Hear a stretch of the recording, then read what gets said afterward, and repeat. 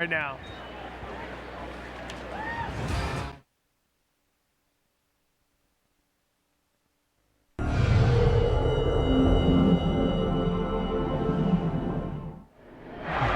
In game one, the Red Sox offense was working at all cylinders early. A two-run shot for David Ortiz. Red Sox had plenty of offense and pitching. In his major league debut, Clay Buchholz gets his first victory in the big leagues.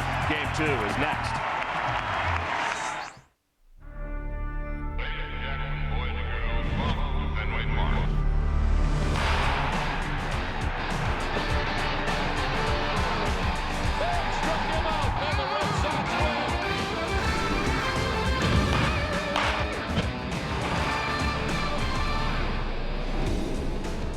It's game two of the four-game series between the Los Angeles Angels and the Boston Red Sox, and a special day from Fenway, the WEEI Ness and Jimmy Fund Radio Telethon. And thanks to all of your generous contributions, the number is rising and hopefully will continue to do so throughout the night.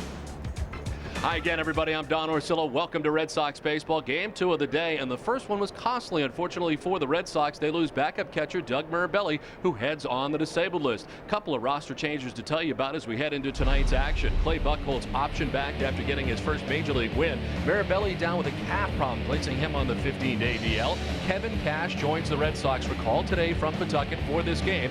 Former Major League experience with the Toronto Blue Jays and the Tampa Bay Devil Rays. And Jacoby Ellsbury back from the Paw Sox, his second stint with the Red Sox, in center field and leading off tonight.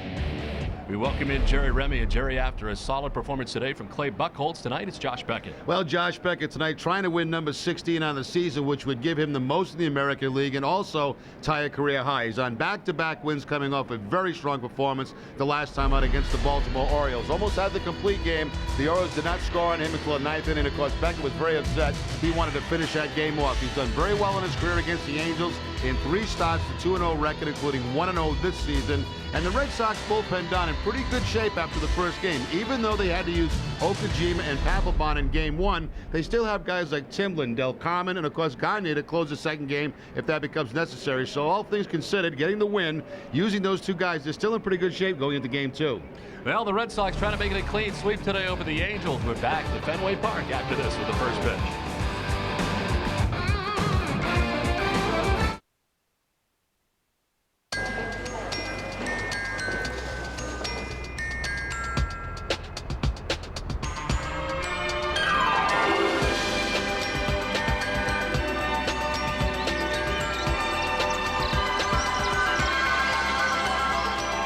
Some mornings a little can go a long way.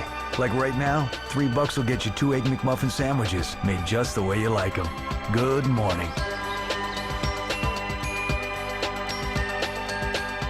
At VIP Parts, Tires, and Service, we know how to show you and your car a little love. Need tires? Our Speed Lane pros help you make the right selection for the best price guaranteed. We'll install them in under an hour. No wasted time. Just the biggest selection of name brand quality tires. Michelin, Pirelli, Goodyear, and more in stock when you need them. Installed by qualified service techs faster than anywhere. When you need quality name brand tires, make an appointment in our Speed Lane bay. VIP. A little love goes a long way. You own your own business and wear all the hats. But when was the last time you got a little recognition? Well, here's something just for you. Sovereign Business Owner Banking. You can get free business checking, 300 free monthly transactions, and no minimum balance. Plus, your first order of checks free. We'll even add the rewards of our best personal checking account free. Sovereign Business Owner Banking. Does that work for you? Nothing is more exciting than winning a freestyle cruise on Norwegian Cruise Line. Correctly answer 2 trivia questions in a row and you're entered to win a Caribbean cruise. You can dine or just unwind, all while visiting exotic destinations. With NCL, you're free to whatever. We're giving one away every month. So you better text "You could be next" to win a freestyle cruise on the Text to Win Challenge. Just text WIN31 to 79608. Text to WIN now. Closed captioning for Red Sox baseball on Nesson is brought to you by Aflac. Ask about it at work.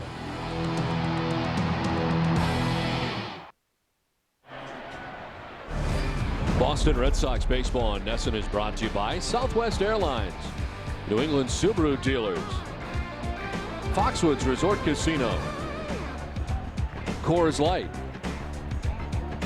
Rico, and by New England Toyota dealers.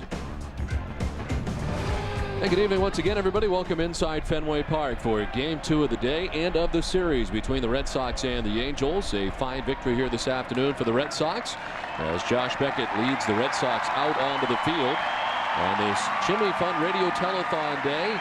The lineups today done by some Dana-Farber patients. Hello, my name is Caitlin McGath. I'm from Boston, Massachusetts. Leading off for the Angels, third baseman, Mr. Sean Figgins. Shortstop, Mr. Orlando Cabrera. Designated hitter, Mr. Vladimir Guerrero. Left fielder, Mr. Garrett Anderson. Center fielder, Mr. Gary Matthews. Second baseman, Meister Turris. First baseman, Mr. Rob Quinlan. Catcher, Mr. Ryan Buddy. And right fielder, Mr. Nathan Haynes. Great job, Caitlin. Starting pitchers brought to you by Infinity, and for the Red Sox, it's Josh Beckett. Now trying to become the first 16-game winner in the American League. Beckett is 15-5. The 3.24 ERA is 7th best in the league, and his 140 strikeouts 8th best in the American League. So far this year against the Angels, 1-0 and 2-0 in his career. That's in 3 starts. The Red Sox defense is third in the American League with 64 errors on the season. Mike Lowell will be at third base, Julio Lugo the shortstop, Dustin Pedroia at second, and Eric Hinsky gets the start at first. Left to right, Manny Ramirez, Jacoby Ellsbury, and J.D. Drew, and Jason Veritek doing the catching for Josh Beckett. The umpiring crew, Brian Runge as the plate with Mark Wagner at first base, Mike Winters at second base, and Adrian Johnson, the umpire, at third. Where available, this telecast can be heard in Spanish by selecting the SAP button on your television remote. Enjoy the game. Buenas noches, amigos. The Red Sox getting the victory this afternoon, and some roster changes for the nightcap as Jacoby Ellsbury back with the Red Sox and in center field. As the Red Sox are forced into making a change as far as the catching goes, with Kevin Cash now joining the Red Sox tonight as well. And Ellsbury may be here for a short time, as was Clay Buchholz, who came away with the victory today and was returned to the Paw Sox after the game. But Terry Francona very excited about the first start here for Clay Buchholz, who was able to secure his first major league win this afternoon in 6 solid innings. Well, here we go in Game 2 as the Angels go with their bright red uniform tops for the night game. It's Sean Figgins who leads it off. 341, 2 homers and 45 runs batted in. He's 1 for 3 in the first game, walked a couple of times. And of course, Jason Veritek doing double duty in this doubleheader tonight. You mentioned the fact Mirabelli going on the Sabre list. Ball lifted foul down the left field line. I would imagine after catching what will turn out to be 17 innings minimum that he would have tomorrow off. You would certainly think so. Veritek, of course, Kevin Cash being called up in the minor leagues and is supposed to land sometime after the game starts. So could be in uniform before the game's over, but not right now. Higgins down 0-1. Outside for ball, 1-1. The bullpen in good shape, as you mentioned, off the top, with the 6-inning effort from Buchholz, a couple of good innings from Okajima, and then Papelbon finishing it off. But that was it. 2 relievers used in the game.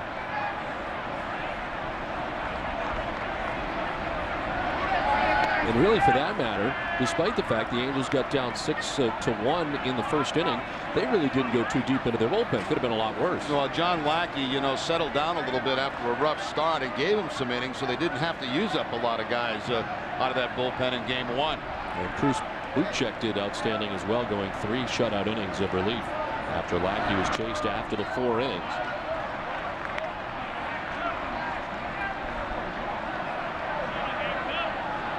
Scioscia having Lackey go the day game, his 15-game winner.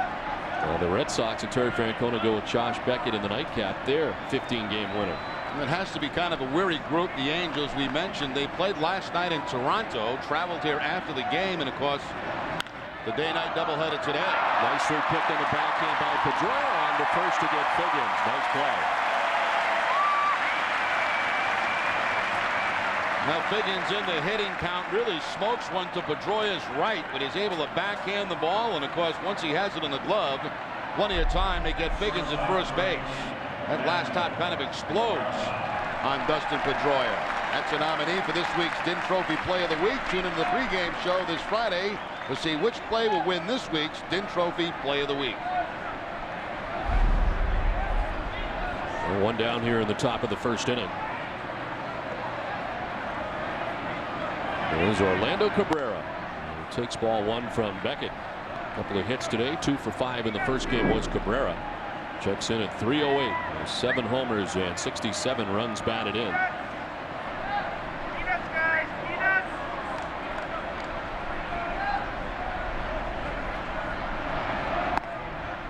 A strike from Beckett. And the count 1-1. Remember that last start for Josh Beckett in Baltimore, 8 2/3. They did not score on him till the 9th inning. He came out of the game, ran right down to the tunnel. He wanted to finish that one off. Just 1 out away from doing so. 115 pitches in that outing against Baltimore. On the ground softly, Lugo charges and boots it. Yes, trying to get it and get rid of it. None of it happened off the glove. And he's charged with an error. He ends up playing this ball off to the side. He goes to the right of the baseball, and then the ball just bounces up and right off the glove. If he fronts the ball, probably has a better chance, but he played it off to the side for some reason and picks up his 15th error of the season.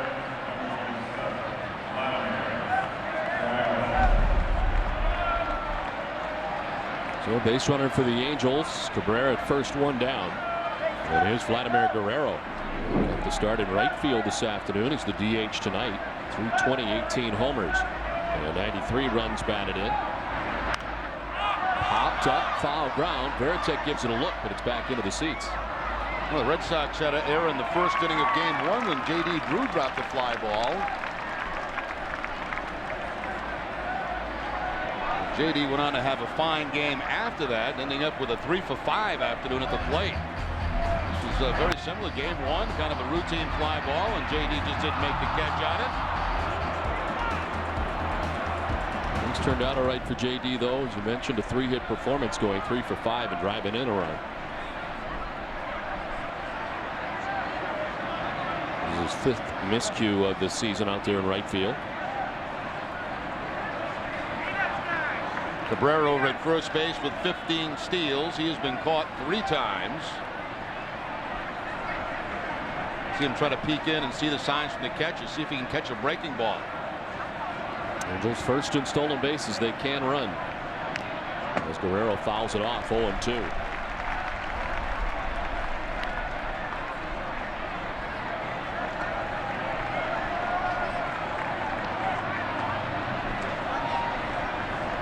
End of the day, tied for 8th in batting, hitting at .319 in the American League. He's 3rd in RBIs with 92 on the season, now 93 with an RBI this afternoon.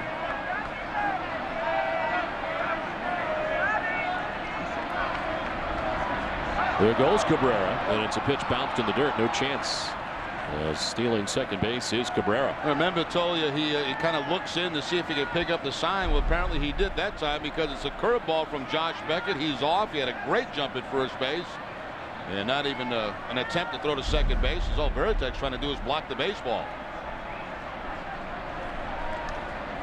4 steals in the last 3 games now for Orlando Cabrera, who instantly is in scoring position with 1 out in the inning. That's 113 steals on the season for the Angels. They lead the league.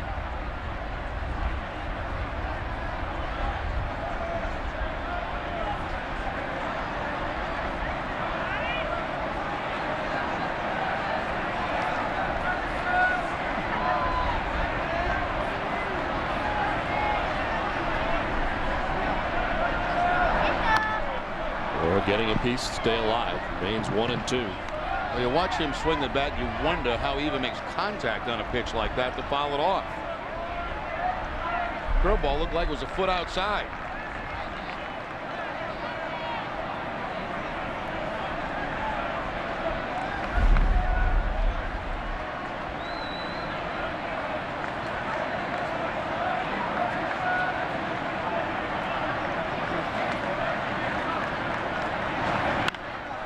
Held off to the right, really making Beckett work here as the pitch count rising.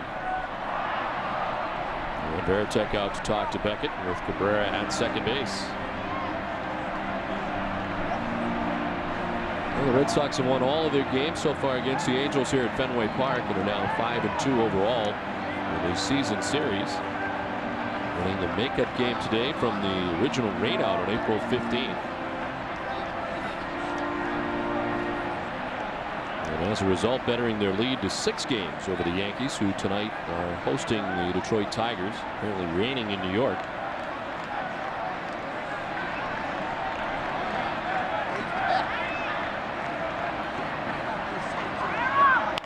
On the ground, softly left side. Lugo with a chance to atone for the error, throws on to first for the out. Cabrera's on to third base with now 2 down. Now, once he got ahead of Vlad Guerrero, a steady diet of curveballs from Josh Beckett. Guerrero again chasing one that may have been out of the strike zone, and the result, the ground ball to shortstop.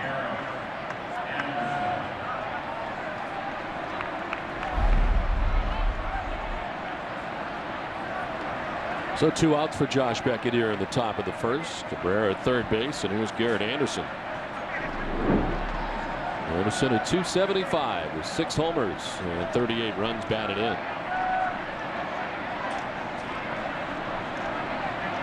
35 years old. As he takes strike 1 over the outside corner. Well, 2 outs and runners in scoring position. Garrett Anderson's had a tough time. It's actually the worst mark in the American League. Red Sox hoping that holds true here with Cabrera at third base and 2 down. In the big leagues and with the Angels since 1994. Takes strike 2, and it's 0-2. Again, back-to-back curveballs to start off Garrett Anderson. A lot of curveballs in the last 2 hitters here for Josh Beckett.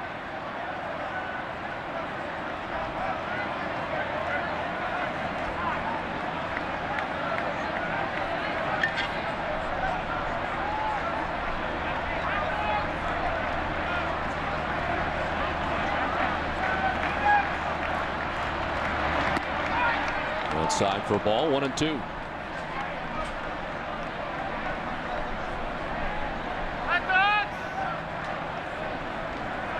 Beckett winning his last 2 decisions at Seattle and at Baltimore as part of that last road trip for the Red Sox. And heads into tonight with a 15-5 record. On the ground, foul. Do it again with a count of 1-2.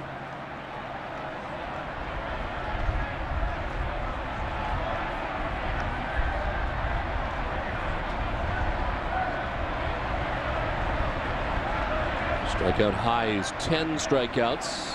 Able to do that against the Chicago White Sox here on July 20th. The only 10 strikeout performance he's had in a Red Sox uniform. They're doing some dancing at third. Did he go? They'll check. No, says Adrian Johnson. And the count 2-2. Bruce Fremming, who was in the umpiring crew in game 1 behind the plate, gets game 2 off. And Runge joins the umpiring group for game 2 behind the plate.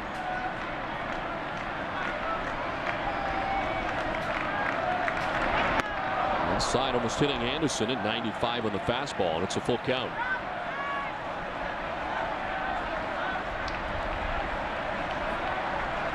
Twenty first inning pitches so far for Josh Beckett with 2 down here in the first.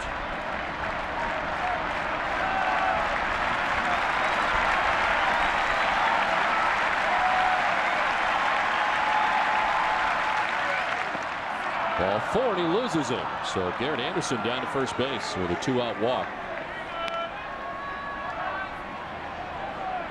Beckett didn't walk anybody in his 8 2/3 performance at Baltimore last time out.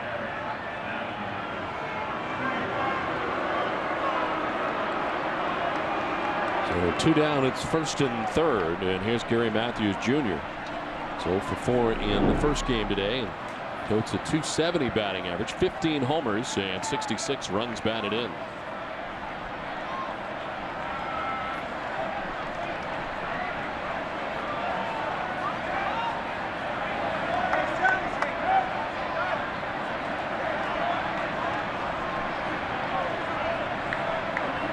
24 RBIs in his last 31 games.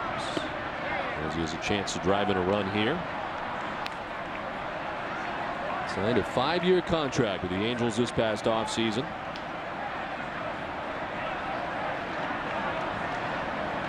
After having a fantastic season last year, the Texas Rangers, his final year in Texas.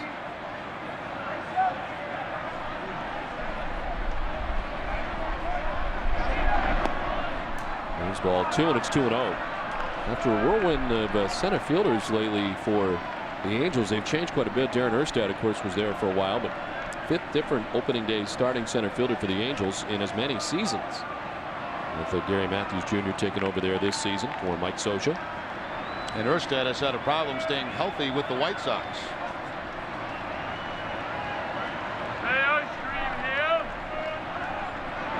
Goes at first. Matthews chops one to second. Pedroia has got it, and Beckett gets out of the jam. They strand 2 to the Angels. Red Sox coming up.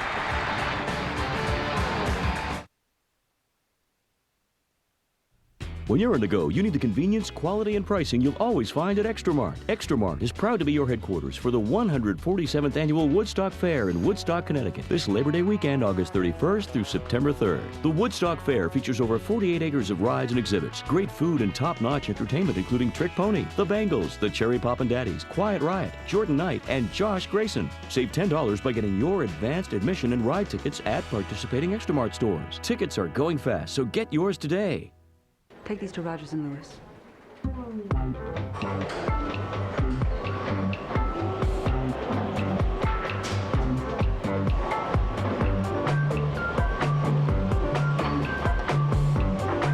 Newman's Own Organic Iced Coffee from McDonald's.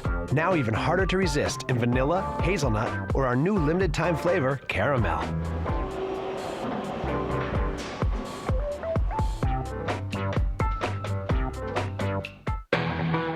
There is a rhythm of the seasons, so we've developed styles of beer to accompany that. We brew Oktoberfest, Winter Lager, White Ale, and right now, there's Summer Ale. Samuel Adams Summer Ale is a flavorful wheat beer. It has a very nice spice note. It has a little lemon zest and a historic brewing spice called Grains of Paradise. It's citrusy. Lemon. Flavorful, refreshing. Wow. Sam Adams Summer Ale, it's just something about it. It's like totally reminds you of summer ale. Shoot on down to your lottery agent and get your main Powerball ticket today. And remember, Power Play lets you multiply your non-jackpot winnings up to 5 times. Powerball with Power Play, it's powerful fun. It's Sunday night. You know where your sports are? Every Sunday at 11:25. Turn to the network you turn to all week long. Nesson and the new sports desk lights out. Sundays on Nesson. Your sports weekend isn't over. Go Nesson. Last half of the first inning back at Fenway Park. Angels don't score in the top of the first. The starting pitcher is brought to you by Infinity, and it's Ervin Santana. Well, Santana just getting called back up before this game. He really had a struggle. Lost 5 straight games. His last start came on July the 17th. That was against Tampa Bay. Gave up 14 hits and 7 earned runs in that game. Was sent to the minor leagues. Jacoby Ellsbury returning with the Red Sox takes the first pitch strike. Red Sox have faced Santana once this season. They beat him here at Fenway Park. 23-year-old Jacoby Ellsbury making his second appearance in the major leagues. Ellsbury at .375, no homers and a run batted in. Just his 3rd professional season. Spending time this year at AA Portland, AAA Pawtucket, and of course already been to Boston. Look at his numbers in 91 games combined between Portland and Pawtucket. Played in 6 games with the Red Sox.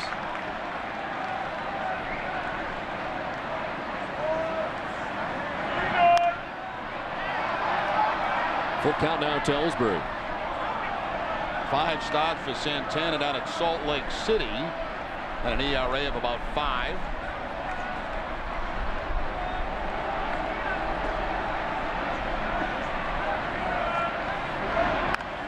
Chop down the third baseline. Figgins on the run and just in time to get the speedy Ellsbury. Let's check out the Red Sox starting 9, and again it's Caitlin from the Dana-Farber Center. Hi, it's Caitlin again. Leading off for the Red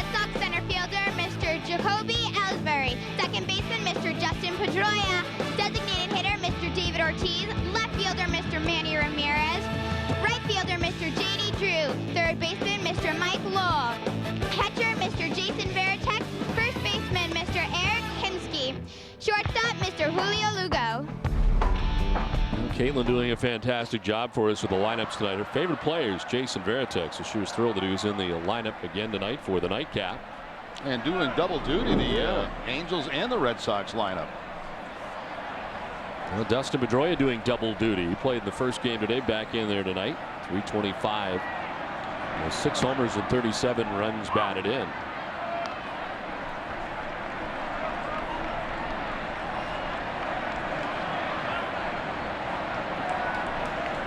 Pedroia in the first game with 2 hits, a double and a home run. So he homered in the 8th inning. Shoots one out towards second base and a hop for his Turris. And there's 2 down. Let's take a look at the Angel defense. 78 errors in 120 games. Sean Figgins at third base. Orlando Cabrera, the shortstop. Make sure it's Turris at second. And Rob Quinlan at first. Left to right, Garrett Anderson, Gary Matthews Jr., and Nathan Haynes. Doing the catching, Ryan Buddy for Santana. Brought to you by New England Ford Dealers. So 2 down, and it brings up David Ortiz. David with a 2-run shot this afternoon, getting his 20th home run of the year. Out of a 6-run attack right out of the gate in the first inning for the Red Sox off John Lackey. That's 312, 20 homers, now 73 runs batted in. And a check swing foul that kicks off Ryan Buddy. There's a shot off Lackey, got the day started off very well for the Red Sox. And quite an attack against a very good pitcher, John Lackey.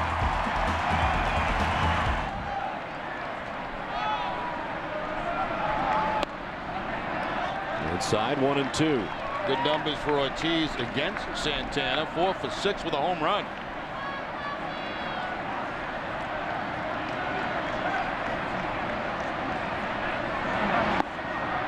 Coming into today, David Ortiz just 4 for his last 31. After hitting that home run in the first inning of game 1.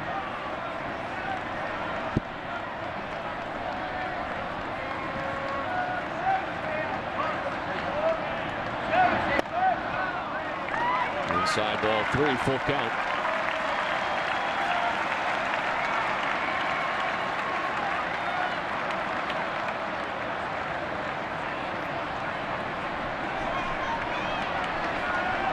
Ervin Santana, 24 years old, from the Dominican. Ortiz strikes out. Pretty good first for Ervin Santana. Red Sox down in order, scoreless after 1.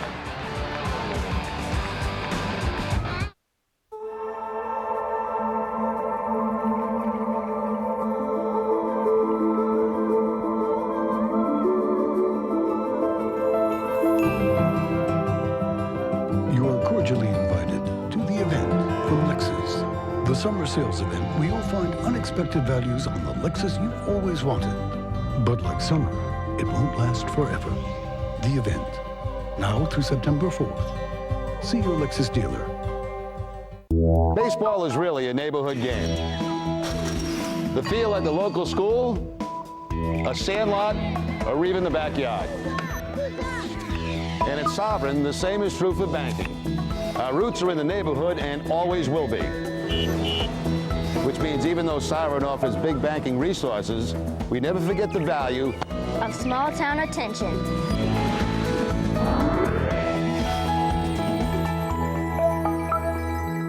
Here are 3 good reasons why you should get off the couch and call an affiliate of Le Cordon Bleu Schools North America.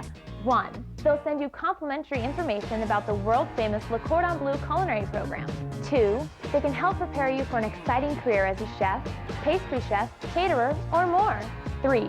It can open the door for the kind of future you've always wanted. Call now for a complimentary brochure. For a brochure, call Le Cordon Bleu Schools of North America at 800-980-0257. Call now. I've got it. We've got it. We've got it. Got what? Health insurance. Massachusetts residents are now required to have it. And the state's Health Connector makes it more affordable and easier to get. I've got it. Me too. Call or go to our website to compare plans, get information, and choose the right plan for you. Get preventive care and medical and financial protection. I'm getting it. I've used it. We've got it. Get health insurance now. Back at Fenway as we head to the top half of the second inning. This is Turris leading it off here in the second. Is Turris, Quinlan, and Buddy. As Josh Beckett had to throw 24 first inning pitches. As Turris pinch hitting in the first game. And result for 1 gets the start of the nightcap at second base. Hitting at 263, 5 homers, and 34 runs batted in.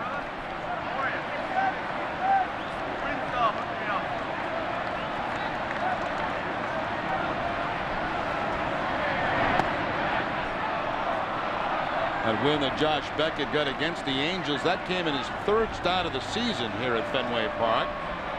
To run his record to 3-0 at that time in the season. Strike 3 call to Meister's Turris. First strikeout of the night for Josh Beckett. Let's check in with Tina Servasio. Tina? And this young gentleman right here might look familiar to you because not only did he sing the national anthem again here at Fenway today, but Jordan Leandre hit a walk-off home run and got to run the bases. Jordan, come over here. How are you feeling? This was the first time you were able to come to Fenway Park and sing without your braces on your legs. Good. So what was it like for you? Well, first of all, you finished singing the national anthem. The Red Sox, all of the fans are standing. What went through your mind? Did you just run the bases, or was this something you had planned? I just ran the bases. You just did it, and of course Dad Ken is here as well, just celebrating his health. And can you just explain how far Jordan has come since being treated at the Jimmy Fund Clinic and from when the first time he sang the national anthem here? Well, at that point, he had just had surgery and everything, but as everyone can see, you know, from a wheelchair to not walking, and he went like 2.5 years without walking at all, and took his first step February 19th. Threw away his cast, and here he is. And Jordan and I had a nice conversation back in November, and of course Jordan was diagnosed with Ewing sarcoma, and you were very inspired by John Lester, and you wrote John Lester a letter. Do you remember what you wrote in that letter to John this winter? If I can do it, you can do it too. And how about that? They both beat cancer, and of course, that's why it's so important for you guys to give to the Jimmy Fund today. I'll send it back to you now, Don. All right, Tina, thank you very much. Jordan Leandre, outstanding. Great to see him without the braces on his legs, and of course in the wheelchair. And all of you can help tonight as well by making a donation. You can call 877-738-1234 to do just that for the Jimmy Fund. And it was a special day here all day. We've heard a lot of the great stories, and we'll continue to do so throughout the night. In the nightcap of this doubleheader, and Jordan Leandre, who sang the national anthem here, I guess probably 2 or 3 years ago. He's been through so much, and it's great to see him walking around. A great run around the bases here. Part of the pregame ceremony that involved the 1967 Sox who were here. And they were there to greet him as he arrived at home plate. Now that was one of those special Fenway moments, and it really what is today is all about, you know. Just to see him off the braces and take off and run the bases like that was really special. 3-2 is lifted in the air to center field. Jacoby Ellsbury's first bid out there, and he makes the catch. 2 down. It's interesting too, as part of the ceremony with the 67 Sox, they had some of the Jimmy Fund patients from that year, of course, had grown up and were here to stand by the 1967 Impossible Dream Sox around home plate. Dr. Charles Steinberg again doing an outstanding job as always in the pregame ceremonies. Ryan Buddy making an appearance in the nightcap. Coming into the game defensively in the 9th inning of game 1 for Jeff Mathis. Yeah, the bottom 4 players in this lineup in game 2 were not starters in the first game today, as Turris, Quinlan, Buddy, and Haynes.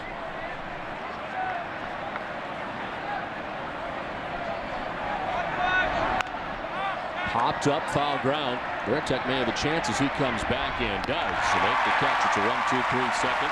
Through an inning and a half, no score from Fenway. Maine Medical Center has some of the newest and most technologically advanced diagnostic equipment in the country. But nothing will ever take the place of this instrument. This combination of tenderness and technology is why Maine Medical Center has been named the 4th safest hospital in the country. Maine Medical Center, centered around you.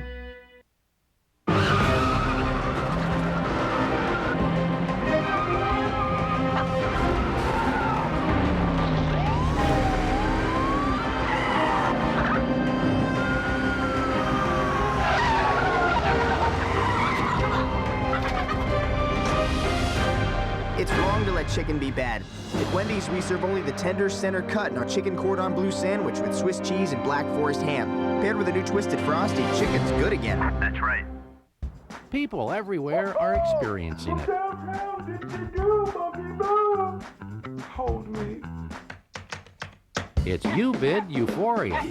Yes, these happy folks are heading to YouBid.com for great deals on brand name home electronics and more. They bid and win without worry, thanks to YouBid's 100% fraud-free auctions. So get up, go to YouBid.com. Auctions are happening now. Save big, save safe. Hey, Judy. Linda, hi. We're getting that new Samsung washer dryer. Us too. They're super quiet. Hey, me too. Hey, Jeff. Oh, yeah, those are selling like hotcakes. At Lowe's, we always have hundreds of innovative appliances in stock, all at everyday low prices. Plus, we always give you free next-day local delivery and haul away. Can I help you? My wife's going to kill me if I don't bring this home. No problem. Lowe's, let's build something together. Use your Lowe's consumer card and pay nothing for 6 months on appliance purchases of $299 or more. Covidien, one of the world's largest providers of medical devices, supplies, imaging products, and pharmaceuticals, is a proud sponsor of the Red Sox on NESN. Manny Ramirez gets it started here in the bottom of the second inning as he carves one foul against Ervin Santana. Santana retired the side on 15 pitches in the first. Ramirez drew and low here in the second inning. And 2 for 3 with a couple of being hit by a couple of pitches in the first game. He was struck twice. Hit him in the jersey really the first time, and the second time around the hands it appeared, or wrist area, but struck twice. And Lackey got him the first time, a little annoyed by the fact that Manny had carved off a pitch foul, kind of yelled something out. In frustration, Lackey was not appreciative of that, and certainly after he'd given up all the runs in the first, Lackey was not in the best of moods anyway. That's when he fouled the pitch off and yelled something. Lackey didn't like it. You see him stare back in on him, and the next pitch comes inside and gets him off the uniform top. And then later in the game, Jones. Not quite sure where that got Manny, but he's okay and back in the lineup for game 2. 2-2 to Ramirez. A pitch inside from Ervin Santana. Matter of fact, watching that again, I'm not sure it quite got Manny the second time. Yeah, I wasn't sure the first time he went down, but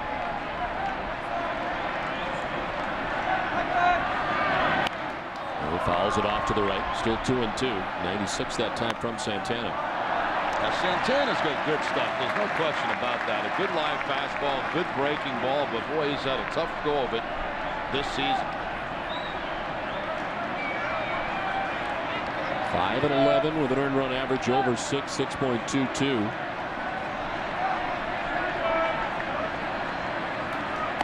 Inside again. And it's a full count. Of course, Manny wears that uniform very baggy, and a lot of times it's a good example of the pitch by Lackey. Got a piece of the uniform top. J.D. Drew waiting on deck. Red Sox batting. This one to right field, sending Haynes back onto the track to make the catch for the first out of the inning. To a non-winning $5 and $10 Red Sox instant tickets from the Mass Lottery into cash with every Red Sox victory in the $1 Million Double Play. Learn how to play at masslottery.com and stay tuned to NESN after every Red Sox victory to see if you're a winner. Please play responsibly.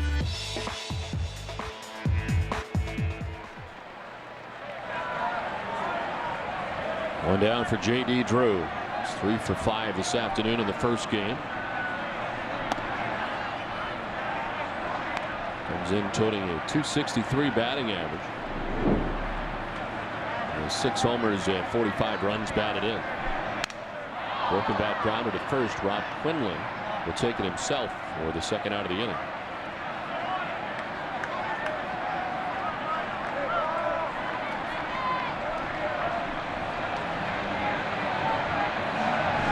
2 down and brings up Mike Lowell.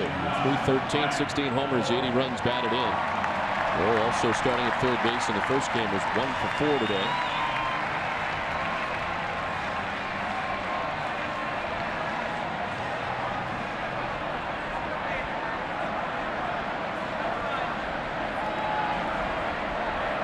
Ominous clouds. It's raining in New York. The Yankees and Tigers have been delayed the start of that game.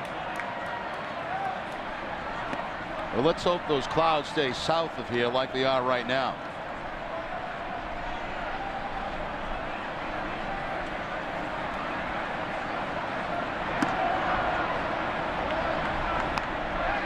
Mentioned the Angels last night, a little road weary right now. They were out of the country and in Toronto, taking on the Blue Jays last night. With a victory last night against Toronto, then traveled here, got here around 2 o'clock to the hotel around 2:30. Now, they did not take batting practice prior to game 1. They probably had to be dressed somewhere around 11:30, 12 o'clock maybe for that game 1.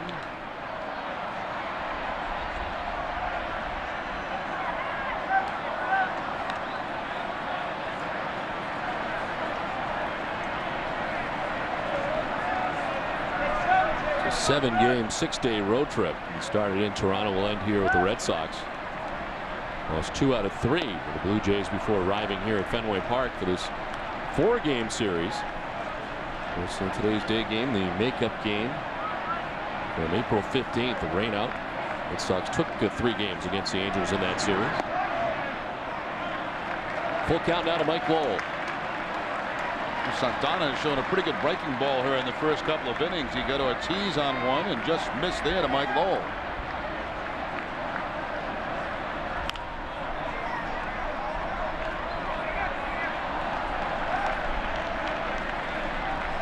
Red Sox with the victory today pick up their 73rd win. They're 73-48, best winning percentage in the majors. Leads the majors in wins and added their lead to 6 games atop the American League East. Lowell shoots it to center. Gary Matthews on the run, lunges and makes the grab. A very good center fielder for the Angels reels it in. Red Sox down in order, scoreless after 2. Welcome to Foxwoods. Can I take those for you? Everybody break out. Everybody get loose now. Everyone has a wild side. Let yours out at Foxwoods. Everybody break out. Everybody get loose now. Everybody break out. Would you like these back? No. No, we're good. Everybody break out. Meet your wild side at Foxwoods.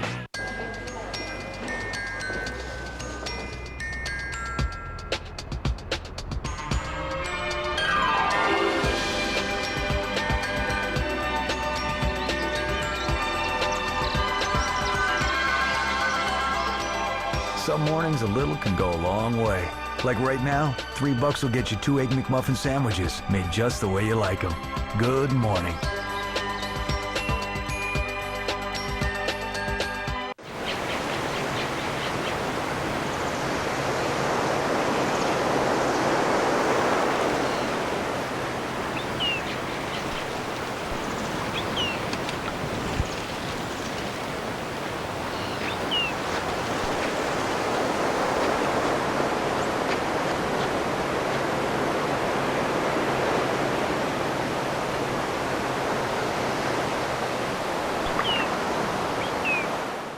How would you like to run a business of your own from the comfort of your own home? It's not as crazy as it sounds. I made over $100,000 a year from my home. I just made a down payment for our vacation home, working part-time. Yeah, you have to be crazy to visit this website and find out how to start your home business. Crazy like a fox. Log on and get your success kit. I made $5,000 yesterday. Crazy? I don't think so. Log on now. Tonight's Chevy Triple Play contestant is Sandy Healy of Stratham, New Hampshire. Tonight, if our hometown team turns a triple play, Sandy will win a Chevy Impala. For your chance to win a fuel-efficient Chevy car or truck, enter the Chevy Triple Play contest this month at NESN.com. Wow. see you got a few French fries there. Yes, so what does that say about me? Tina's on a salad. I'm on dog food, and you got the fries going. Pretty good. Pretty accurate, too. I enjoy dog food. You sell dog food on your website? Yeah, it could be next. Who knows? I was just going to say, I'm not being facetious. I don't know. I know you have dog collars. You get. Yeah, I got dog stuff, you know, but not food. No, I'm not into that.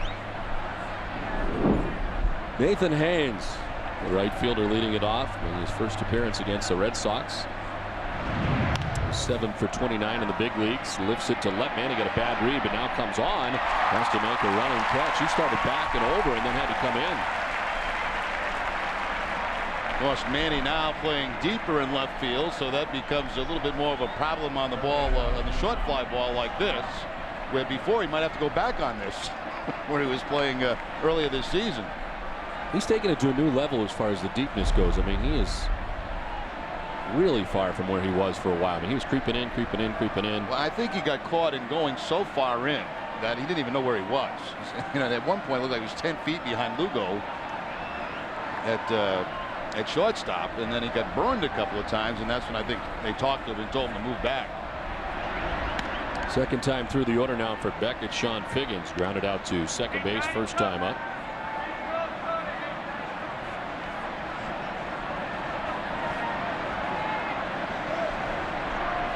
Roll about even with the bag at third.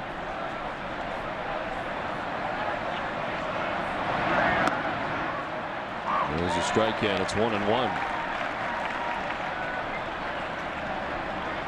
Figgins grounding out to second base, first time up. He was 1 for 3 in the first game. Walked a couple of times. Seems like he is always on base.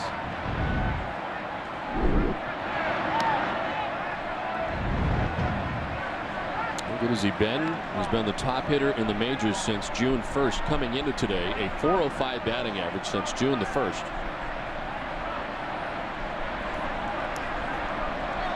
And he starts tonight hitting a .341 with Orlando Cabrera batting behind him, waiting on deck.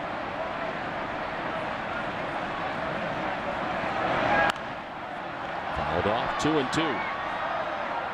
And he's so versatile. He can play just about anywhere. And he's settled in at third base just because of the needs, really, of the Angels right now.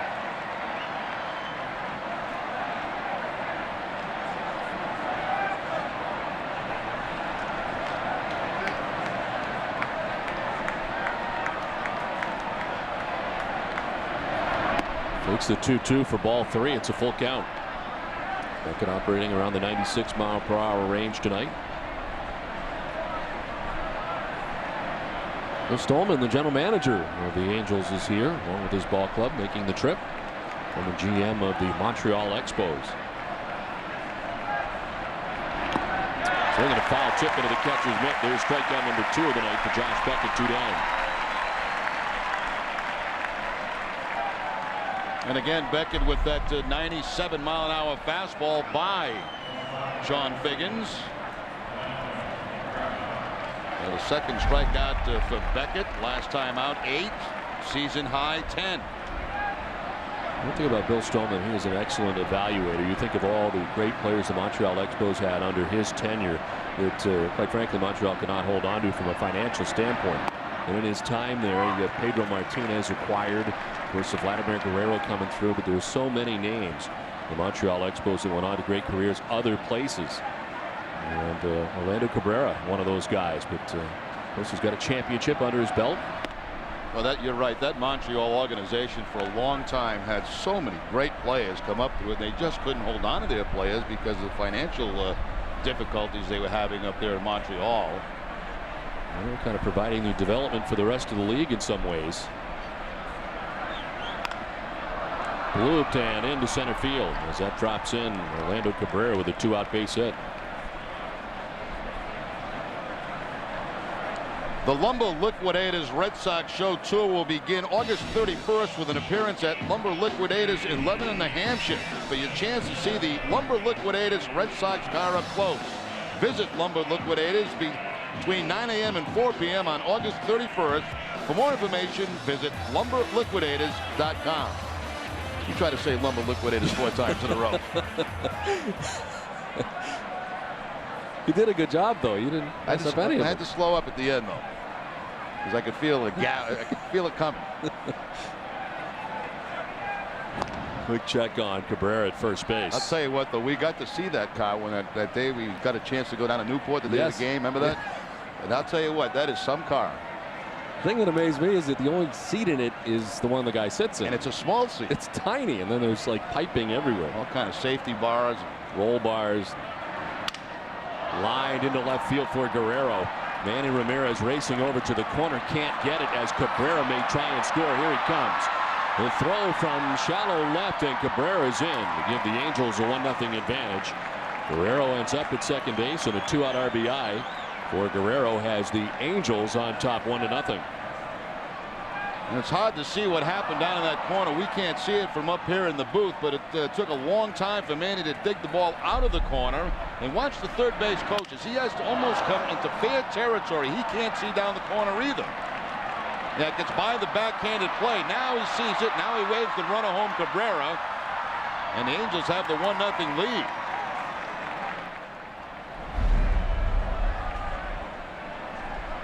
So Guerrero at second base. Josh Beckett about to throw his 50th pitch of his outing. 2 outs here in the third inning. See that all the time from third base coaches here at Fenway, and a ball in the corner. They can't see it either, so they have to get themselves almost on the playing field.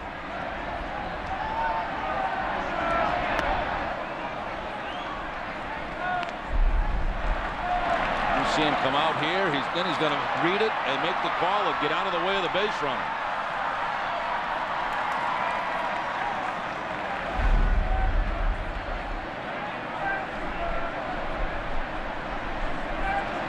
Garrett Anderson, the batter, he walked in the first inning.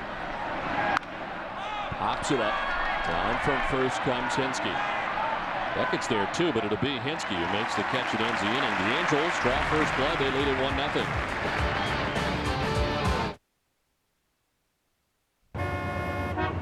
We're not going to make it. Can you get us to the airport in 15 minutes?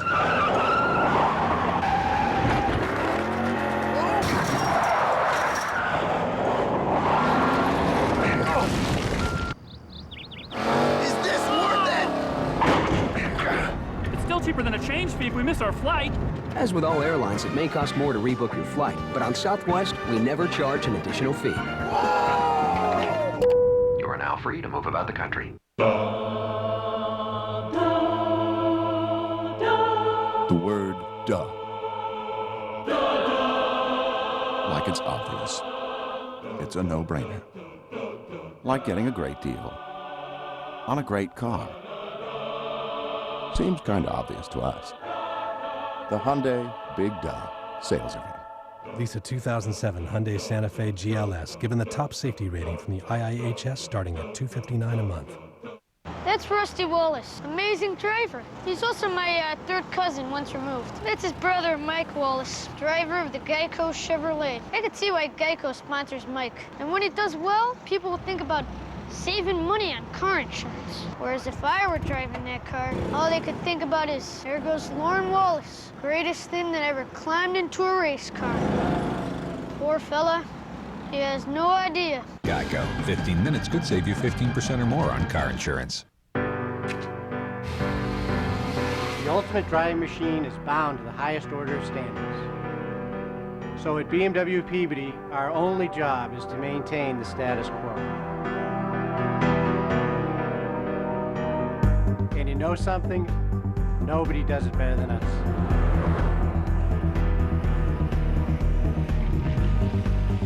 BMW Peabody, winner of the 2007 Center of Excellence Award. Last half of the third inning, Red Sox trailing 1-0 to the Los Angeles Angels of Anaheim. Varitek, Hinsky, and Lugo to bat in the third. And in for us, President and CEO of the Boston Red Sox, Larry Lucchino. Great to see you, Larry. Thank you. Nice to be here. Larry. Tremendous day today, of course, to the Jimmy Fund Telethon today. And as always, this is an incredible partnership really between the Red Sox and the Jimmy Fund. I'm sure you've had many people say that it is the envy of other cities, other teams. And we're very lucky to have this this sense of community coming together. This is, I think, one of the best days of the baseball season, and it's going to become an institution, tradition here for years and years to come. Well, Larry, you have firsthand knowledge of what a lot of these folks have gone through.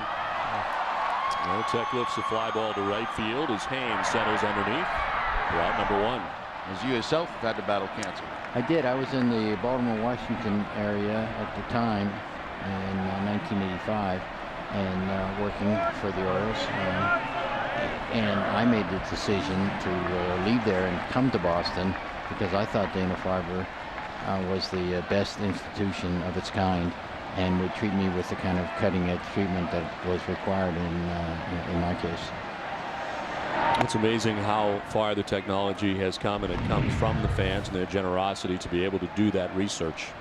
Oh, there's no question that this money is basically unrestricted, so it's like doubly important to the doctors and researchers over there. And last I heard, we were approaching. There was a good chance that we could meet or exceed the $3 million goal. And I just think that's a wonderful thing. That there's so much emotion connected to this effort. And you saw it. I'm sure you talked about the pregame event too, where Jordan Leandre ran the bases. There's the new number. Oh yeah, you're gonna beat it. You're gonna beat it easy. 2.75. That's just sensational, and we will get there, but only if people continue to call and continue to make contributions right down to the line. And I know you've shown the Jimmy Fund Radiothon Telethon logo on our beloved Green Monster, and I think it's a vivid reminder to all the people that are here watching the game. Let's get off the couch and make a call. It's been amazing, all the callers that have come in across Major League Baseball too. Bud Selig among others, of course Steinbrenner as always, and many others across baseball. This crosses some serious lines when it comes to the Jimmy Fund. It does indeed, as it should. And I didn't hear that the commissioner had called. I'm glad to hear that he tends to call every year. I shouldn't be surprised. And even George Steinbrenner has tended to call in recent years, and I think that's a great gesture on his part.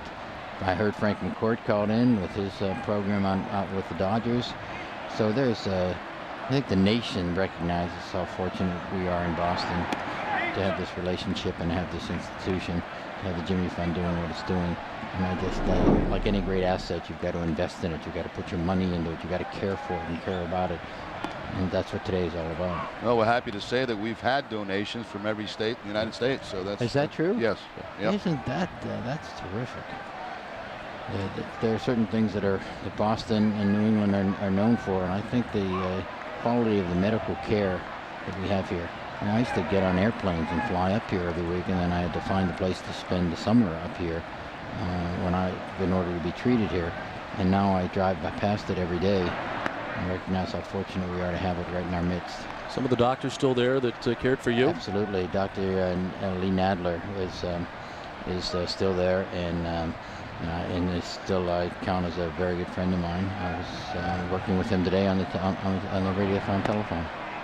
Julio Lugo strikes out. It's always great to see you, Larry. Thanks for stopping by. Thank you, guys. Good luck, and thank you for all that Nesson has done in connection with this. The Nesson work has been sensational and inspiring. Red Sox trail 1-0 after 3. Just in time for the first anniversary of Darling's all-new Ellsworth Auto Mall, it's a first-ever lifetime warranty. Customer appreciation celebration means you pay less. Plus, model year clearance means for a limited time, you'll save more than ever before. It's extra value in every deal. Get better fuel economy instantly at the top of the hill on Route 3, where we welcome all credit scores. You'll do better at Darling's. They've got the sharpest pencil in town. And they just sit around that showroom figuring deals and whittling that old pencil down. They know that if you buy once, you're gonna be back. So instead of buying one, you're buying two, and that's a fact. They've got the sharpest pencil in town. So come on down, neighbor. The coffee pot's on. It's the Chevy Model Year-End event, where you'll find the best offer ever on the all-new Silverado. 0% APR for 60 months on Silverado half-ton extended and crew cabs for well-qualified buyers. Just click and go to Chevy.com to find the Silverado you want. Then get to your Chevy dealer before it's gone. Get this great offer, which amounts to $56.19 in average finance savings for 07 Silverado half-ton extended and crew cab models. Click on Chevy.com, then see your main Chevy dealer. To buy your Kia dealers this week, it's John Lester in his return to Fenway Park. Lester beat the Devil Rays 2-1. He went 7 innings, gave up a run on 2 hits, 1 walk, 4 strikeouts on 97 pitches. John Lester, the play of the week, brought to you by your Kia dealers.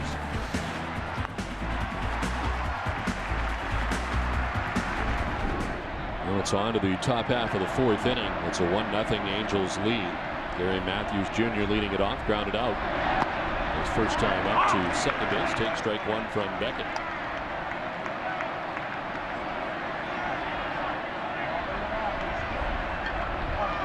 Matthews will be followed by Myers, Turris, and Rob Quinlan in the inning. Strike over the outside corner. It's 0-2. Matthews looking back at Brian Runge.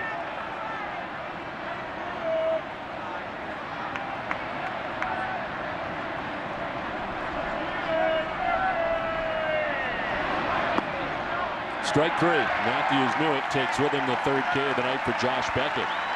Well, there's been a little extra on Matthews with the crowd. He made some comments, apparently. We read about it in the paper about the city of Boston and Fenway Park. And, of course, a lot of the fans had read that earlier in the week. And he's got a few extra boos tonight.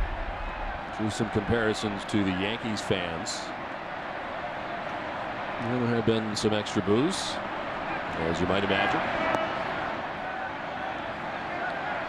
Of course, we don't know. We were not there, how it was said, and whether it was tongue-in-cheek or whatever. But a few extra boos the first time he was introduced here at Fenway tonight. I'll tell you one thing, he's a very good player. There's no question about that.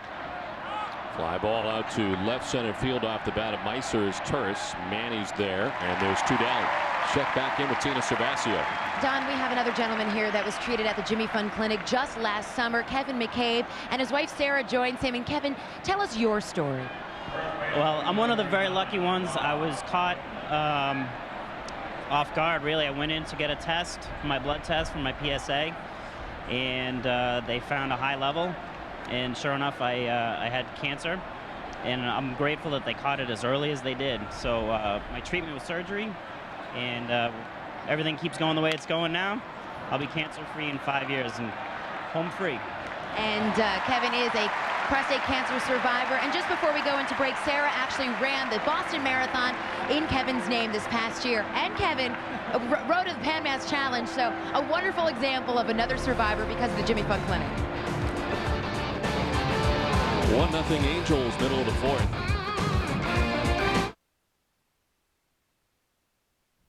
Hey, boss, do we have Aflac? Nah, we have something else. But if you're hurt and miss work, does it pay cash like Aflac does? Nah.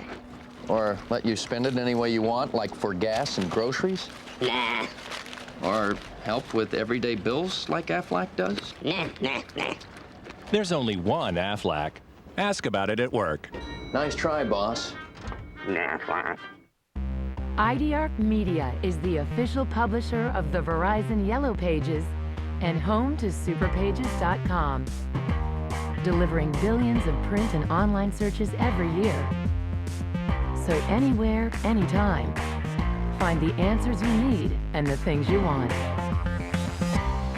IDARC Media, bringing superpages.com and the Verizon Yellow Pages to your community. The first sport utility vehicle. The first full-time four-wheel drive. And now, Jeep introduces the industry's first lifetime powertrain warranty. It's the best warranty in the business, and no other car company matches it. So come and check out our largest lineup of Jeep vehicles ever with our exclusive lifetime warranty. Well-qualified returning Chrysler lessees get a low-mileage lease on Liberty Sport for just $219 a month. Take these to Rogers and Lewis.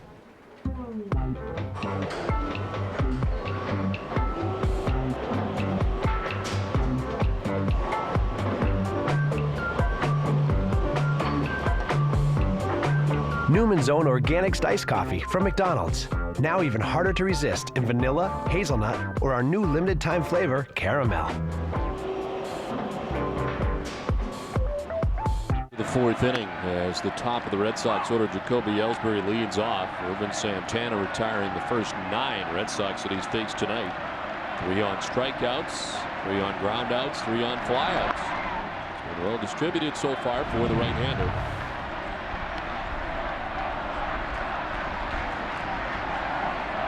Ellsbury was one of the groundouts as he grounded out to third base first time up. Back to Santana. Fields and throws for the first out of the inning.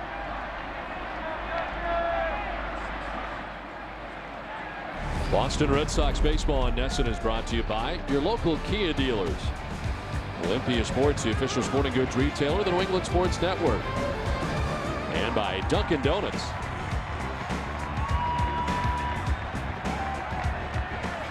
One down here in the last half of the fourth inning. As Dustin Pedroia stands in, having grounded out to second base first time up.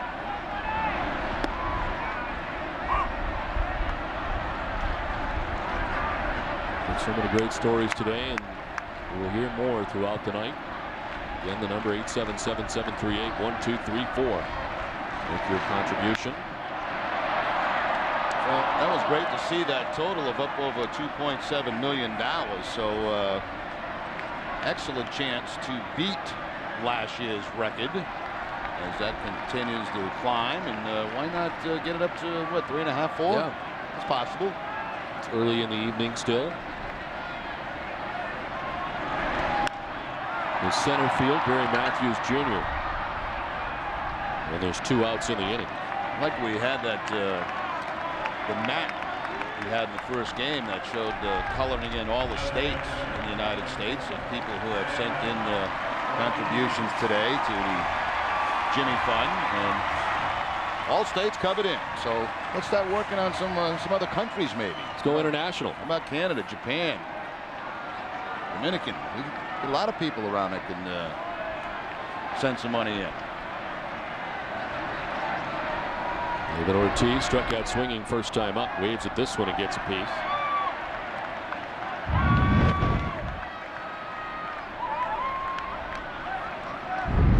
A breeze blowing from right to left across the outfield. That flag has picked up, which makes me nervous as far as what might be coming precipitation wise. I'll speak now to some of our members from the Caribbean. Muchas gracias. Dinero, please. Please.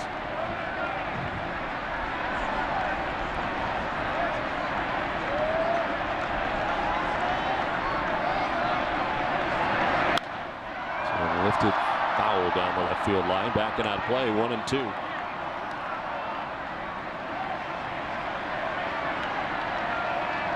Any other nations you'd like to speak to? I'd like to speak to them all, but I don't know a lot of the language. I don't want to make a mistake because that could be really the end of my job very quickly. 1-2, misses inside, 2-2. It'd be a shame to make an appeal to another state and lose your job at the same time, another country rather, and on this wonderful day, and it's the end of the dog.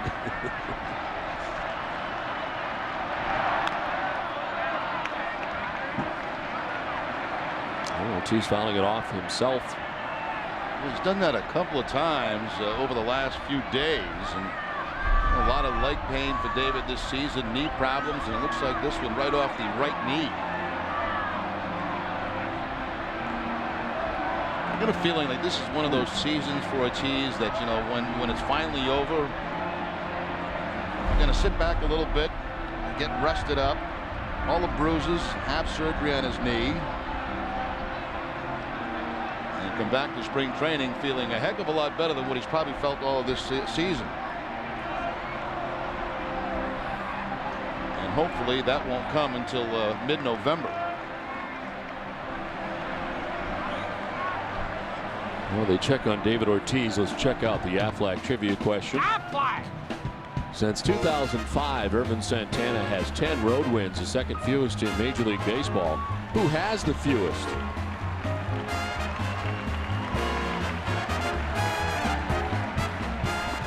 See if David stays in the game here at the count of 2-2, trying to walk it off.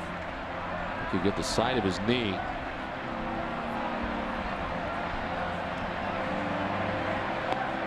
This is all right.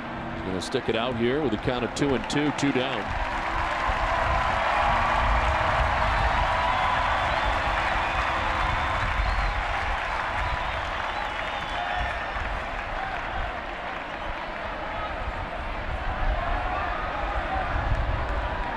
Santana back to work as Ortiz called time and got a late time call from Brian Runge. Santana was about to throw.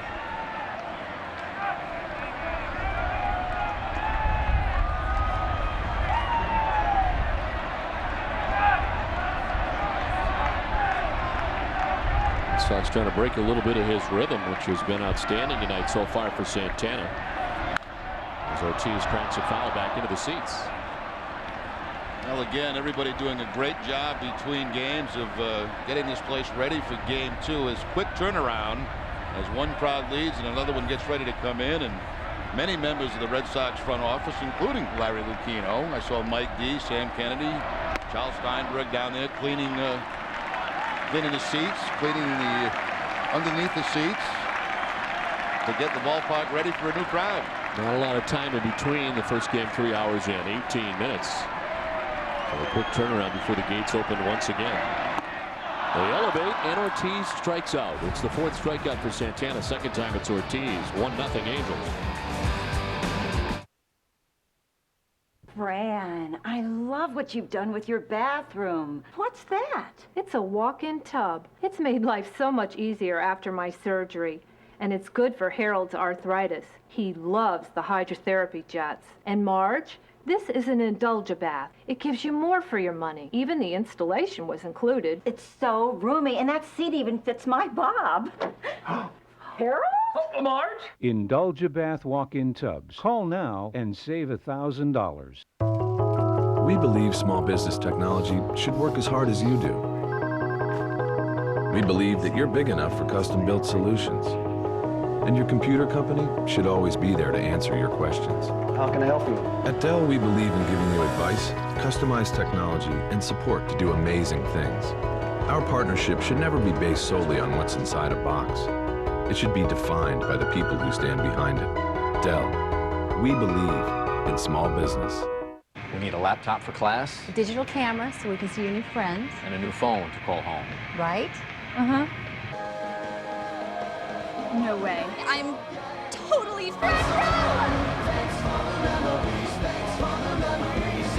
Back to school rocks in Circuit City with everything to work hard and play harder. Save up to $230 instantly and get a free router, all-in-one printer, and security software with select laptops. Honey, you could take a study break with Fallout Boy. Get the hottest Akon ringtones on your phone now. Grab your cell phone, text the code of the song to number 40100. Text AK40 for I Wanna Love You. Text AC40 for Smack That. Send it to number 40100. Get your phone playing. Akon ringtones on your phone now. Text AK40 for I Wanna Love You. Text AC40 for Smack That. Send it to number 40100. Just wait a little bit for the reply message and then follow the instructions to... As Ryan Buddy leads it off. We're going to visit with Lieutenant General Stephen Blum up here in the booth as we head to the 5th inning. Great to see you. What brings you to Boston? Well, we're up here for the 29th Division Association. It's a National Guard division that landed on D-Day in Omaha Beach, and they're here with some of the current generation Army National Guardsmen just back from Iraq and Afghanistan. So they're over here in Section 5 and watching the Red Sox gain some more ground on New York tonight. You're saying they're acting like some youngsters over there. They are. They're very young at heart. I mean, their average age is about 84, but mentally and their heart's they're still 18, 19 years old. They're great guys. No, the military is such a close family, and as they get older, those stories, they never forget them. Well, it's amazing, and then it bonds 2 or 3 generations. Doesn't matter. I mean, here's people who probably wouldn't talk to each other on the street, and they're like brothers, more than fathers and grandfathers. It's amazing. What is the size of the National Guard? Well, today we're about 460,000 strong in every state and territory of this nation. about 350,000 in the Army Guard, about 106,000 in the Air National Guard, and they're vital to the war fight, and they're vital to defending us here at home. How tough is it now recruiting? I mean, everybody is spread out all over the place. There are so many danger areas around the world. Well, we're in 40 countries, Jerry, tonight. 40 countries. Yeah. And we're providing about 50,000 troops overseas, as you and I are talking here watching this ball game, about 6,000 on the border, on the southwest border, and about 10,000 called out by the governors to do forest fires, floods, and that kind of thing. We got people getting ready for the hurricanes. And yet, at the same time, you think that's too much to ask of these kids, and our recruiting is better than it's ever been in our history.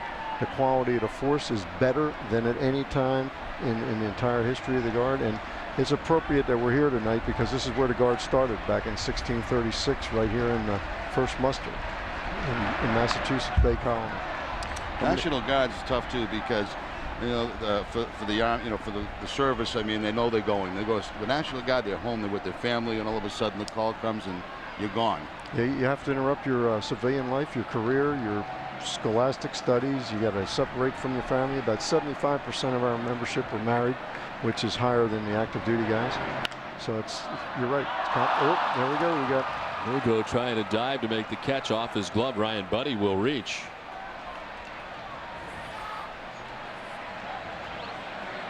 Now, Buddy, who has never faced a Beckett until tonight, first time popped up to the catcher. This time a hard line drive and off the glove of Lugo. Looked like he had a shot at catching that in the webbing. Could not make the play, and Buddy with the leadoff base hit here in the 5th inning. First major league hit for Ryan Buddy, who had been 0 for 4 in the majors until now. That'll bring a smile to any young player's face. First major league hit. Visiting with Lieutenant General Stephen Blum. How many of the guardsmen have been deployed to the war on terror, would you say? Oh, about 70% of them have had at least one tour now. It's the most experienced combat proven force that we've ever had in the history of the Guard. We've now been around since 1636, since before we were a nation. We had a National Guard before we had a country. We actually formed the Army. In fact, people marched to Boston to join George Washington. Bunt bid, and it drops. Lowell on purpose doing that to second base for the force out. So a little trickery there as Buddy is retired at second base. I think Lowell was hoping there that the base runner, Haynes, was not running, because if he does, they get a chance for a double play. He was not running then he decided to. That's why Lowell dropped it. See, the exchange isn't real good because you have more speed now at first base, but when Lowell saw him not running, he said, well, let me let this thing drop, and if he doesn't run, we got a chance for a double play. As it turns out, they do get the force at second base. For a headsy play, but they get Buddy the lead runner. Haynes at first. It's back up on top now for Sean Figgins. I got to ask you, General. You're looking at my partner. How long would it take you to get him in shape? Who's Don? Yeah. Not that long. You got your work cut out for you. Wait a minute. Not all that long. How many weeks? He's got a young man. Look at good heart. If he's got, it's like a ball player. If he's got a good head and a good heart, we can make it work. I'm not sure about that, though. Huh? It's a young man. Look at this. Look at That'll come off quick. Well, I understand you are from Baltimore originally. Does that make you an Orioles fan? Where do you fall on that? Well, I'm absolutely an Orioles fan. One thing the Sox and the Orioles agree on: the Yankees suck, and that's, you know, we have that in common. As long as the Yankees don't win, we don't care too much if you guys win, and you're doing good. I think you're going to put some more distance on them tonight. Well, we appreciate you joining us up here on the booth, and we wish all you well and continued success. Thanks for being with us. Hey, thanks, Don. Thanks for your service, Jerry. The Red Sox trailing 1-0. The Angels with a runner at first in Nathan Haynes.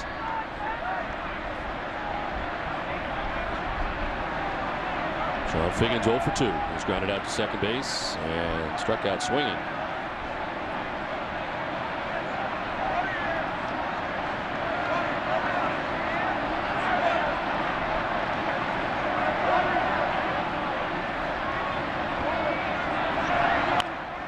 Chop foul, and it's 1-2.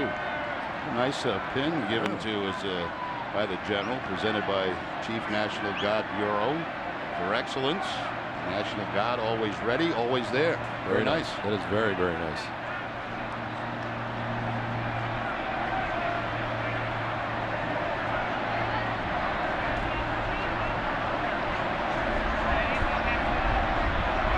1-2 the count to Sean Figgins.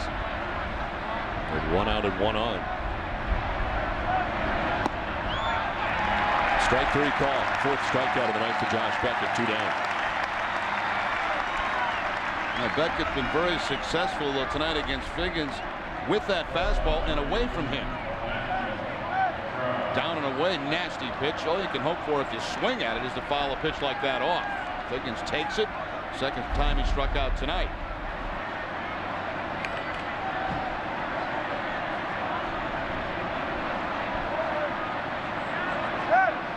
So 2 down for Orlando Cabrera. Reached on an error in the first, single, and scored in the third. This one gets away from Hinsky, but it didn't get past him as it kicked off him, or the runner ended up in front of him. Say, those generals, you know, you don't want to cross those. No. No doubt about that. Pretty well disciplined. I believe you asked him if he could get me into shape.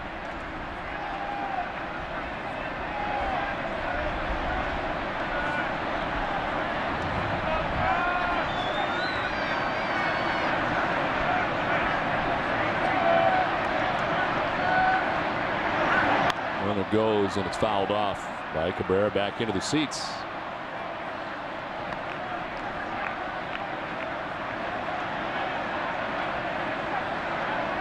Play Profiles brought to you by Sovereign Bank, the official bank of the Red Sox cable network. And these are updated numbers in the month of August. 1.80 and 3 starts in August for Beckett.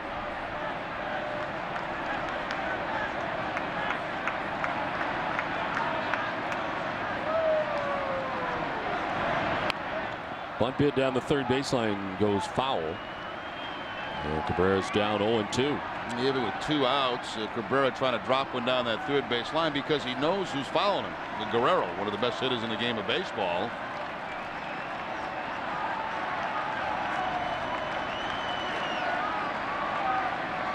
Trying to get a man in scoring position for him. Had Lowell deep at third base, but the bunt goes foul. Haynes 1 steal on the season, caught 1 time.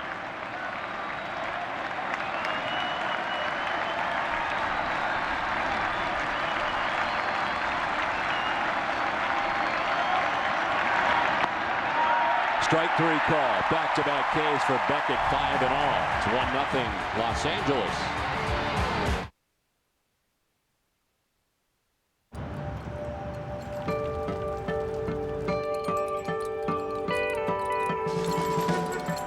It's Toyota's Lots on the Lot clearance event. With so many great models to choose from, it's the right time to buy. Now that it's time to clear the lots, you could save with the first ever cash back offer on an 07 Camry, $500. Camry, Motor Trend's 2007 Car of the Year. Toyota's Lots on the Lot clearance event ends September 4th. See your New England Toyota dealer now. Shoot on down to your lottery agent and get your main Powerball ticket today. And remember, Power Play lets you multiply your non-jackpot winnings up to 5 times. Main Powerball with Power Play, it's powerful fun. How would you like to run a business of your own from the comfort of your own home? Be your own boss, set your own hours, and make great money. It's not as crazy as it sounds. Last year, I made over $100,000 a year from my home. I just made a down payment for our vacation home, working part-time. We gave up our jobs. People thought we were crazy. And we took in over $250,000 in our first year. Yeah, you have to be crazy to visit this website and find out how to start your home business. Crazy like a fox. There are thousands of opportunities for you, full or part-time. Live the lifestyle you've been dreaming of. The secret is in this success kit. To get yours, log on now. Next year, my goal is $500,000. I made $5,000 yesterday. We've made enough to spend winter in Hawaii. Crazy? I don't think so. Log on now to get your success kit. Catch your socks round the clock with Socks in 2, presented by T&K Asphalt Services. Tune in game nights at midnight and the next afternoon for 2-hour game replays.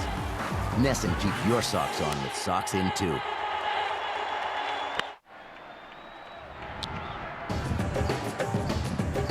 The Bob Store's easiest 1-2-3 strikeout. Bob Store's your destination for Red Sox gear, top brand footwear, and casual clothing for the entire family. Bob Store's official apparel store of the Boston Red Sox. And the 1-2-3 strikeout was to Orlando Cabrera to win last inning. And it was taking a fastball on the outside corner.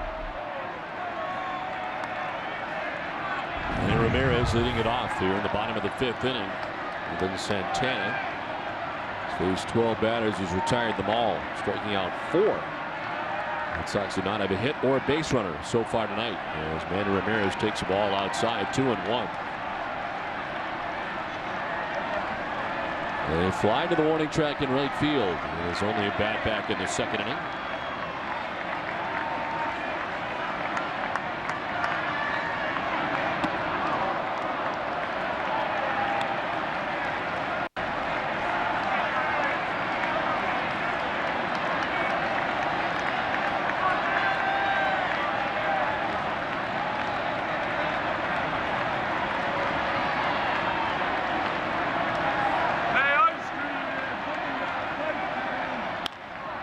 Ground up the middle, Cabrera ranges, plays the hop, and throws out Manny. Get ready for back to school with the Boston Globe. Pick up this Sunday's paper and get a free book cover featuring pets you can adopt from the MSPCA Angel. Get your free book cover and so much more in this Sunday's Boston Globe.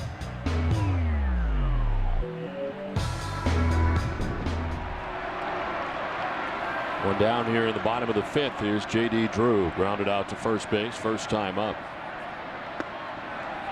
As he takes strike 1 from Santana. 16 wins last year for Santana. He was 16-8, 33 starts for the Angels. His first year in the majors was 05, when he won 12 games that year. To right field and in for a hit. First hit of the night for Boston. Comes with 1 out in the 5th inning, and after 3 hits this afternoon, J.D. Drew's got his first hit of tonight.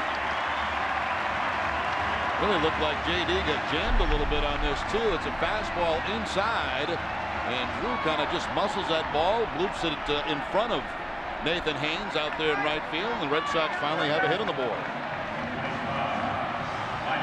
Well, you gave the numbers of Santana a year ago. That's what's so disappointing about this season. The guy's got great stuff. He's had a difficult time. This is the Santana they had hoped to see all season long.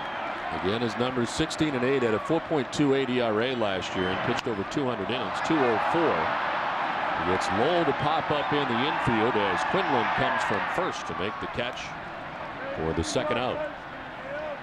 Let's check out the answer to our Aflac trivia question tonight. It involves Ervin Santana on the bad side. 2005, since 2005, 10 road wins, the 2nd fewest in the major leagues. Who has the fewest? That'd be Kyle Loesch, who has 9.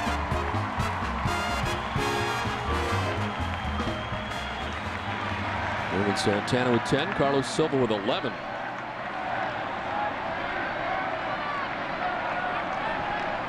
Two down, J.D. Drew at first base. And here's Jason Varitek. Came into the game in the first game after Doug Mirabelli came up lame with a calf problem that has placed him on the disabled list. Varitek's had to catch both ends of the day-night doubleheader. Mirabelli caught 1 inning. That was it in the first inning. I bet Tim Wakefield feels like he just lost his best friend. As he did. He did.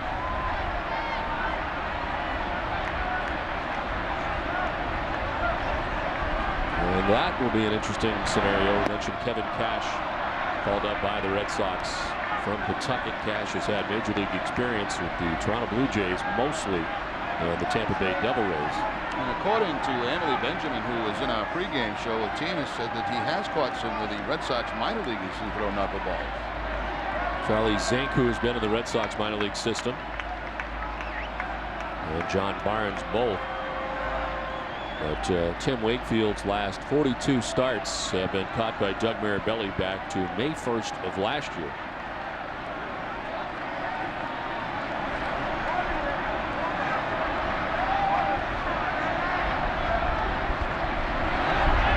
Varitek with a swing and a miss, strikes out to end the 5th. Red Sox have a hit but do not have a run. 1-0 Angels.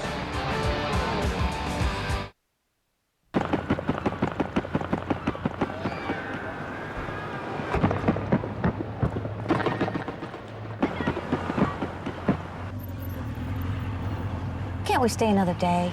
Sure. Florida. Easy to get to, hard to leave. Go to southwest.com for Southwest Airlines $74 internet specials from Manchester or Providence to Florida. Purchased by August 23rd. You are now free to move about the country. Dunkin' Donuts knows it's not easy being a regular, everyday suburbanite. To prove it, we tried this experiment with supermodel Naomi Campbell.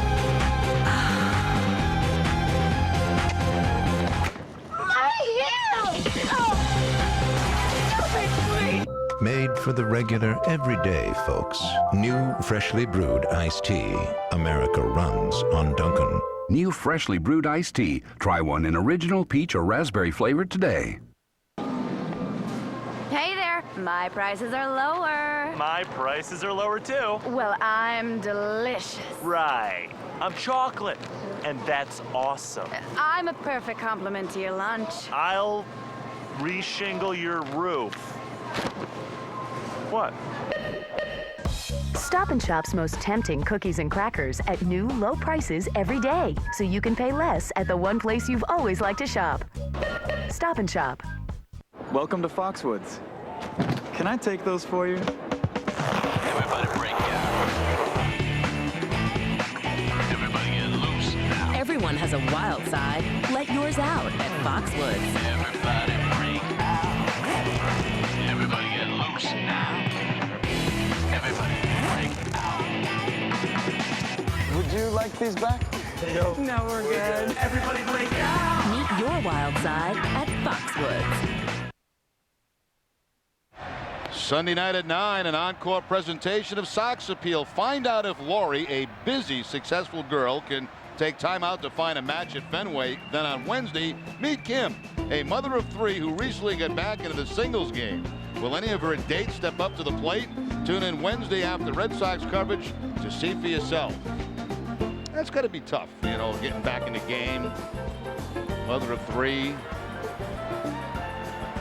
But I say get out there. Why not? Why hang around the house? Get out there and get a date. That's what she did on Sox Appeal. Vladimir Guerrero leading it off here in the top half of the 6th inning. A swing and a miss. He goes chasing at the first offering from Josh Beckett. Guerrero's grounded out to short and driven in the game's only run. I don't think I'd get back in the game, Don. You think you'd shut it down? I think I'd shut it down. I think if you were on the market again, what kind of draw that would have. I don't think much. To short, what a tough night it's been for Lugo, who was booted another. Yeah, it has been. He's made 2 errors now and 1 line drive that he did not catch off the bat of Buddy. First one he played off to his side. This time he does get in front of the ground ball. But just comes up and hits on the heel of the glove. 6 errors now in the last 13 games for Lugo.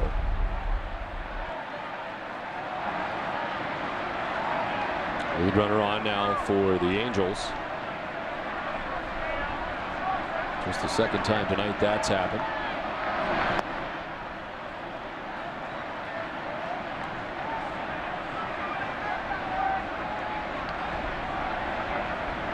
American League leader in errors is Carlos Guillen. There's 23. American League shortstops.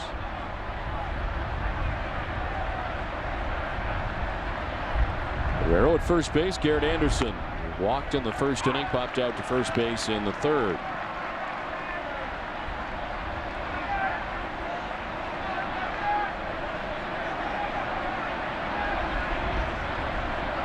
Angels have been held to just 3 hits, but they've got the game's only run as they bat here in the top of the 6th. Red Sox winning the day portion of the day-night doubleheader today. Almost turned into that pitch, but holds up, and it's 2-1.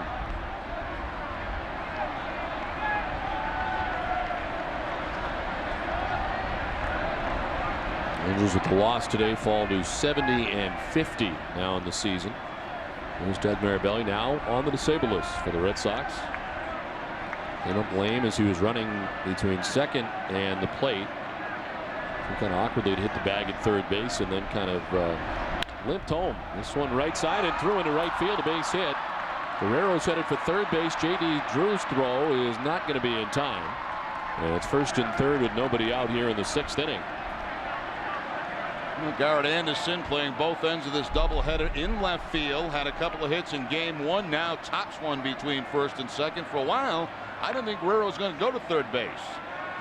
But he takes a peek out at J.D. Drew and decides to go and makes it. The low throw from J.D. Drew. That way the base runner at first base could not continue on to second. These Angels, I'll tell you what, they can go first to third. Very aggressive on the bases.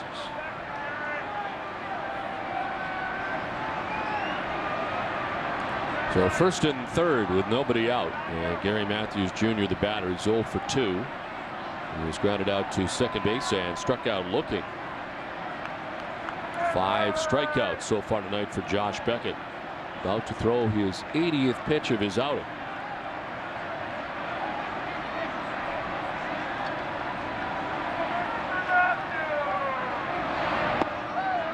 And it's ball 1 to Gary Matthews.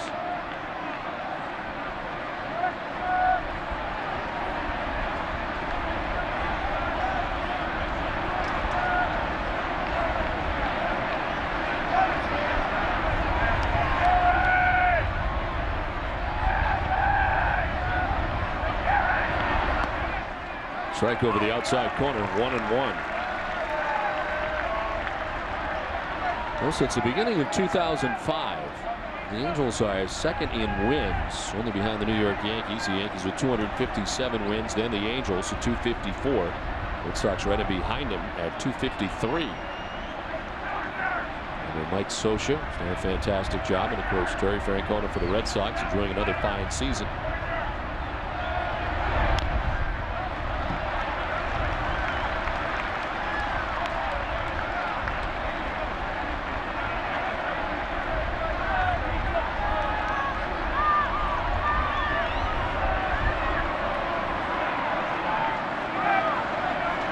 We looked at the pitchers today heading into this game. You might think that it was John Lackey who could stymie the Red Sox. A very tough outing in the first game, and perhaps Ervin Santana may struggle as he has this season. Not the case. And the opposite. Ervin Santana coming in at 5-11. He's given up just 1 hit through the first 5 innings and retired everybody else. And started the game by retiring the first 13 Red Sox that he faced. Beckett matched up against another good pitcher tonight, as he has been many times this season. Swing and a miss. His 6th strikeout. Couldn't have come at a better time. 1 down. And a changeup too from Josh Beckett that time to pick up the strikeout. So he's got Matthews tonight striking out with a curveball and now the changeup. Changeup about 89 miles an hour. That's a good fastball for a lot of guys.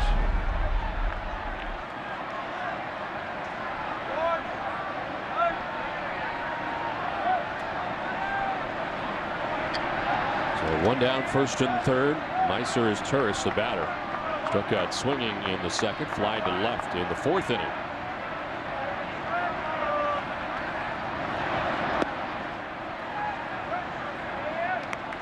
In the game in Anaheim, we saw Mike Scioscia squeeze on a count that was 0-1, which is very unusual.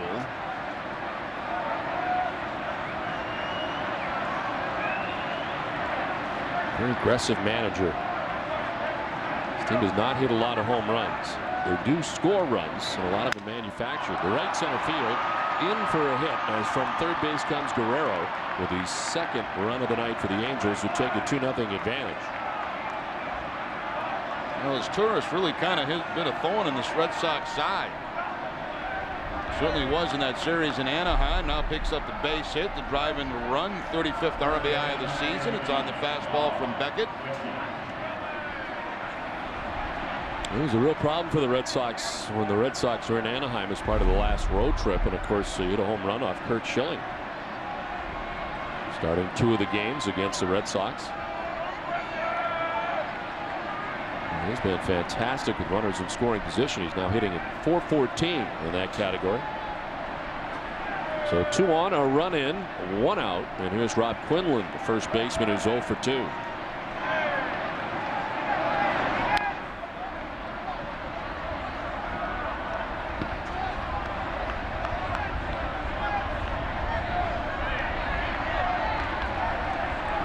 Yankees and Tigers are underway tonight. No score. They're in the second inning. A rain delay to start their night tonight at Yankee Stadium after the Tigers took the first game of that series.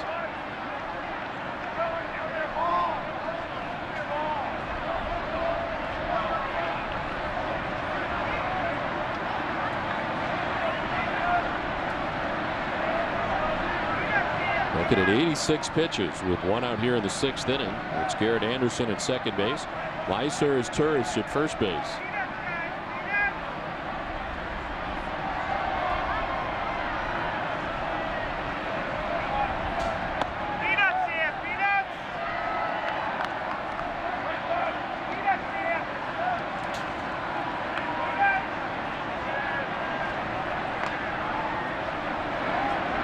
For Beckett, the Red Sox are averaging 7.15 runs per Beckett's 9 innings. It's the most in the majors as far as support goes.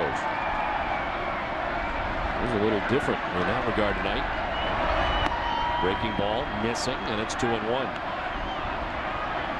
He's scored 117 runs while he's been in the game in 22 starts.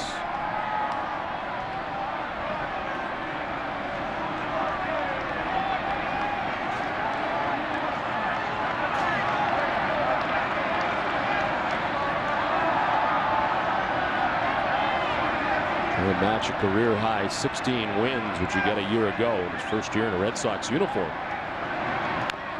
Tap foul, 2-2. Each time the Red Sox win at Fenway Park, Hood donates $1,500 to children's hospitals throughout New England. It's another reason to root for the Red Sox and another reason to feel good about Hood.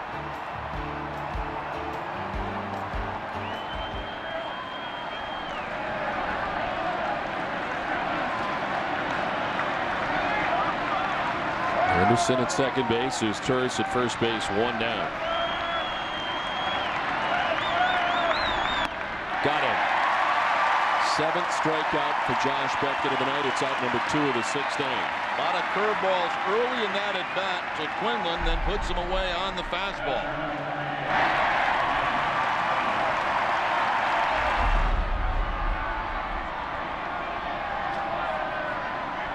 Two down, first and second. Ryan Buddy, the batter, the catcher, single. His last time up, 1 for 2 in the game tonight. So Jeff Mathis start the first game today for the Angels.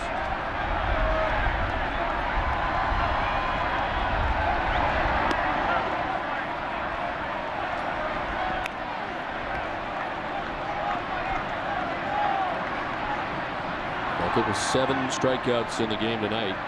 Had 8 Ks and 8 2/3 against the Orioles last time out. And his season high is 10. Did that against the White Sox back on July 20th. Just 1 walk so far tonight. That came back in the first inning. Elevates, but he chases. 95 in the fastball from Beckett, 1-1. Not going to catch up to a 95-mile-an-hour fastball in this zone.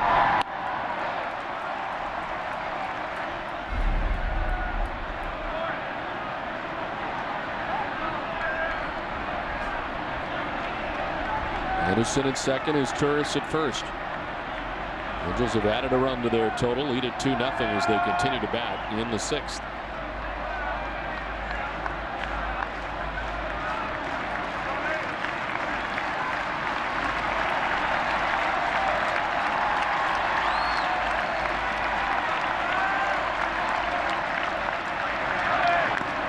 Swing and a miss. Yeah, it's 1-2.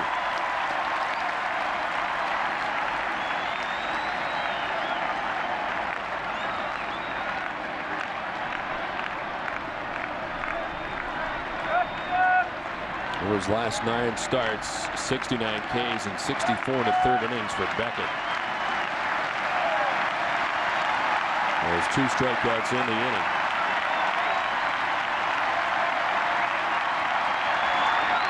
Make it 3. Nobody got a piece. Veritek couldn't hold on. And it's still 1-2.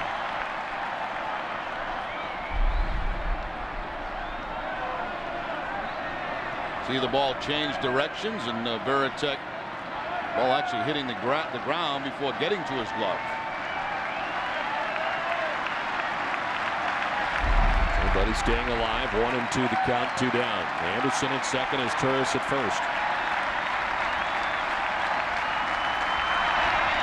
Swing and a miss. Ends up getting him in the end. Strikes out the side. Angels get a run. It's 2-0 now, Los Angeles.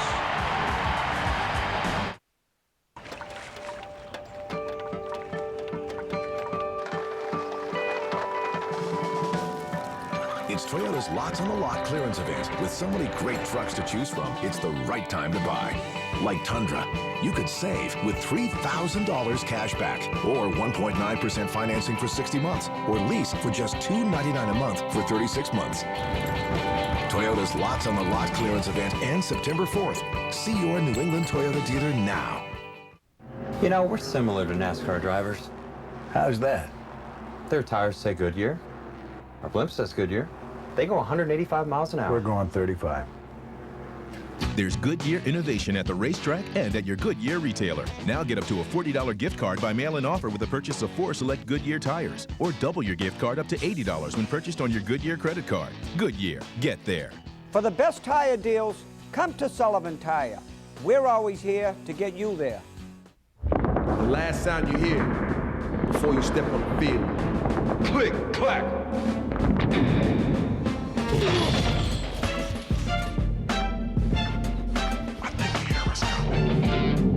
Quick, clack.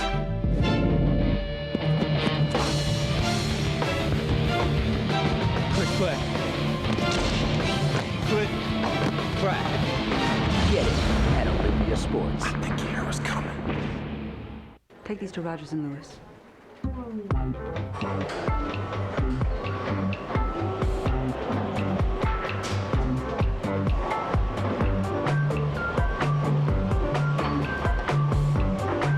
Newman's Own Organic Iced Coffee from McDonald's. Now even harder to resist in vanilla, hazelnut, or our new limited time flavor, caramel.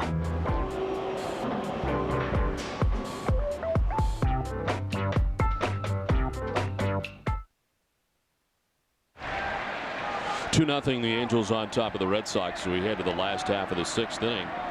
And it's Eric Hinske who leads it off. Heard some fantastic stories tonight and a lot of success stories tonight. Holly Young joins us from Dennis, Massachusetts. Holly, great to meet you. Thank you. It's great to be here. Welcome to Fenway Park on this Jimmy Fund Telethon. Tell us a little bit about your story.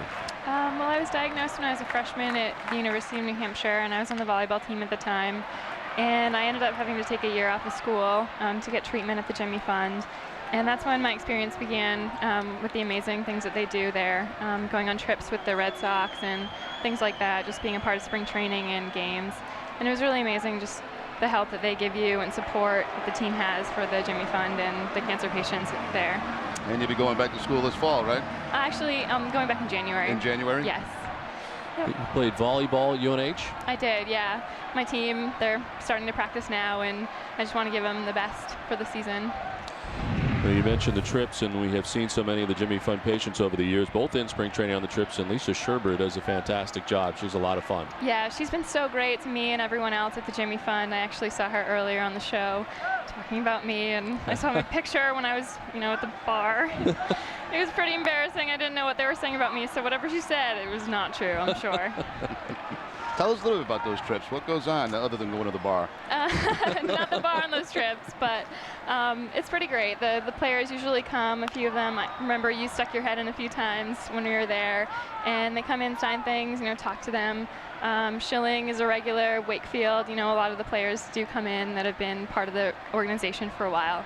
And they're just so friendly and supportive of us, and it's just great. It's a great experience, and it's great to see new kids experience that for the first time because I've been on so many trips. Well, it seems like a great deal of fun. It kind of gets you guys out of the hospital and away for a little while. This one is away to center field. Off the bat, Lugo sends it a long way as Matthews runs it down. A long double for Julio Lugo to straightaway center field. Now Lugo, who's had a tough night defensively, trying to get something going here for the Red Sox offensively. A long fly ball up over the head of Matthews in center field. And Lugo playing it cautious, stopping at second base, down by a couple of runs as Matthews tracks it down and gets it back in pretty quickly. We're visiting with Holly Young, and Holly started to say how important those trips are. I know for teenagers, kind of get away and have a chance to travel and go to some games and go to some different events. Very important, I would imagine. Definitely. When you're experiencing treatment, it's really hard to get out and be social and have people around you that understand what you're going through and can really sympathize. But when you're on these trips, you meet kids that have gone through the same things and have similar experiences, and it's amazing the people that you meet. I mean, it's incredible the people that I've met over the years and the experiences that we've shared. It's really like a family. Well, it must be special for you, obviously all the tough times that you've gone through, and then to see a day like today where so much money is being raised, it has to be a nice feeling for you too, to see the outpouring of, you know, tremendous heart by the people who are sending in the money. Oh, definitely. It means a lot, especially with players like Lowell and Lester, who, of course, yeah, just, you know, went through treatment and they're experiencing the same things. They've been to a trip or two that I've been on, and it's just amazing that the support that they show us and that we can, you know, go through the same things that they have. Most people who are donating tonight, as Mike Andrews told us earlier, certainly going completely to the Jimmy Fund and the fine facility that they have there. And I know that everybody that has been there always says what fantastic care they took of you while you were there. Oh, definitely. As hard as treatment is, they make it as easy as possible. I mean, they really make you comfortable and have players come in from time to time and just make everyone happy and really lighten the mood. Well, we hope that the fans will continue to be generous. They always have. You had a message to some of the fans out there who might be thinking about donating tonight. What would you tell them? Oh, definitely. Cancer is just such a prevalent, you know, disease, and it's great to see people supporting us and younger kids. You know, it's really hard to go through when you're a child. And myself, I was, you know, in college when I was diagnosed, but at a young age, it's even harder. Well, it is great to see you, Holly Young. Congratulations. Good luck to you at UNH. Thank you very much. Thanks for joining us. Thanks. And sharing your story tonight. We've heard so many, and we hope you will donate tonight to the Jimmy Fund. And you can do that by contacting the Jimmy Fund here at Fenway Park, 877-738-1234. And make your donation, as so many Red Sox fans and Red Sox Nation has done again this year, trying to get over the 3 million mark.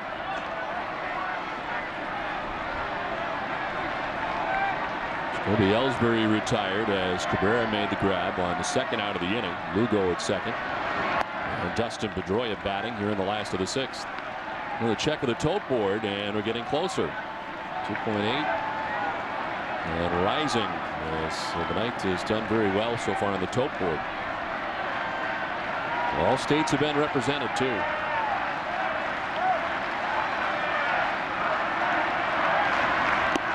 Outside to Pedroia, 2-0. Red Sox with just 2 hits off Ervin Santana. And 2 outs here in the 6th inning. Santana off the backside of the hill.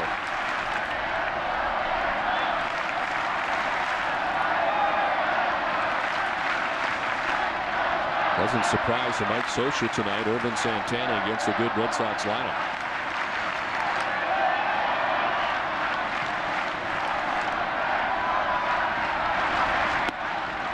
A strike, and it's 2-1 now to Pedroia.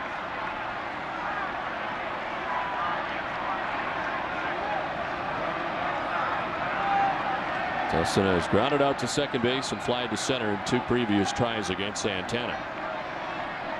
Big Poppy waits on deck.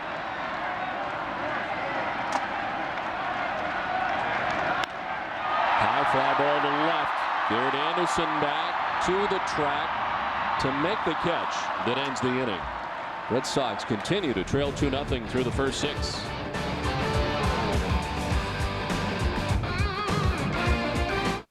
Time. That's big. Summer in Maine means country fairs and harness racing throughout the state. Rides, rides, and more rides for the young at heart. Great food and family fun. Maine's fair season is your best value for the whole family. What are you waiting for? There's a country fair going on right now. Fair fun and live harness racing all week at the Union Fair, featuring Maine's finest 2- and 3-year-olds. Harness racing, it's fun to the finish. Hi, I'm Steve Schumann. This is Emma Schumann. We'd like to invite you to our summer celebration sale. During our summer celebration sale, I'd like to pass on exceptional savings on exciting new products like these. The 2007 Nissan Versa up to 44 miles per gallon. Or how about the newly redesigned 2007 Nissan Sentra? Come see the all-new 2007 Nissan Altima. Live large in the 2007 Nissan Titan. See us first, see us last, but see us and save.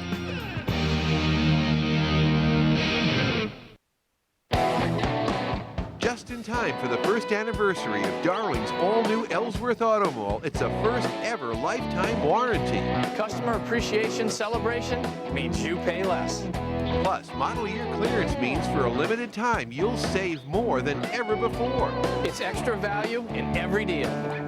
Get better fuel economy instantly at the top of the hill on Route 3, where we welcome all credit scores. You'll do better at Darling's. It takes more than great furniture to make your home look good. It takes great design. Hi, I'm Allison from Dorsey Furniture, and for almost 20 years I've been helping people create rooms they can be proud of. And now my interior design services are available to you right here at Dorsey Furniture. So, call today to schedule your free design consultation, and together we'll create the room you'll love to be in. Personalized design with you in mind, only at Dorsey Furniture, Route 1A Holden, open 7 days a week. Haynes has fly to left and reached on a fielder's choice. Going to start in right field.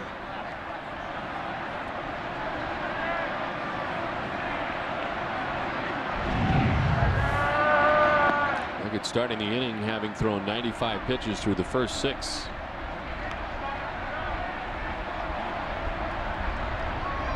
The average 101, season high 118.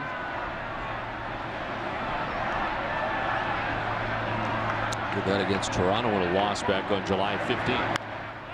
Check swing pop up, sending Lugo to short left field. Makes the catch.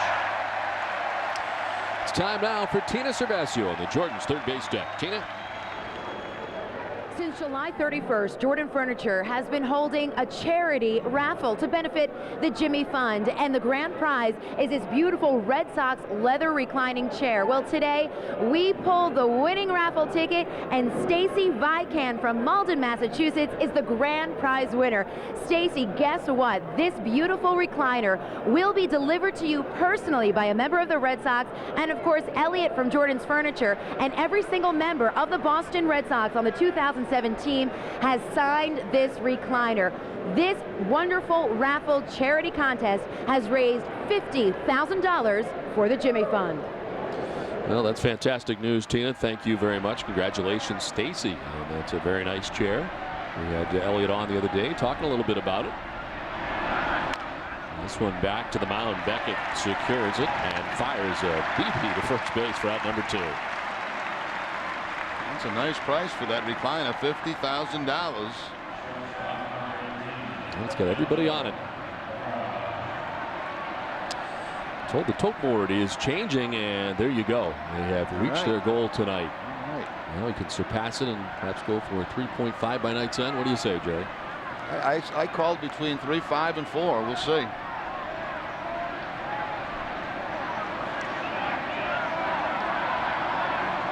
Orlando Cabrera.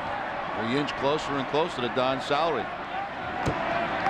He's in there for a strike. You've been tough tonight. You're trying to get the general to get me in shape. He's trying to be helpful, Don. Should be proud of the salary you bring. Well deserved. Swing and a miss, and then it's 0-2. Not just national guys, there are some very successful local guys that make the kind of money you do. And you've been very generous with it, I might add.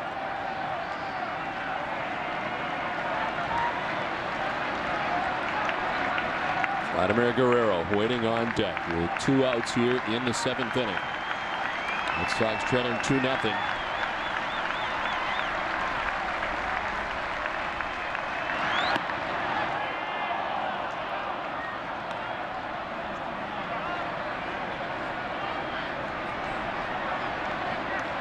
Beckett has allowed 5 hits, 2 runs, a run in the 3rd, a run in the 6th.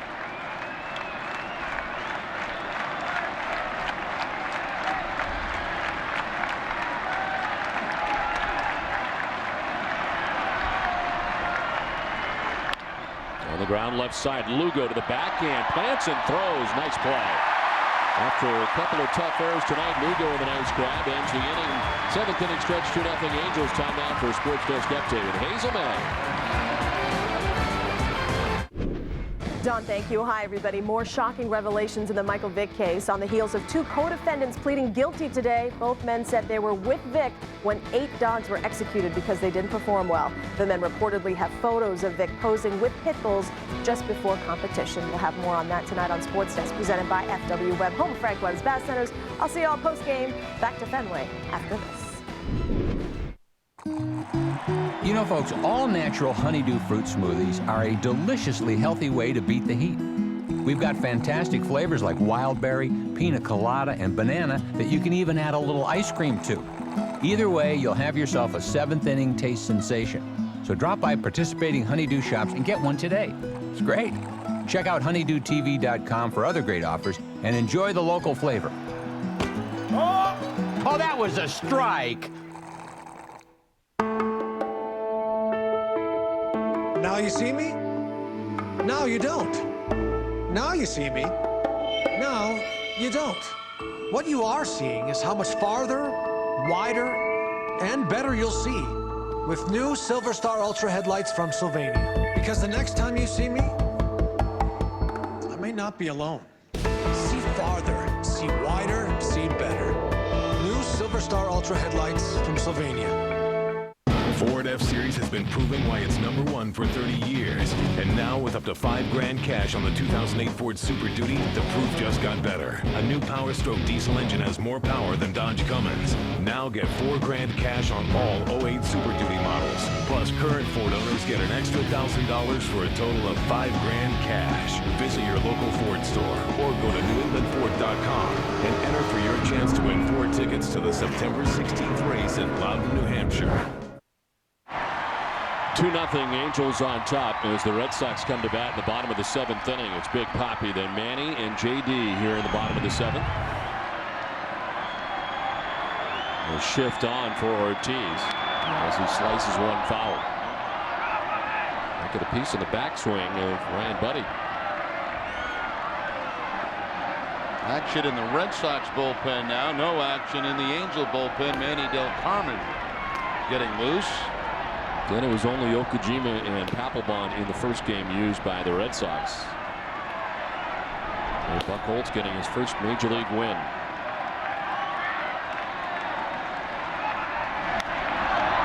Tough foul. And Ortiz down 0-2.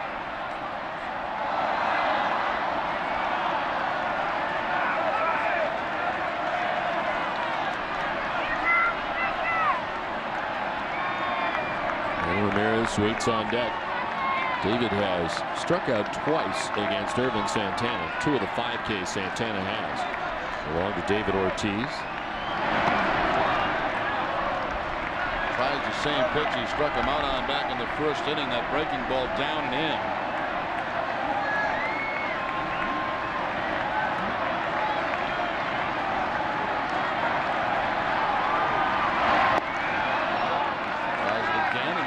Lays off.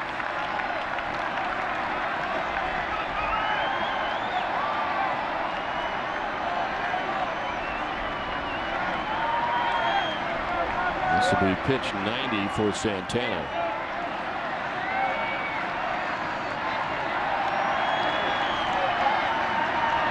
Ortiz lines it foul.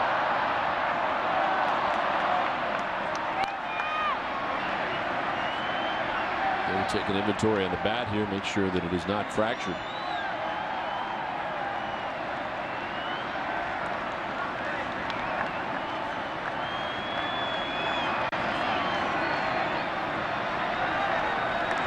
Two hits tonight for the Red Sox. J.D. Drew's got a single, Julio Lugo a double. That's been it.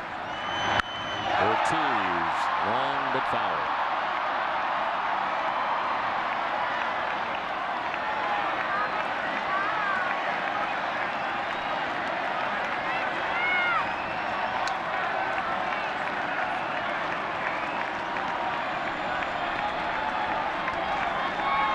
The hits given up by Santana, the only base runners for the Red Sox tonight. Santana's not walked anybody.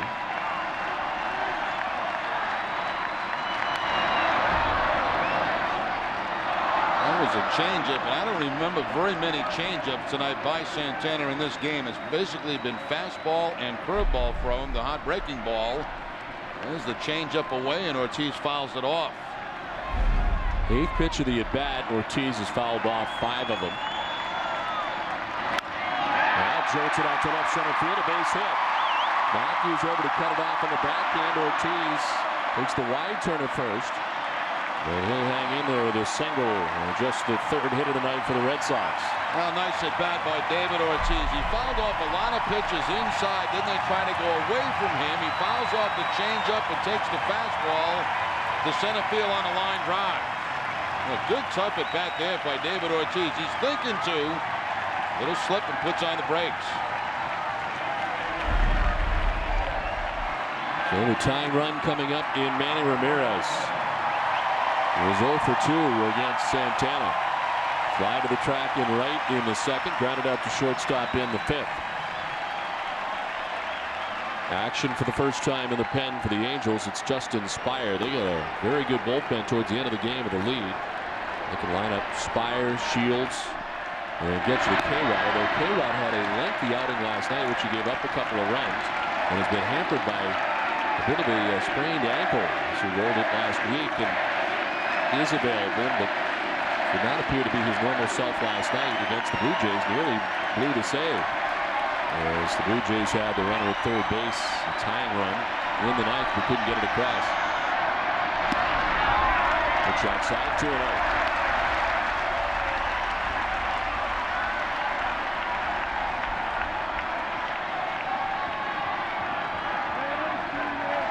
K-Rod last night, 3 hits, 2 runs, both earned. But picked up his 30th save of the season, made it interesting.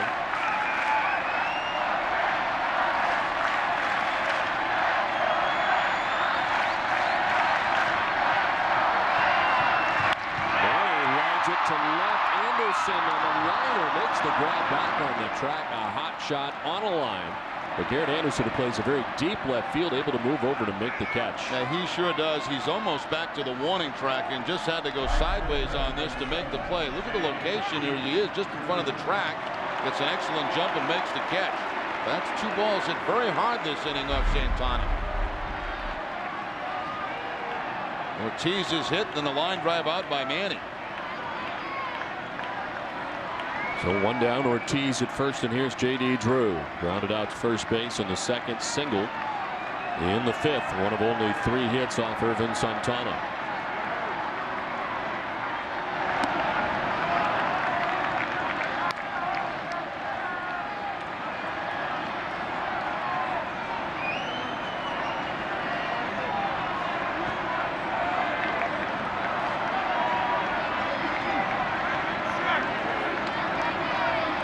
Quinn Leonard, first base, plays behind Ortiz, does not hold him on. 2-0.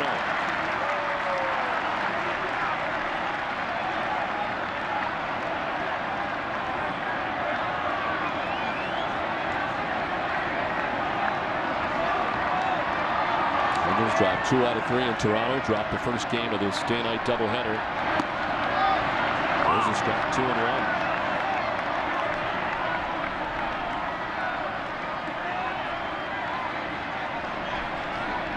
Lowell waits on deck.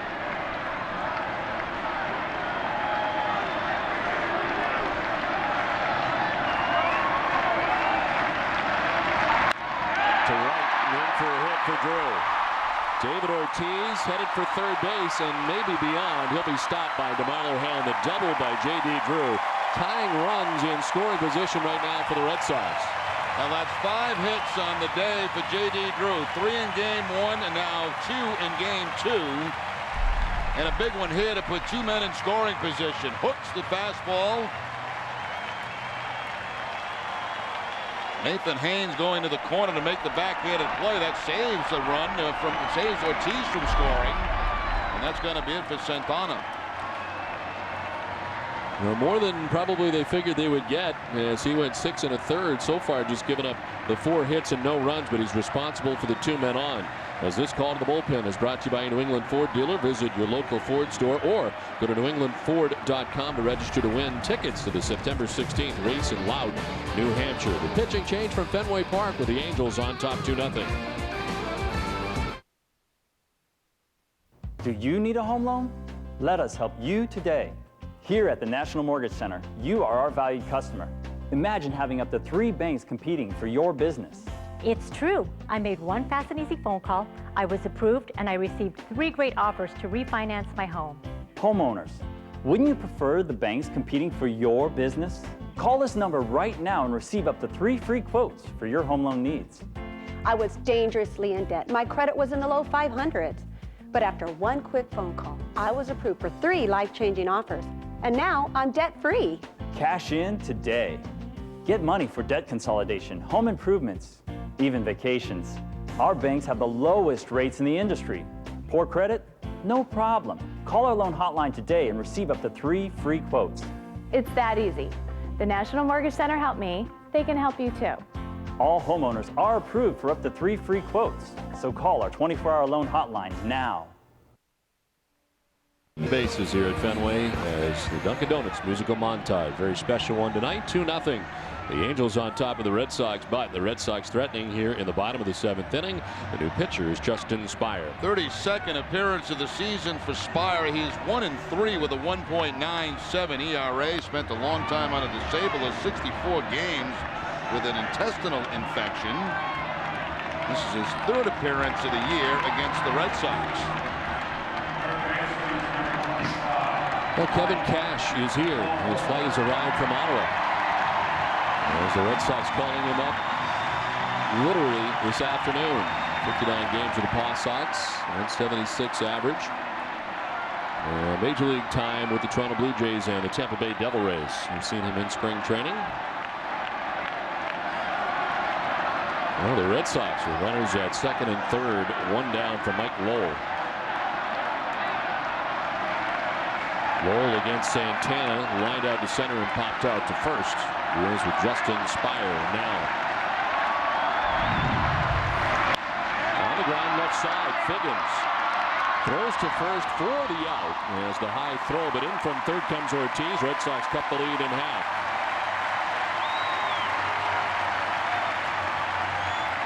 Well, it's certainly important to get something out of that. 2nd and 3rd, you get the ground ball.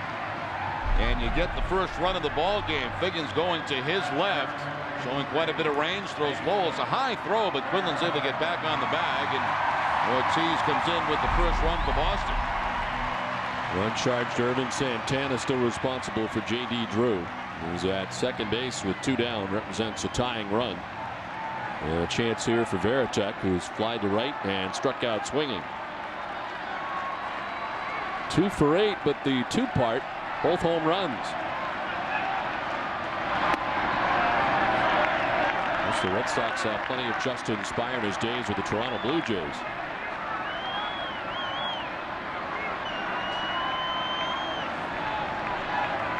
Even Santana pitching extremely well tonight at 6 1/3. Yeah, that's the Santana they hope they would get all season long, or something similar to that. That has not been the case, but tonight can't hurt him any. He retired the first 13 Red Sox he faced before giving up a hit to J.D. Drew. This is a single in the 5th. Altogether, still only gave up 4 hits. 2-0.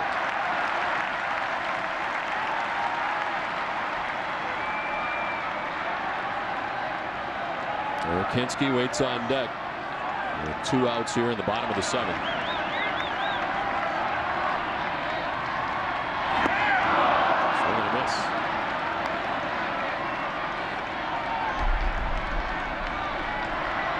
Like something off speed. I don't know if that was a slider. If it was, it didn't do very much. It had that kind of rotation on it, though.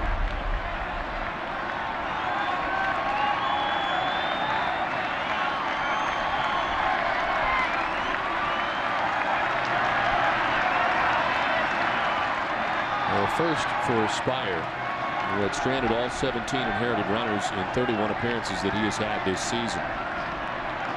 Allows a run on the ground out by Mike Lowell. So the first inherited runner that he's allowed to score this season. He wants to talk it over with Ryan Buddy. Yeah, these guys are having a tough time getting on the same page. Stay tuned after the game for WB Mason Extra Innings and Granite City Electric Extra Innings Extra with John Caron and Jim Rice. We'll bring you an update on the money being raised during the WEEI Nesson Jimmy Fund Radio Telethon. Plus, you'll see Terry Francona's live post-game press conference after this game. It's all right after the game in high definition on Nesson. Tech fouls it off, and the count evens at 2-2.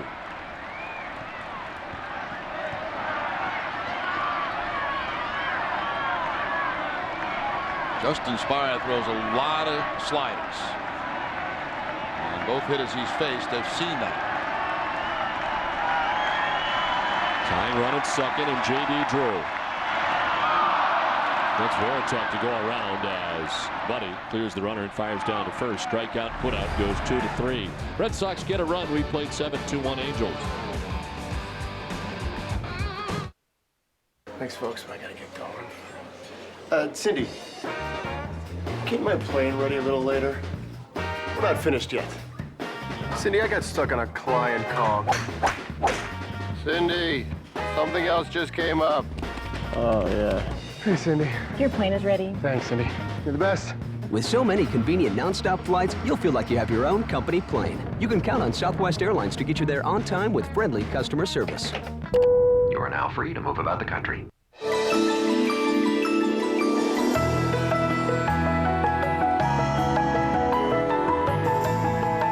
Not all the energy for our fuel comes from oil in the ground. A lot of it comes from our people, who year in and year out put so much of their energy into everything they do. So you can be sure that when you put Valero gas into your tank, you're going to get a lot out of it. Valero, the energy to take you anywhere. Text Tony40 to 40100 and get a real gangsta tone of the week. Me, I want what's coming to me. What's coming to you? The world, Chico. And everything in it. Text Tony40 from your mobile phone and send it to 40100. The world, Chico. And everything in it. Announcing the Mercury Summer Drive Sales Event. Drive off with the best savings of the year on our best lineup ever, including the new 34 MPG City Mariner Hybrid, the 29 MPG Highway Mercury Montego, and even the 31 MPG Highway Milan, the highest-ranked midsize car in initial quality according to J.D. Power & Associates. Lease the award-honored Mercury Milan now for just $209 a month. Get the best savings of the year at your Lincoln Mercury dealer.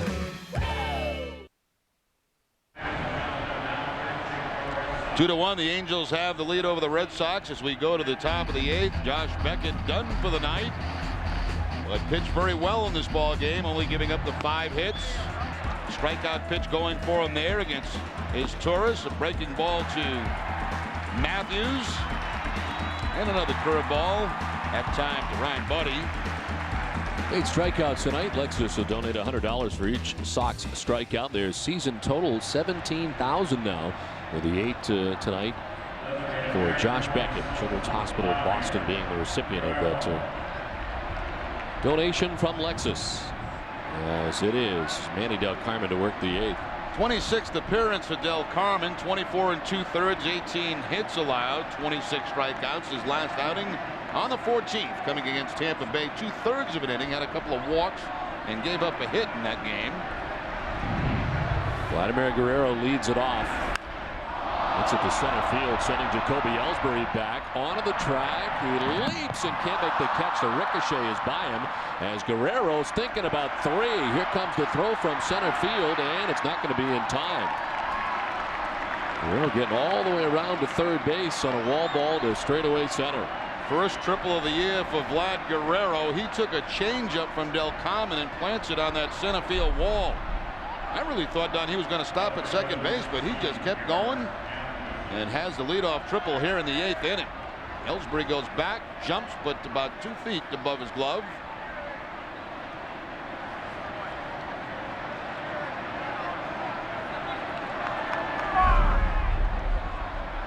Red Sox pull the infield in, of course, down 2-1 here late in the game. Guerrero, who has not homered his last 12 games, made a pretty good bid there to center field, but it's a triple instead as the Red Sox bring the infield in as Garrett Anderson takes strike one. Anderson walked in the first, popped out to first base in the third, then singled to right in the 6th inning. So after having 2 hits in the day portion of the day-night doubleheader.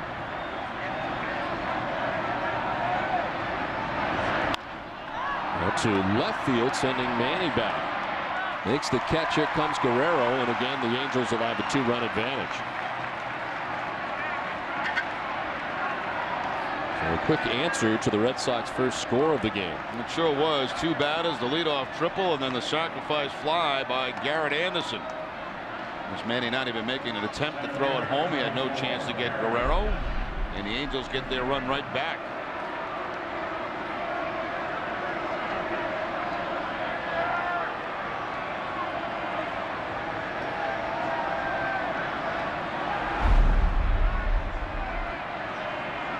Last time the Red Sox saw the Angels in Los Angeles, Garrett Anderson and Vladimir Guerrero had no RBIs in that series. They've had 5 of the 7 today for the Angels. They've been very productive in this series.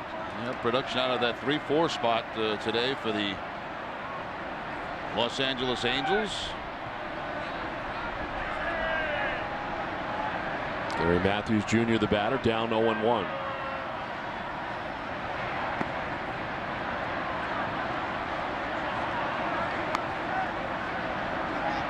Like the rain starting to fall here at Fenway Park. Very light right now.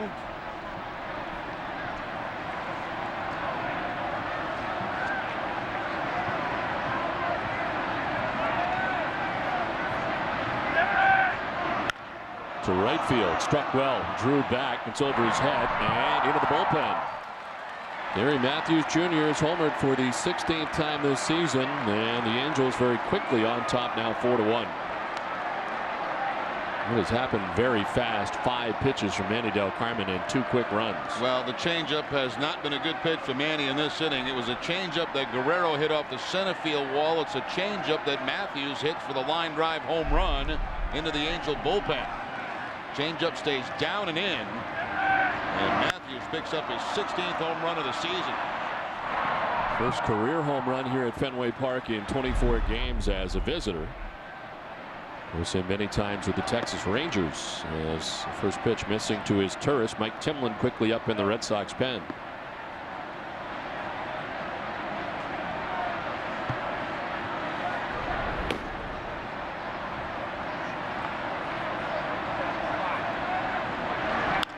There's Turris. That's the fly ball to center. Jacoby Ellsbury. 2 down. Let's check in with Tom Caron. TC.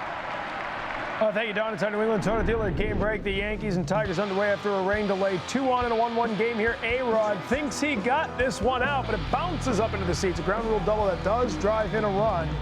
And so it is 2-1 Yankees as they try to snap a 3-game losing streak, guys. Okay, Tom, thank you very much. It's 4-1. Angels now on top, and some of that rain that you mentioned in New York seems to have made its way here to Fenway Park, as it is lightly raining at the moment here at Fenway. With 2 outs, and the batter is Rob Quinlan, who's 0 for 3 in the game. Quinlan has fly to center, grounded to short, and struck out. One of 8 strikeouts for Josh Beckett in his 7-inning effort. Beckett on the hook.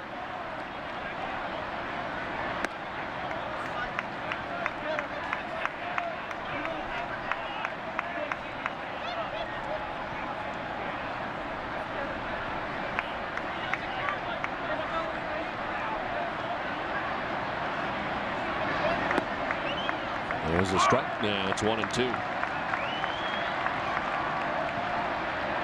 Triple by Guerrero, scored on the sacrifice fly for Garrett Anderson. The home run by Gary Matthews Jr. solo shot into the Angels bullpen and right, and his Turris flied out.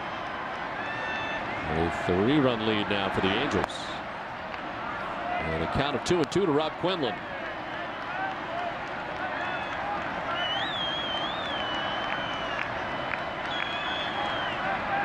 Ryan Buddy waits on deck.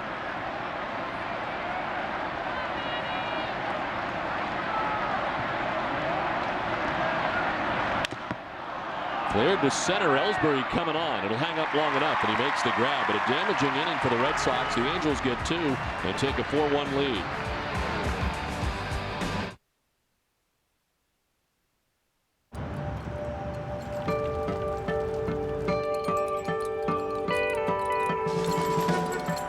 It's Toyota's Lots on the Lot clearance event. With so many great models to choose from, it's the right time to buy.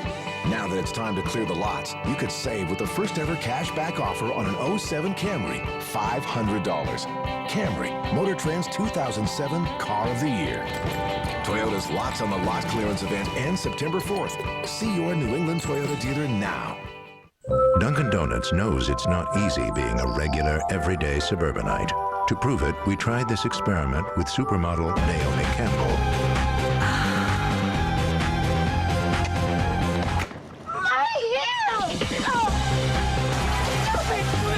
Made for the regular, everyday folks. New, freshly brewed iced tea. America runs on Dunkin'. New freshly brewed iced tea. Try one in original peach or raspberry flavor today. Stop by Friendly's to fill up with a sandwich and cool down with a chiller, like our new orange cherry chiller or orange blue raspberry chiller. Sprite, fruit flavors, orange juice, and fresh fruit. Try Friendly's new chillers today and check out our Turkey Club Deluxe or our new steak dip. Now get a free sundae with any featured sandwich. Grab your friends, grab a bite, and chill at Friendly's. And check out the best kids deal in town. A cold drink, a great meal, and one of our famous ice cream desserts, all for one low price. See for yourself why we were voted the best kids menu. It's Ford's Model Year Clearance. The best time to get the best offers of the year. Like 0% financing or a $269 a month lease on Ford Edge. Ford Edge gives you up to 25 miles per gallon and best-in-class horsepower. Plus, Edge offers a class-exclusive Vista roof. Lease the exciting crossover Ford Edge for just $269 a month. Just $269 a month during Ford's Model Year Clearance at your local Ford dealer today. 10 after our game 2 coverage. Stay with Nesson for Sports Desk with Hazel May, presented by FW Webb, who invites you to be a Sports Desk anchor for a day. Visit Nesson.com for more details. You get all the highlights from the Patriots preseason game from Foxborough against the Tennessee Titans tonight, plus the latest on Michael Vick's legal troubles as he contemplates a deal that would send him to jail. It's all on Sports Desk tonight after our Red Sox coverage.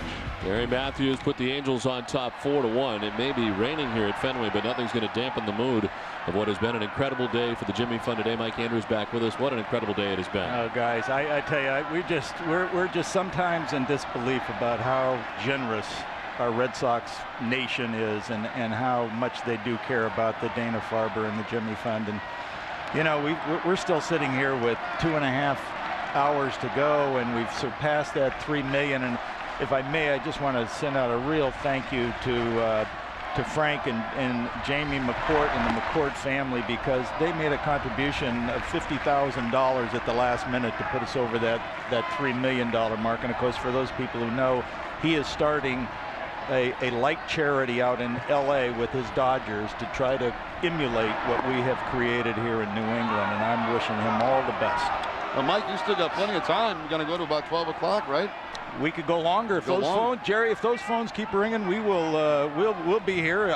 I'll stay till 4. You guys want to hang in there and answer some phones with me? Why not?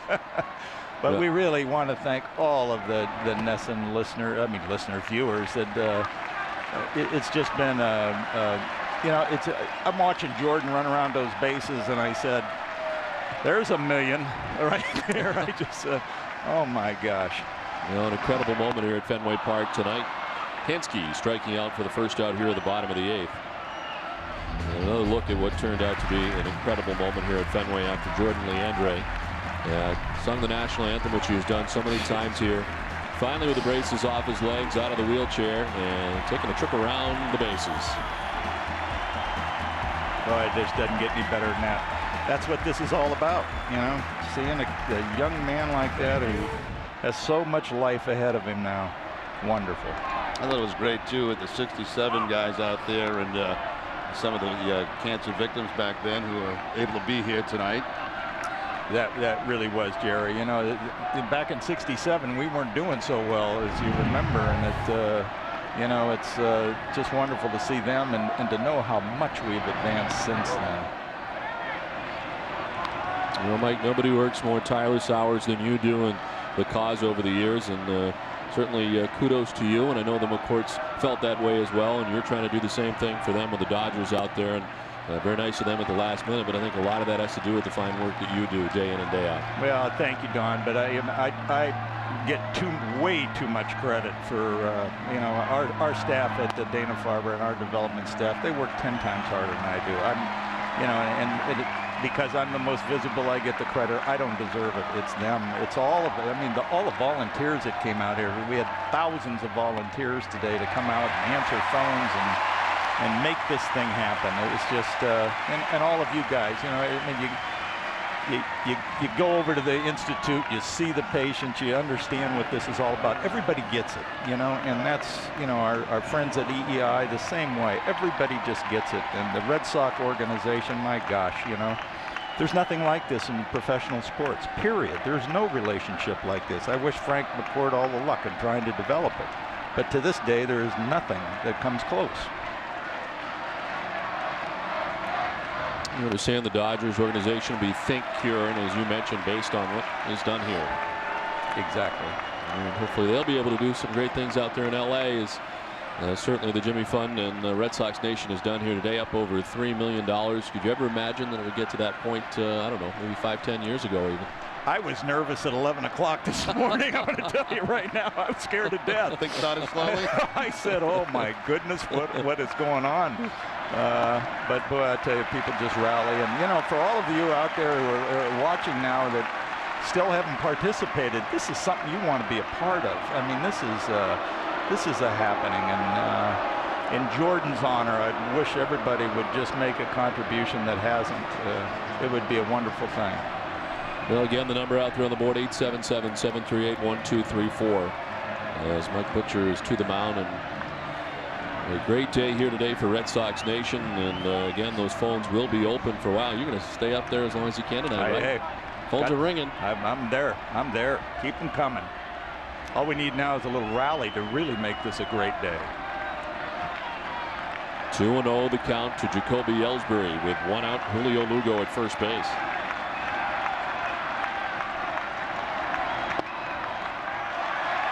Ball 3, and it's 3-0.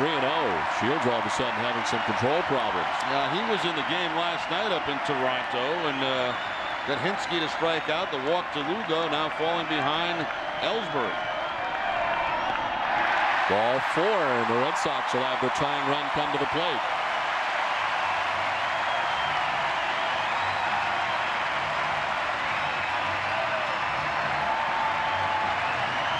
Mike Socha sending orders for another call down to the bullpen. We'll see who's next out. He's thrown 15 pitches, just 4 strikes since coming in. And it's 2 on with 1 away. And they're going to get Payrod up. Well, Mike Andrews, it seems the 67 team has gotten together quite a bit this season here at Fenway Park for a number of different events. Well, it's really wonderful that the Red Sox have honored that team. And it is a very special team just in the history of baseball in New England and what it did as far as turning things around here. You know, that's great. And I'm so grateful for the go ahead. Oh, okay. I'm so grateful for the Red Sox for doing this all year. I know the guys feel great about it. And we're just excited. I don't know, though. I keep thinking, you know, one more time out there and they're going to start booing us. You know? Enough's enough. But the guys have a great time and really brings back some really great memories. Yeah, the stories get bigger and bigger, too. Oh, boy. The nights get a little longer, too, Jerry. Yeah, exactly. Dustin Pedroia batting with 2 on, 1 out. I think he was stepping back as the pitch was coming in. It's a strike, 1-1. That's really a good move. I think he should be taking a strike there. He's having trouble finding the strike zone, so Pedroia makes him throw a strike.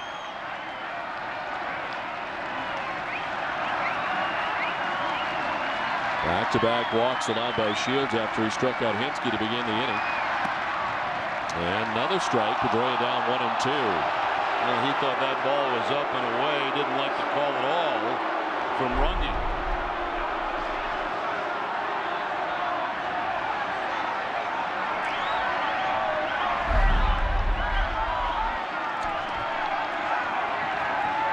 The shade Gary Matthews Jr. into right center. Big hole out there in left center for Pedroia. Waiting on a 1-2.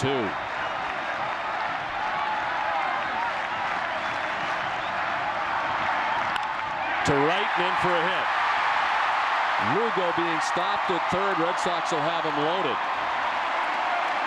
First hit of the night for Dustin Pedroia. Red Sox have him loaded.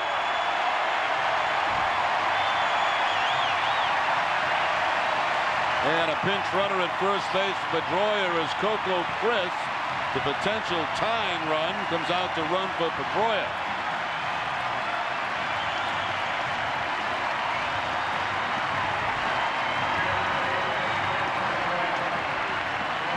Well, after the strikeout by Shields of Hensky, a walk to Lugo, walk to Ellsbury. And the single now for Pedroia. And here comes Mike Scioscia. So kind of a rocky outing last night for K-Rod.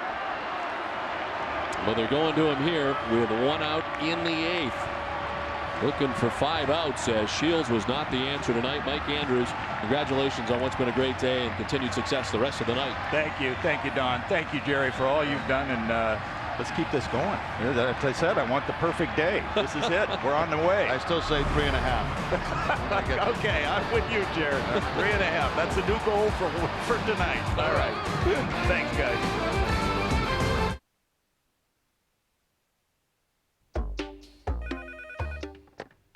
Hello? Mrs. Anderson, this is Mark Brown. I'm from the collections department. Oh, hi. Listen, I'm sorry I haven't sent in my payment yet. I'll get it in as soon as I can. Mrs. Anderson, if I may make a suggestion, I'm noticing a pattern in your payment history. Since you've reached your spending limit, you've only been paying the minimum balance. Is that a problem? Well, no, but then your payments started coming later and later, and now you haven't been sending any at all. Some things have come up, and Maybe you should call In Charge. They'll work with you and come up with a solution that's right for you. When life hands you a little more than you can manage, you can call In Charge Debt Solutions. We're a nonprofit company that puts people back in control by helping them manage their debt. Our certified personal care counselors will stop the collection calls. We'll work with your creditors to help lower your interest rates. You'll have one affordable monthly payment so you can keep living your life. We'll help you pay off your debt sooner, without a loan and without declaring bankruptcy. You can call In Charge today. We'll help you get control of your debt and show you how to stay that way. Must be 18 or older to call. Stay tuned after the game for WB Mason Extra Innings with Tom Caron and Jim Rice. Will bring you an update on the money being raised during the WEEI Ness and Jimmy Fun Radio Telethon. Plus, you'll see Josh Beckett's live post-game press conference after this game, too, the day-night doubleheader. It's all right after the game in high definition on Nesson. Well, with 1 down here in the last half of the 8th, Red Sox have the tying runs on base, trailing 4-1, and into the game, the closer for the Angels, Francisco Rodriguez. You mentioned earlier, Don, a little struggle last night for him up in Toronto. He did pick up his 30th save. Pitched 1 inning last night, giving up 3 hits, a couple of earned runs, a walk, and a strikeout against the Red Sox, making his 3rd appearance of the season. And in a jam right here, bases loaded, and facing Ortiz and then possibly Ramirez. Leo Lugo at third base, Jacoby Ellsbury at second base, and Coco Crisp pinch running at first base. 1 out in the inning. Big Poppy coming up. 0 for 1 with 3 walks against K-Rod. Twisted his ankle in an outing in Los Angeles in a game that John Lackey had pitched in. He has been bothered by it, not to the point that it's kept him out, but has been stiff.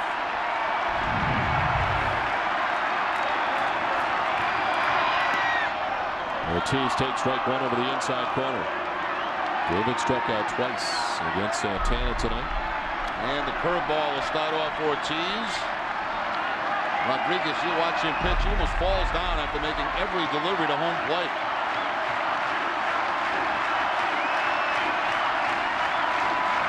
He was stranded 10 of 13 inherited runners this year. As he takes over here in the 8th inning with runners everywhere.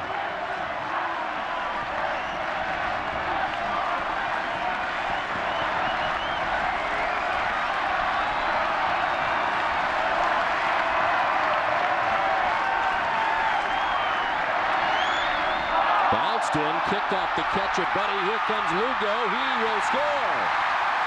Everybody else moves up. Red Sox grab a run. It's now 4-2.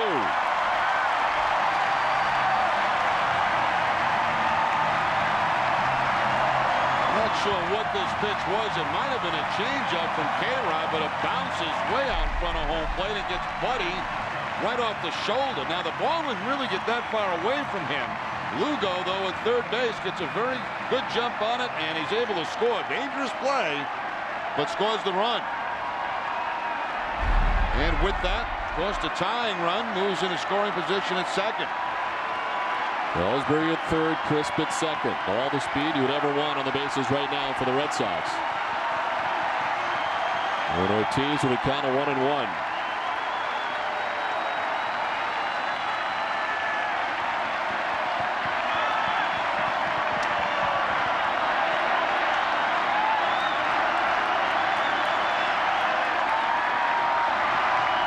Ortiz to left center, in for a hit. From third comes Ellsbury. Crisp behind him. They run it down as running to second with a double to knock in the tying runs. Big Papi in the eighth.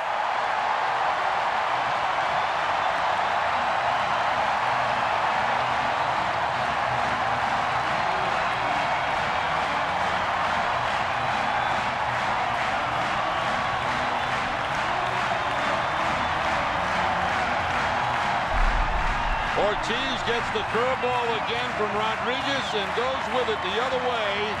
Picks up RBI 74 and 75 on the season and ties the ball game. So the whole game plan got messed up here by Shields. His wildness really hurt the Angels in this inning. They have to go to Rodriguez, and Ortiz delivers with the base hit, the double, I should say, to drive in two. The 3-run score charged to Shields, who had those control problems. And this has happened quick. Now the go-ahead run in scoring position.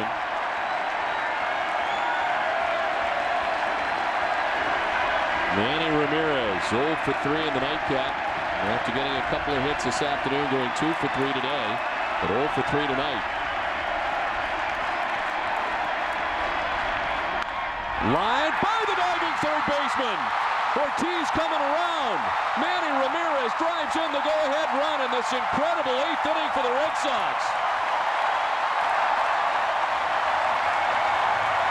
It was the curveball that Ortiz hit. It's the fastball that Ramirez hits, and right down the third base line by the diving Sean Beckett.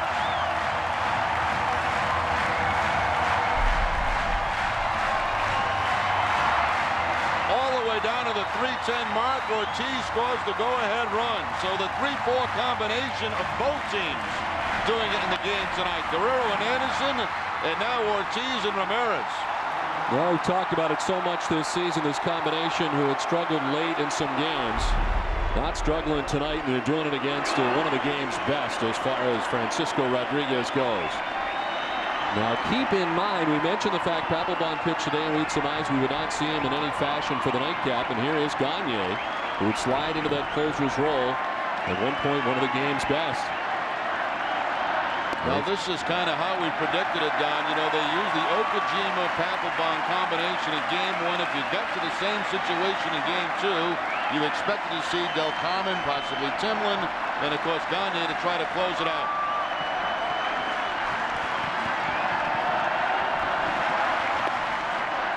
A strike to Drew, and it's 1-1.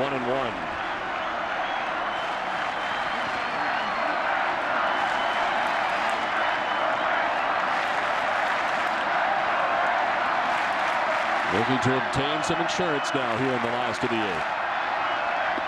Swing and a miss, and it's 1-2. Now, one thing you've seen on this road trip that we have not seen, this homestand that we have not seen a lot of the year, is late inning runs by the Red Sox.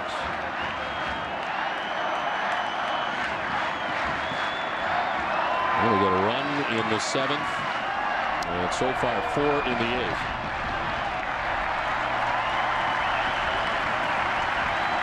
And a clutch hit to tie the game from Mr. Clutch, who has been absent in that category some this season, but David Ortiz coming through in a big way as part of this 4-run 8th inning.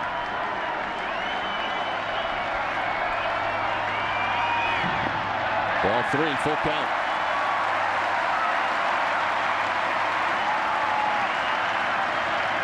A-Rod had his problems last night in Toronto, and not much has changed here a night later in Boston.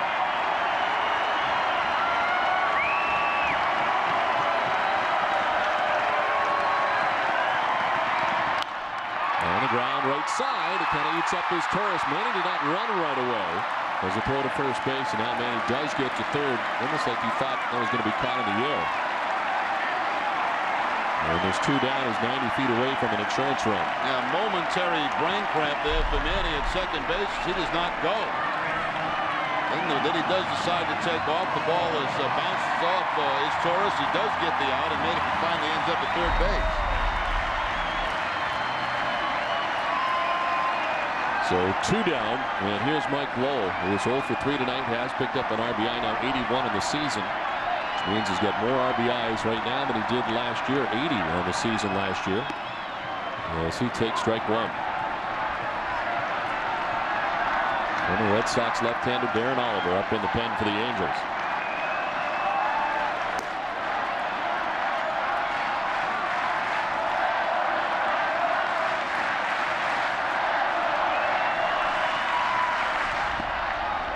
A strike, and it's 0-2.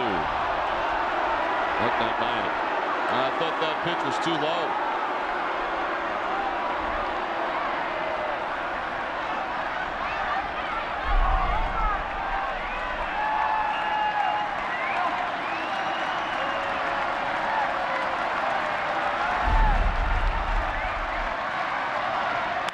Lowell lifts the fly ball to center as Gary Matthews Jr. moves over and makes the catch, but the damage done. A 4-run bottom of the 8th as the Red Sox on top 5-4. Gagne beyond when we come back to the fans.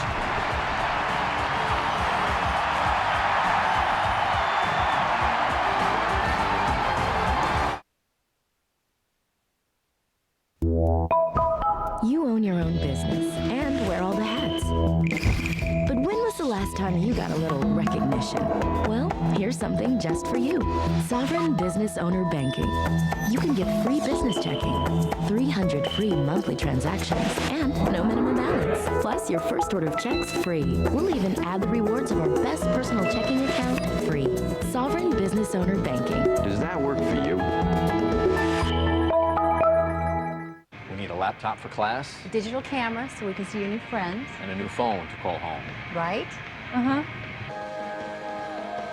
No way. I'm totally front Back to school rocks at Circuit City with everything to work hard and play harder. Save up to $230 instantly and get a free router, all-in-one printer, and security software with select laptops. Honey, you could take a study break with Fallout Boy. Even with millions of dollars to spend, marketing is more effective when you know your target. For the tobacco industry, that's youth and young adults. They are critical to the growth of their business. So the industry markets heavily to them, with discounts and coupons, with signs and displays, doing whatever it takes to capture a new customer. Their target, your son. Tobacco never quits. Learn how to prevent tobacco use. Visit tobacconeverquits.com.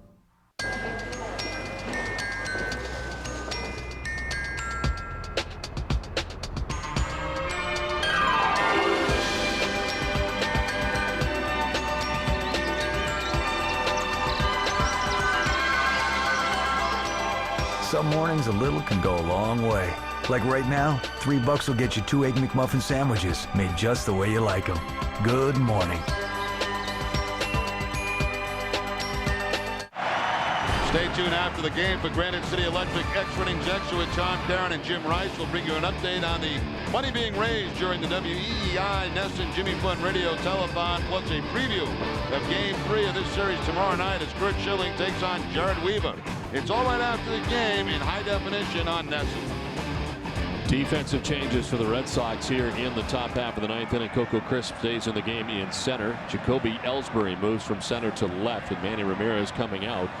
The infield a little different on the right side now. Alex Cora at second base.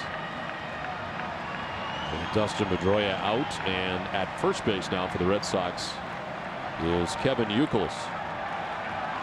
The new pitcher for the Red Sox, Eric Gagne.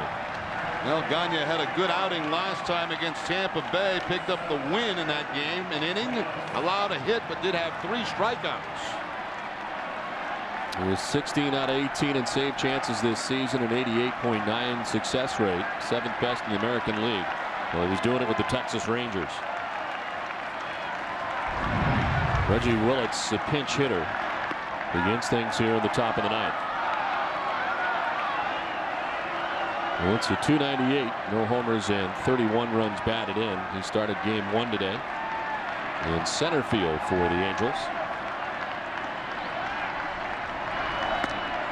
Takes the strike and the count 1-1. Willits had a tough day today from the number 9 spot. He grounded into a double play and struck out 3 times in the day portion of the day-night doubleheader.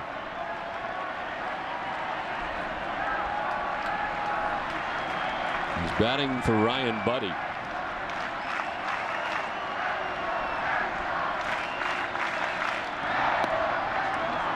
It's the last outing we were talking about with Gagne on Tuesday when he had the 3 strikeouts, a changeup,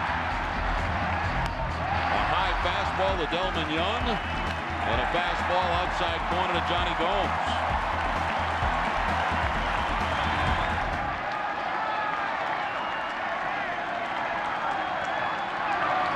Willits with a swing and a miss, and it's 2-2. More familiar territory for Eric Gagne.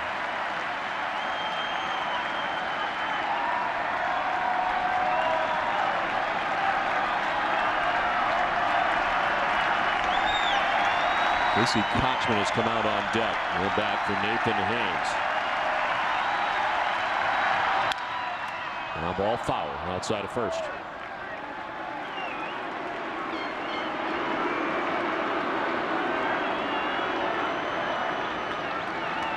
Papelbon, a spectator after completing the first game for the Red Sox today, picking up the save, grabbing his 29th of the season in game 1.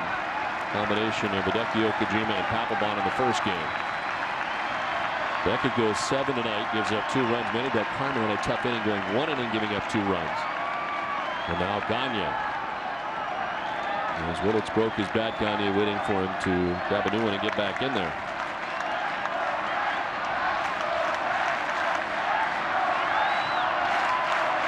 Big Papi, a huge double, tying the game in the 8th.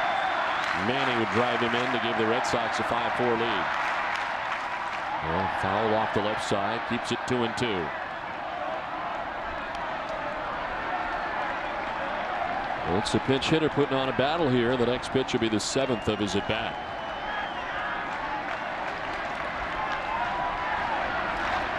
The Angels team that arrived in Boston last night at 2:30 from Toronto. Dropped the first game today. Red Sox trying to make it a clean sweep.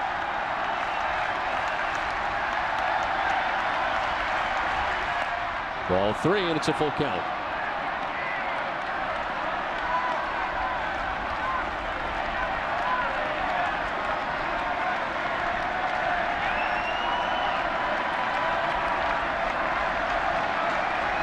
Sean Figgins will be after the pinch hitter Kochman, who's on deck. Sliced foul back into the seats, and the battle continues.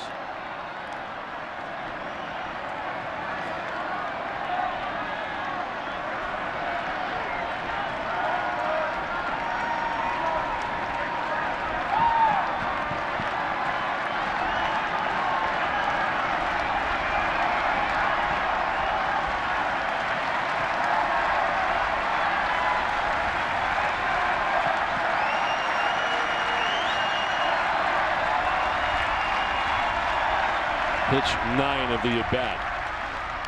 And Willits fouls off another. It'll extend to double figures. And I think it's been all fastballs so far from Gagne.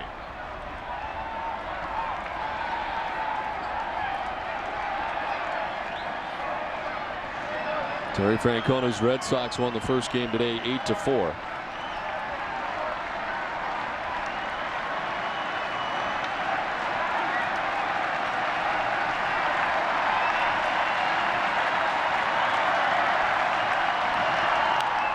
Fouled off again.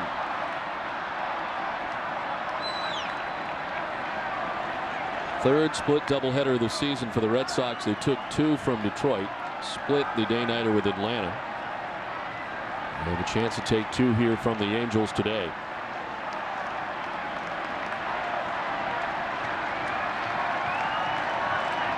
Willits has fouled off 5 of the last 6 pitches.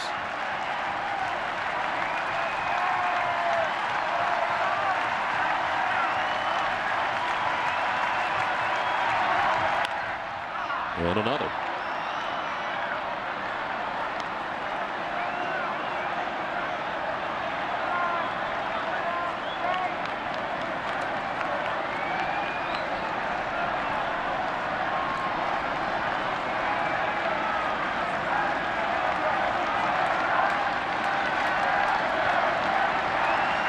Twelfth pitch of the at-bat.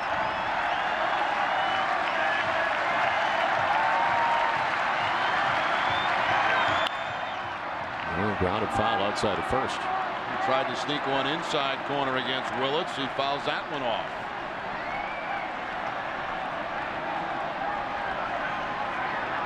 Really making Gagne work here to the first batter of the 9th inning. Yeah, this has been a heck of an at-bat by Willits. 12 pitches, 7 foul balls.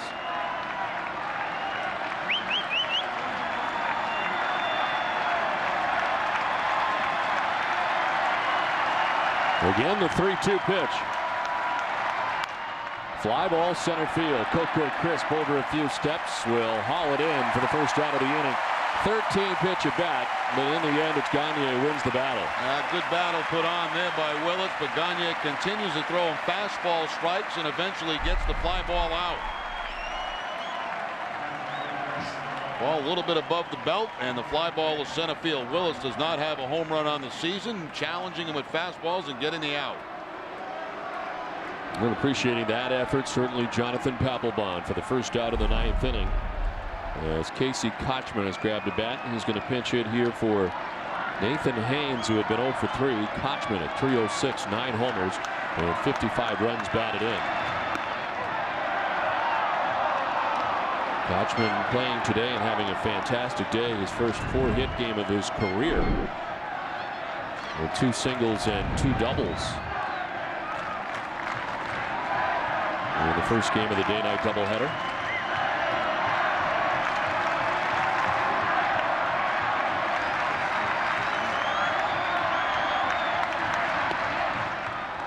Two and 0.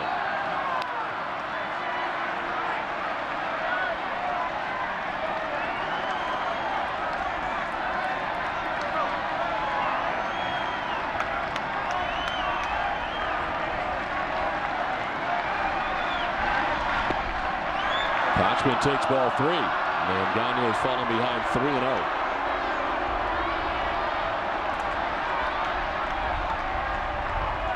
Certainly a different approach to Kochman. All changeups from Gagne.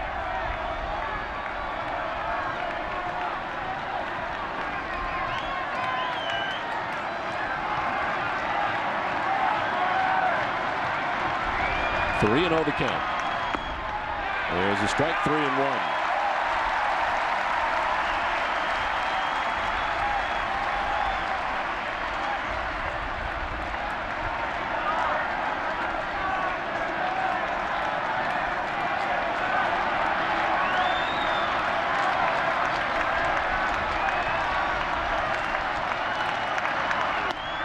Ball 4, he walks in. The tying run aboard, a 1-out walk. For Kochman is down to first base. And now Sean Figgins going to come out and have a pinch run or 2 for Kochman at first. Gagne not happy with a couple of calls with Runge in that particular at bat to Casey Kochman. Looks like Ibar coming out to pinch run. Ibar started the first game at second base. He pinch runs here in the 9th.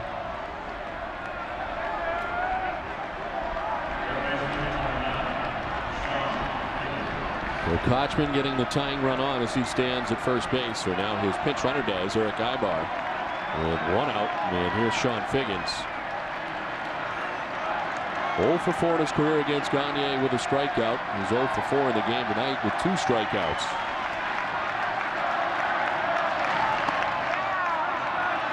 He's a tough guy to double up with the speed that he's got. He jumps ahead 1-0. Yeah, it almost takes a ground ball heading those middle infielders toward the second base bag and double him up.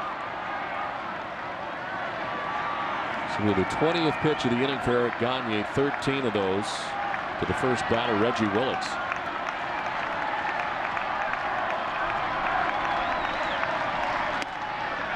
A strike, and it's 1-1.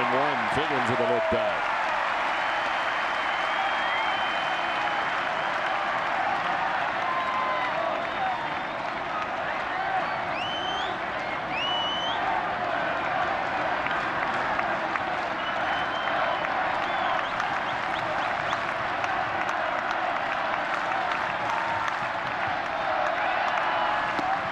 Outside corner, strike 2, 1-2.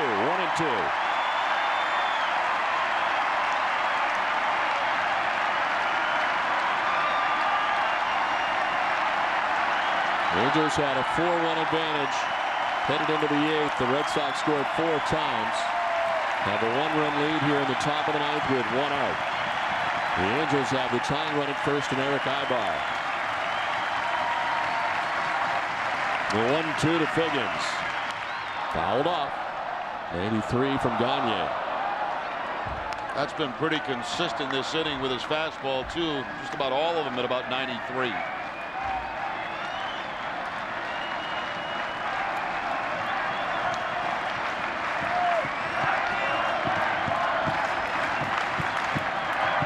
Glass is fogging up on Gagne. Cleans him off as Cabrera waits on deck.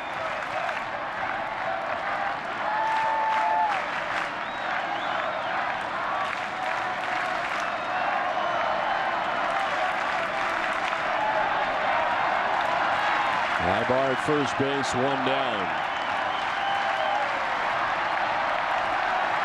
Gagne with a 1-2.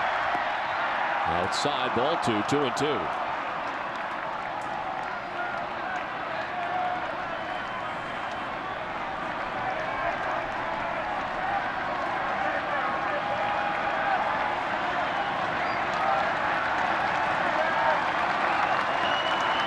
It's fly to center. Kochman walked. Ibar runs for him.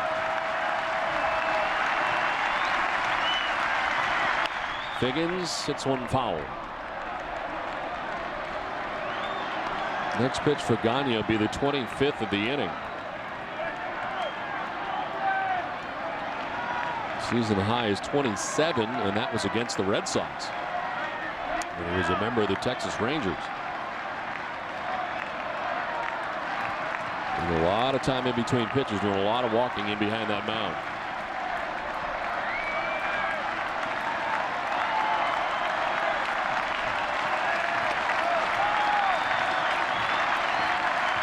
Two to Figgins.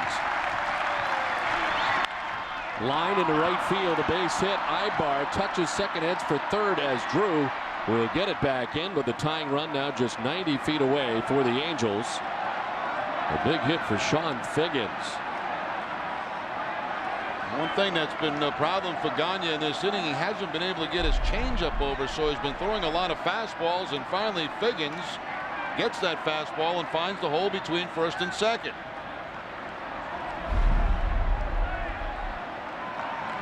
First base hit that Figgins has ever had against Gagne was 0 for 4 prior to that at bat. Now it's Orlando Cabrera with a tying run 90 feet away. And of course, you do have stolen base speed at first base in Figgins, 33. They're 2 for 11 against Eric Gagne.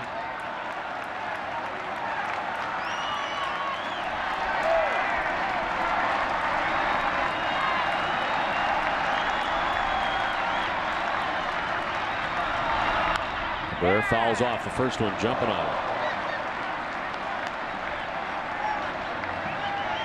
Reached on an error by his counterpart, Julio Lugo, in the first, single to center and scored in the third, then a strikeout and a ground out.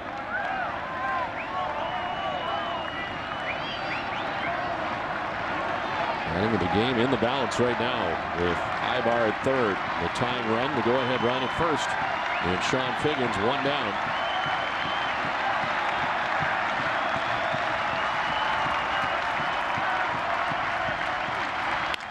on the ground and through into left field. As from third comes Ibar. And a blown save for Eric Gagne as the Angels have tied the score 5-5. Well, again, it's the fastball from Gagne, and Cabrera finds that hole between third and short.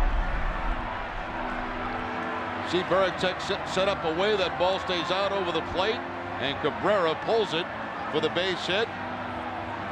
And the excitement for the moment has left the ballpark.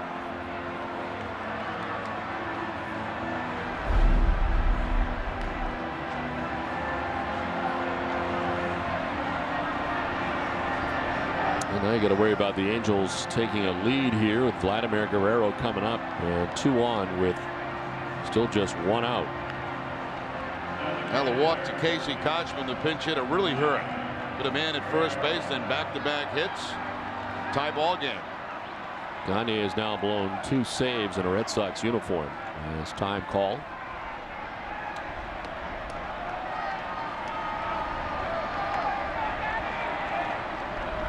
Gave up the home run to Miguel Tejada on Sunday, which tied the game 3-3.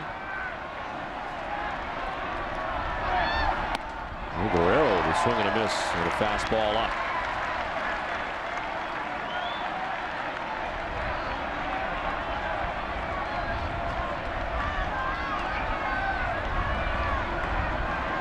So more pitches in this outing than he has at any point this season. He's up to 28 pitches.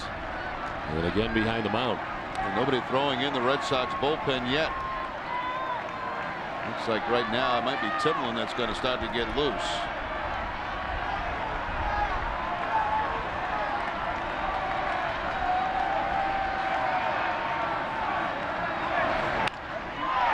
To the gap in left center field. From second will come Figgins to put the Angels on top and try and get an insurance run into. Cabrera coming around. The throw to the plate is not in time, and the Angels grab 2 more and take a 7-5 lead in what's turned into a 3-run 9th inning in a nightmare for Eric Gagne.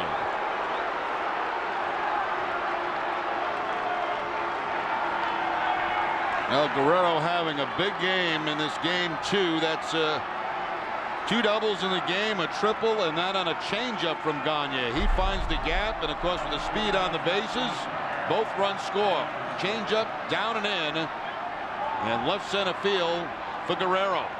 The relay from Coco Crisp in Cora, and not quite in time to get Cabrera at home plate.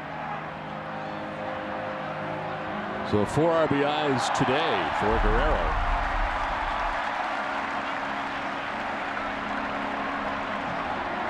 And 1 earlier this afternoon, and 3 here tonight in the nightcap.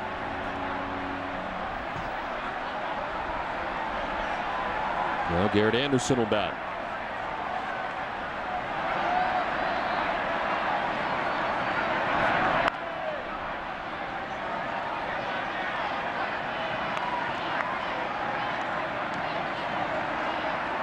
It looked like last time out Gagne was back on track. Had the 3 strikeouts in that inning against Tampa Bay, but problems here tonight. And it all started with the walk to Casey Kochman.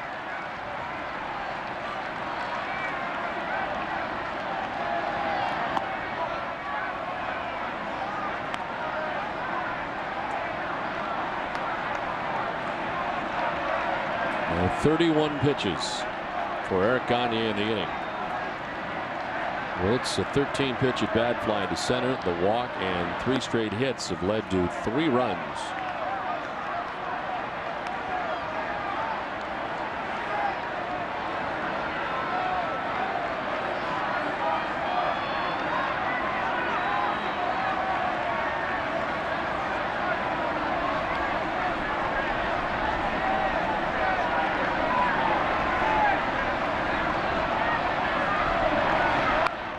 Fouled off. Papelbon threw 23 pitches in that first game today. Wonder if that had been a quick outing, whether or not they would brought him back out tonight for the nightcap or not. I don't think so, Don. I really don't. I don't think they were going to use him in back-to-back games at all. We know how cautious they've been all season with him. For those who might be second-guessing this right now, it was not going to happen.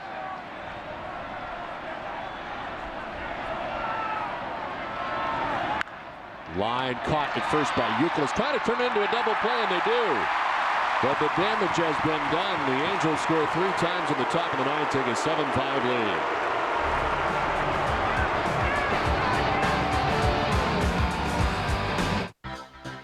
Flying to Philadelphia for business?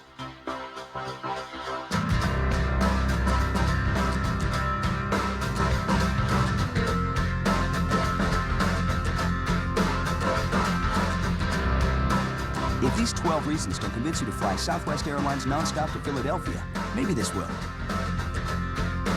You can fly nonstop from Manchester or Providence to Philadelphia for just $49 one way. You are now free to move about the country.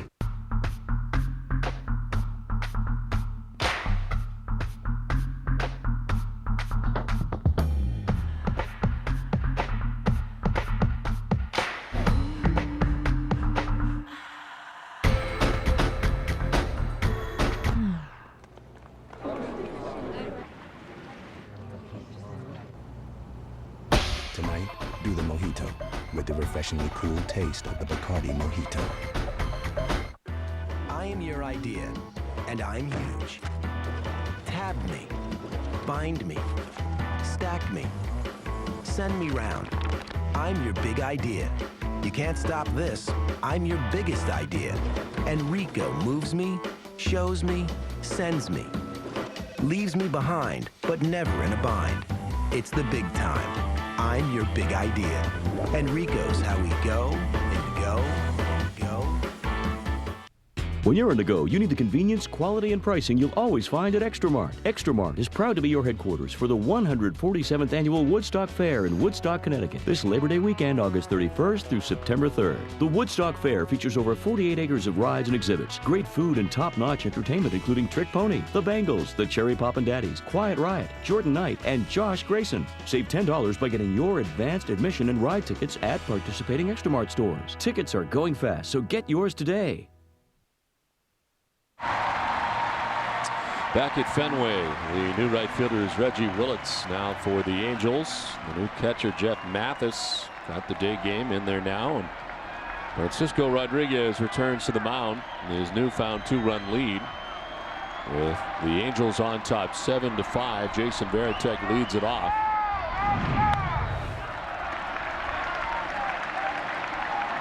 Varitek 0 for 3 in the game tonight. He flied to right and struck out twice. 1 for 4 in his career against Francisco Rodriguez.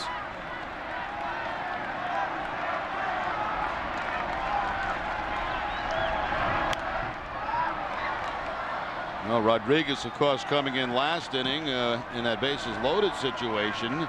Now starts the 9th inning clean. Nobody on base.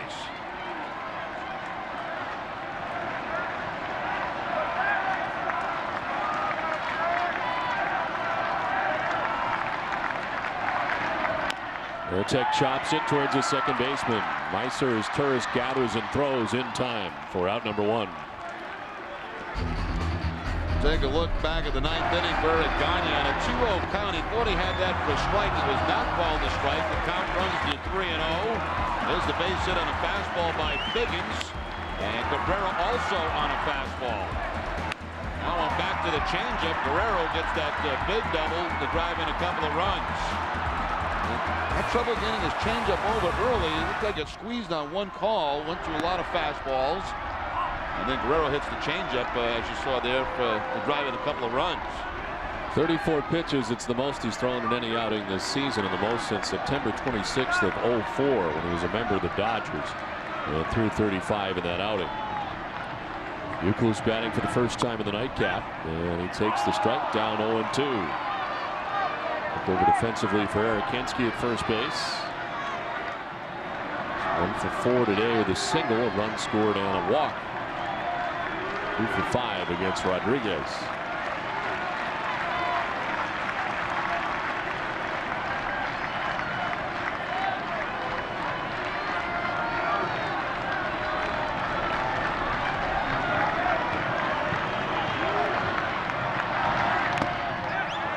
That swing foul, ends up behind Mathis. He went around. He didn't foul it. He went around. And that's strike 3 for the second out of the inning. I thought he fouled it off too.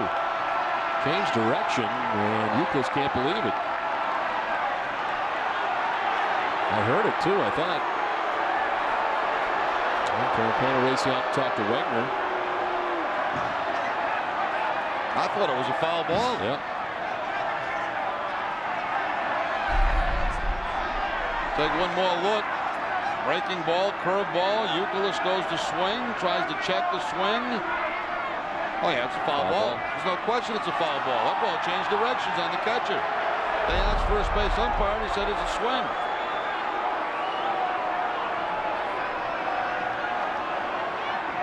The problem here is who you're going to ask. Both of them think it was. And Tito's real close to getting tossed.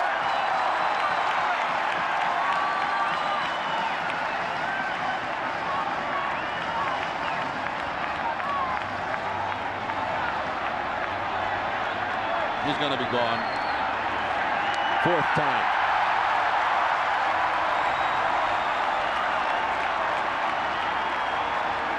Well, the frustration of this game has boiled over.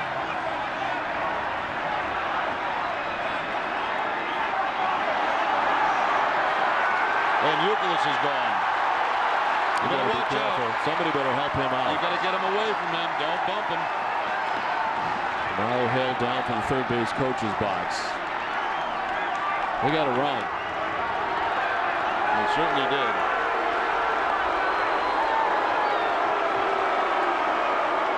Take another look, and it's pretty clear. It's the curveball from K-Rod, and you'll see the ball change direction as it makes contact with the bat. Right there.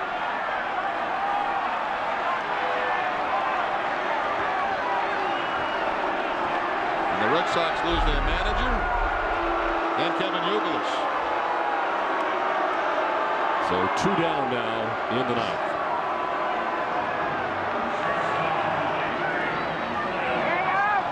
Here's Julio Lugo. Struck out, doubled, walked, and scored a run. Keep going, James. Take your book out of fucking God and you.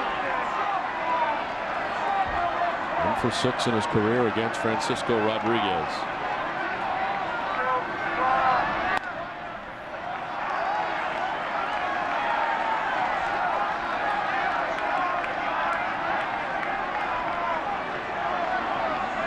Kobe Ellsbury waiting on deck. 2 down, bases empty. Last of the ninth. Red Sox down by 2.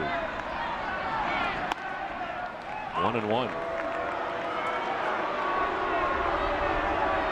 And the Stars being Stars tonight. With Ortiz and Ramirez with big hits. Vladimir Guerrero on the other side with a big hit. A 3 RBI night. Double knocking in the 2 runs to put the Angels on top. After David Ortiz and the Red Sox, they collected 4 runs in the bottom of the 8th. Now they all know by now that it's a foul ball. They've seen it on tape and just shaking their head.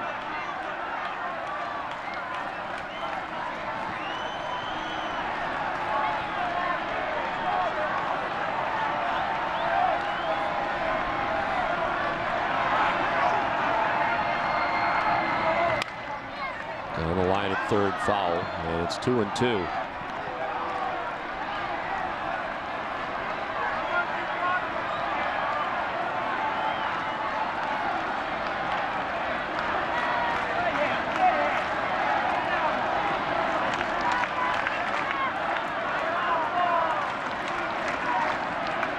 Yeah, 2 15-game winners work here today. John Lackey was roughed up in the first game. And although Beckett will not be part of the decision in the second game, unable to get his 16th win tonight. And he pitched great in this game tonight, though. 7 innings, 2 runs, struck out 8 batters. Lackey today roughed up. Looks like scoring 6 times in the first, he only went 4 innings. Red Sox down to the last strike with 2 outs here in the ninth.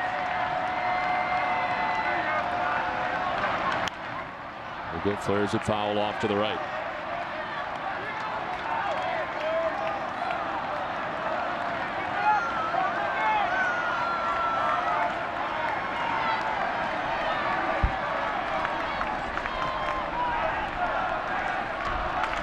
Orlando Cabrera tied the game. 2-2. Outside, full count. That time Rodriguez did fall down throwing the curveball. Tries to put Lugo away with the breaking ball, and down he goes.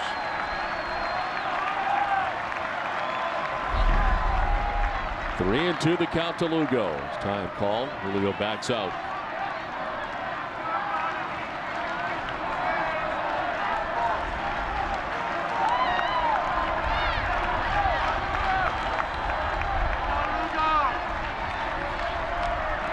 Payoff pitch.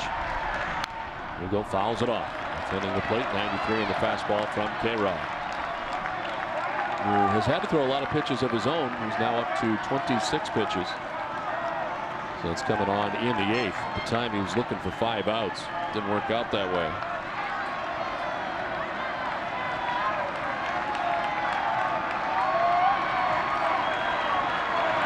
(3-2) again to Lugo. To center field, but Gary Matthews started in, now goes back and makes the catch. As the Red Sox drop the nightcap in very frustrating fashion tonight. As the Angels able to secure the nightcap, winning 7-5.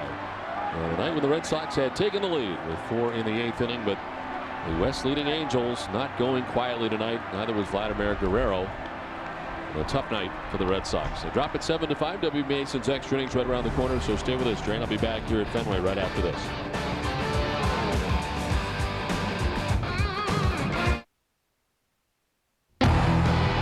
Closed captioning provided by Finagle Bagel, Boston's best sandwich, soup, salad, and of course Bagel Cafe, with 20 locations in Eastern Mass.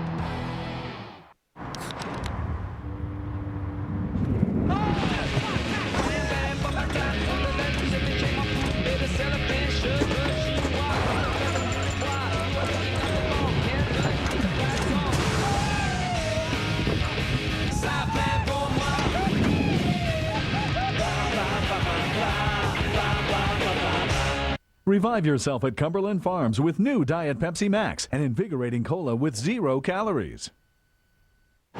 What do you think of Mike Wallace and the Geico Chevrolet? Whatever. He's out there selling car insurance. I'm out there to win. Isn't he your cousin? I didn't say I wouldn't go fishing with the man. All I'm saying is, he comes near me, I'll put him in the wall. Well, you don't race in the Busch Series. Listen, go-kart track, grocery store, those remote-controlled boats. When it comes to Mike Wallace, story ends with me putting him in the wall. Geico. 15 minutes could save you 15% or more on car insurance. At VIP, we know that when it's time to show your car a little love, you don't want to waste time searching for parts.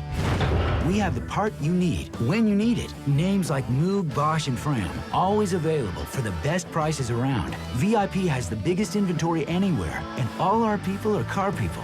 They know the part you need, where to find it, and how to install it. Don't waste your time going anywhere else. When you want to get what you're looking for, head to VIP. A little love goes a long way. Take these to Rogers and Lewis.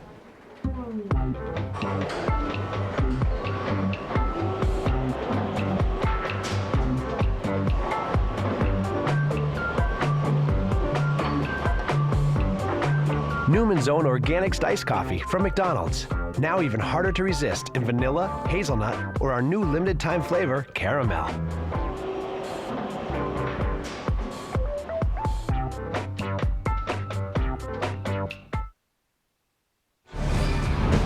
Boston Red Sox baseball in Nesson is brought to you by New England Ford Dealers, Sovereign Bank, the official bank of the Red Sox cable network, Bacardi, Honda, Halloween in theaters everywhere August 31st, and by Southwest Airlines.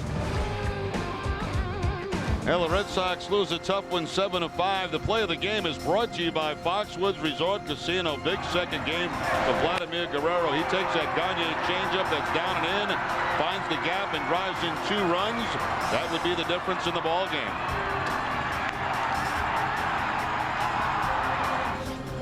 Final score again, 7-5 Los Angeles. For Jerry Remy and Tina Sebastian, I'm Don Orsillo saying goodnight from Fenway. Join us again tomorrow night for Game 3 of the series. Our coverage begins at 6 o'clock. Visit NESN.com where New England sports live online. This has been a presentation of NESN, New England's most watched sports network. It's time now for WB Mason's Extra Innings with Tom Karen and Jim Rice, live from the NESN HD Television Center. TC. Well, Don, thanks very much. So much good done today through the Jimmy Fun Radio Telethon. That will continue, and we'll continue to tell you about here on Nesson as we go up to midnight and maybe even beyond. The only frustration of the day, that ninth inning, as the Angels come back against Eric Gagne, his second blown save as a member of the Red Sox. And so the Sox, who seem to have a big comeback win in their pocket, have to settle for the split. Jim and I break it down for you. WB Mason's Extra Innings, beginning right now.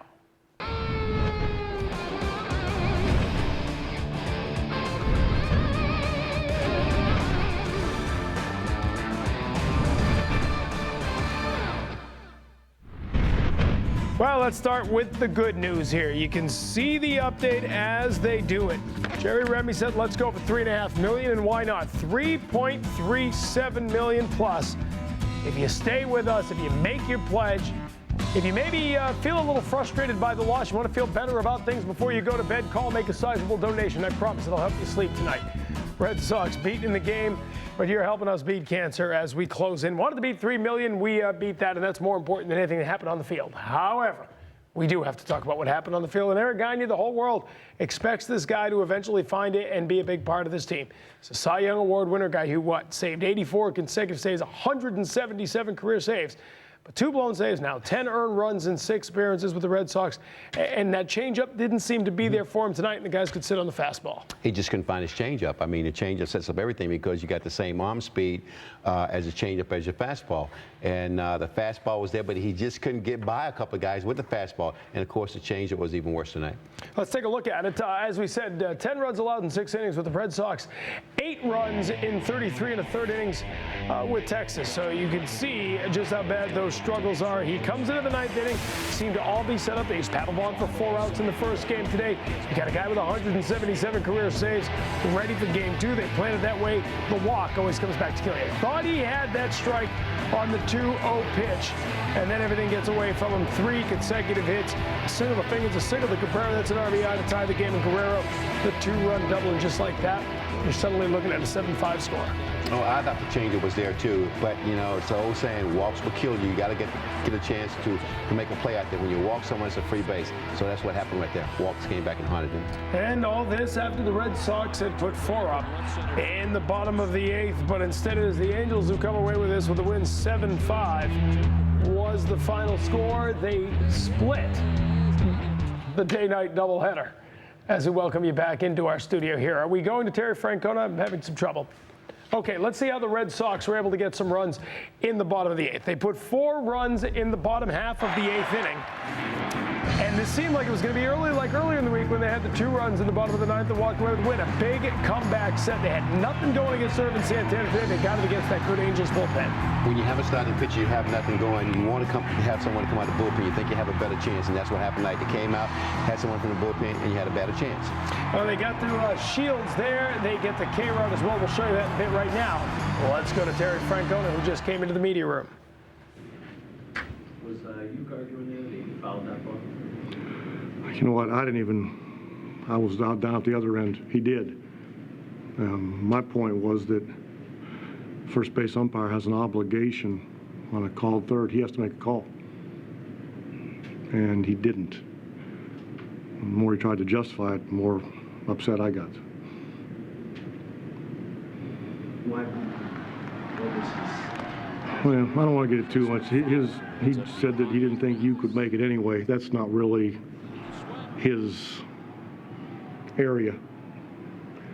You know, it was unfortunate. We're hanging. We're trying to just get something going like we did the inning before. You know, what happened up to that was, didn't get thrown out, but it was, such a roller coaster. We come back where, Santana had us handcuffed. They get into their bullpen, and maybe we force them to go to K-Rod a little earlier than they want to, and we did a really good job. Got a chance to kind of sneak one out and had it set up just like we wanted, and it didn't work.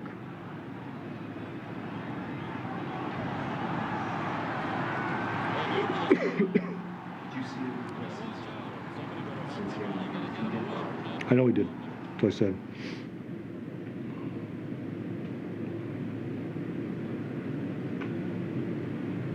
What was the source of Gagne's problems? Well, we got a walk, 3-1, pretty borderline pitch, and you know, once they got a runner on, they got the middle or the leadoff and middle of the order coming up, and they got their guys hitting with runners on base, and we got nowhere to put them. Left some balls, caught too much of the plate. Ends up being a frustrating inning all the way around.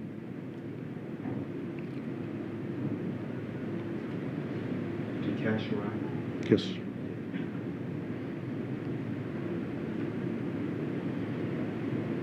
mean, prior to that, you said roller coaster. You know, what was how did you see the game unfolding in the 8th when you were rallying against K-Rod? Happened fast. I mean, David had a great at bat.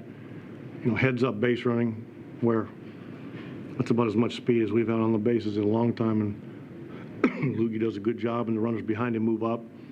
David takes a beautiful swing, and Manny follows it. Excuse me, places, you know, electric.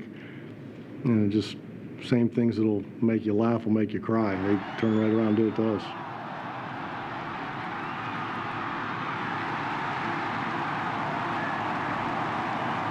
Is the nature of this loss such that I think we put that first game behind us a long time ago. That's the way we do things. When we showed up at 7 to win that game,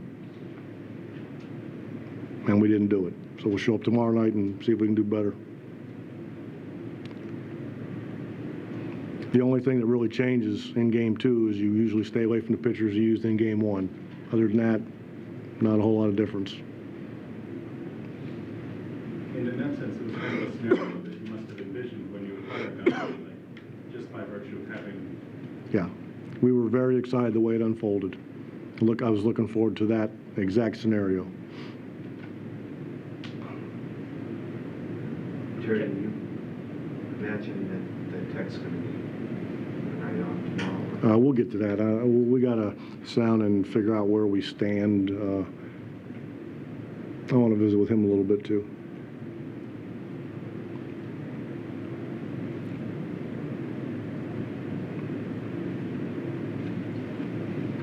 Okay. All right, Terry Francona at the podium after the Red Sox are beaten here in game 2. They have to settle for the split on the day. After the win this afternoon, the Red Sox were 6 games up on the New York Yankees. Yankees in action after a rain delay tonight at Yankee Stadium against the Detroit Tigers. Yankees suddenly trying to snap a 3-game losing streak here, leading 2-1. Jason Giambi leads off the 4th inning with a homer off Nate Robertson, 10th of the year for Giambi. Third since coming back for the DL. Andy Phillips just driven in 2 as well. It is now 5-1 there in the 7th against the Tigers at Yankee Stadium. And so at the moment, it's a 5.5 game lead for the Red Sox in the American League East. 5 in a loss column right now, and the Mariners are a half game up on the Indians and Tigers, who are now tied for the division leads. You can pull one of them out, obviously, and the Yankees also at the same record. All of those teams, though, 2 back of Seattle in the loss column. Let's go back to the ballpark, check in with Tina. All right, Tom, after a long day of baseball, there is still more to come from Fenway Park. I'll get post-game reaction from the Red Sox clubhouse, but we'll also keep you updated on the final totals from the Red Sox Jimmy Fund Radio Telethon. All of that's still coming up. Now let's send it to Hazel May and get a Sports Desk update. Tina, thank you. Hi, everybody. Coming up in our post-game update, we'll show you the dramatic opening game victory for Walpole at the Little League World Series. You just won't believe how that one ended. Those boys making New England pretty proud. I'll have the pictures for you in just a few moments. More WB Mason's extra innings after another stoppage in play.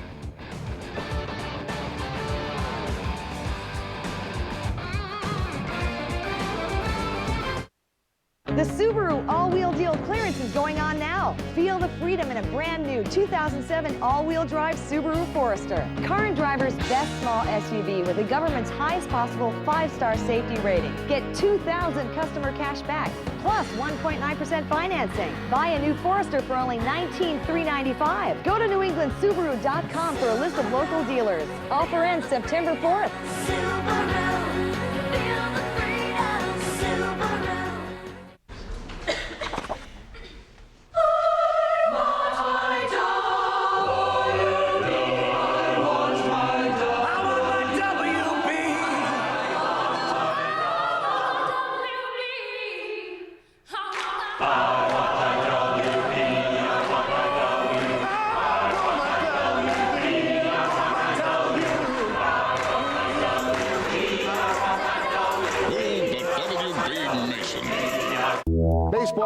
be a neighborhood game.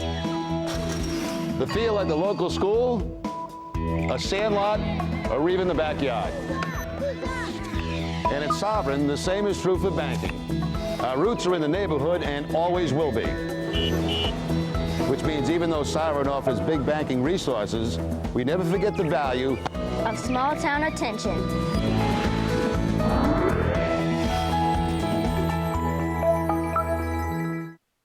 Good things go fast. Real fast. The Polaris Power Play sales event going on now until September 30th. Now's the time to get model year-end clearance offers. Rebates up to $800 on Polaris ATVs and rebates up to $600 plus 4.99% financing on Ranger utility vehicles. Check them out now at your local Polaris dealer, because before you know it, they'll be gone. Polaris, the world's toughest ATVs.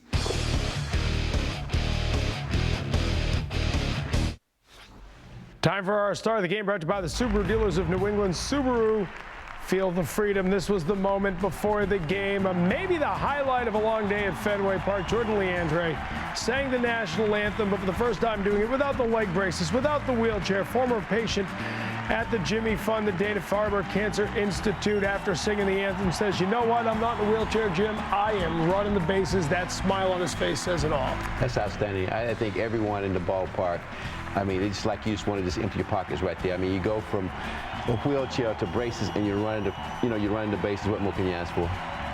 I don't know if there was a dry eye in the house. There wasn't any on the Nesson HD television stage on Yawkey Way, I'll tell you that. To be honest with you, we held it back. I mean, I think you felt the same way I did. We were out on the streets and we had to just mop the streets the way we were feeling out there today. Unbelievable moment, Jordan Leandre, bringing Red Sox Nation. Even the Angels moved by his run around the base paths. All part of a day in which we've been asking you to donate, and you have in record numbers. It already has been a success in the Jimmy Fund Radio Telethon. The 6th annual WEI Nesson Jimmy Fund Radio Telethon is not over yet. In fact, it's still going on. Let's go back to the Players Club right now. Check in with Jamie Parker. Thank you very much, TC. I have a very special guest here who had his own affiliation with the Dana-Farber Cancer Institute. He actually lost his son, TJ, in 1998 to cancer. And Tim, I would love for you to tell us about his story. Well, Jamie, back in 1997, my son TJ, we thought he had allergies, and a couple doctor visits later, we found ourselves at Dana-Farber, and he was diagnosed with a brainstem tumor, very aggressive. Initially, thought he would only have 3 months to live. Pretty tough news for a family to get. But with the help of Dana-Farber, my son lasted 20 months.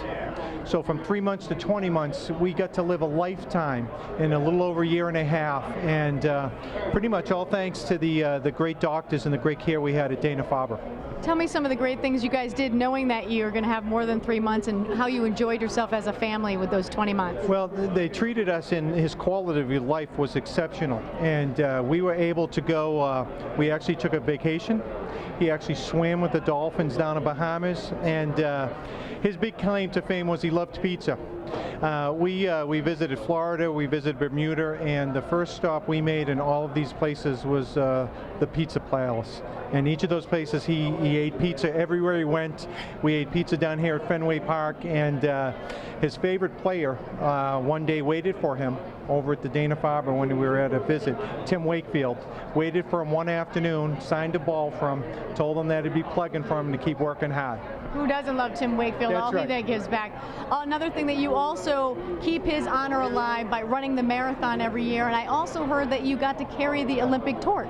Yeah, I've run the marathon for the Dana-Farber Marathon Challenge, and that's worth every step along the way, because anybody who knows that has been touched by cancer, every dollar that we raise here tonight is a step closer to one day when a family doesn't have to get that look in the eye that says that your child's not going to make it. And additionally, I was lucky enough to actually carry the Olympic torch in memory of my son when the Olympics were out in Utah. Tell me how special the Dana-Farber Cancer Institute is to your family and the support they gave you. Well, they not only treated my son and treated him so well he lasted another 20 months, they treated us as a family. And that's why you see us here tonight, Jamie, because they were so good to us. It is very difficult not to want to give back to them. We volunteer for the Marathon Challenge, we volunteer here tonight, and we volunteer for the Pan Mass Challenge as well. So when TJ was going through this, how did you originally find out? Like, how you said you thought he had allergies? Or? We took him to the doctor. The doctor thought he had allergies, and it just wasn't getting any better. We took him again, and he said, you know, this doesn't seem right. Let me take a CAT scan. There was a shadow. A shadow on a Friday morning turned into brain cancer Friday evening. So in a matter of 12 hours, our family was turned upside down. But in that 12 hours, we made our way from Portsmouth, New Hampshire, down to Dana-Farber Cancer Institute, and truly, you know, while it was a very difficult time for us, being at Dana-Farber made all the difference. And you guys can make a difference also, because there is still time on those phones. Tim and his wife were gracious enough to man some of the phones today. All you have to do is pick up the phone and call 877-738-1234. You know the drill. Just pick up the phone and call. Back to you, TC. Hey, Jamie, thanks very much. So many stories of hope, stories of courage, and stories of people who want to give back because of what they experienced at the Jimmy Fund, at the Dana-Farber Cancer Institute. This is your chance. You've been touched by cancer. Everyone has in one way or another. Pick up the phone right now and make a contribution. And we look at the tote board right now. It is our WB Mason Delivery of the Game. You're helping deliver the next person who walks through that door, helping deliver that patient from cancer, because it is within sight. A cure is within sight. Pick up the phone if you haven't done it yet. Time's running out on our 6th annual Jimmy Fund Radio Telethon. We'll talk about it all with the chairman of the Jimmy Fund, Mike Andrews, will join us, as we've already passed the 3 million mark, but we want to keep on going. So make a call right now.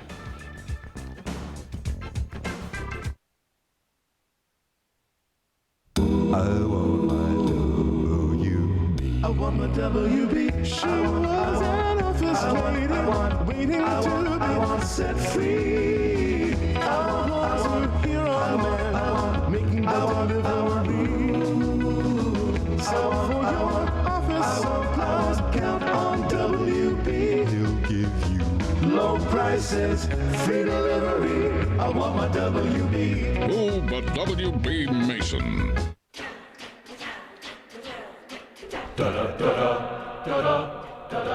The word duh. As in, it's obvious. It's a no-brainer. Like getting a great deal on a great car. Can I get a duh now? Thank you. The Hyundai Big Duh sales event. Lease the 2008 Hyundai Sonata GLS for just $199 a month. Take the comforts of home with you with Pivot, a new service from Comcast and Sprint. Watch Comcast Mobile TV and browse your home TV listings. Check your Comcast.net email or other email accounts. Even make unlimited calls between your Sprint wireless phone and Comcast Digital Voice home phone without using any wireless minutes. Feel at home anywhere. Add Pivot now, get a free Moto Razor. Pivot from Comcast and Sprint.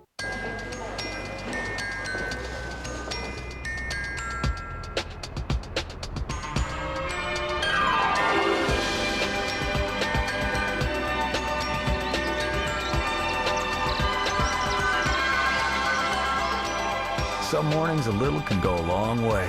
Like right now, $3 will get you 2 Egg McMuffin sandwiches, made just the way you like them. Good morning.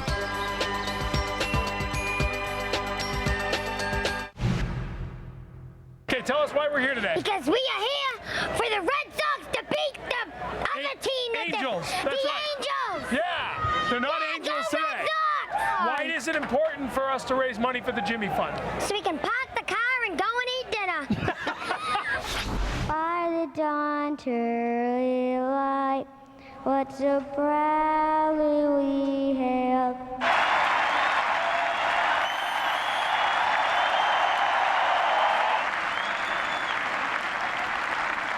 Thank you, Jordan Leandre.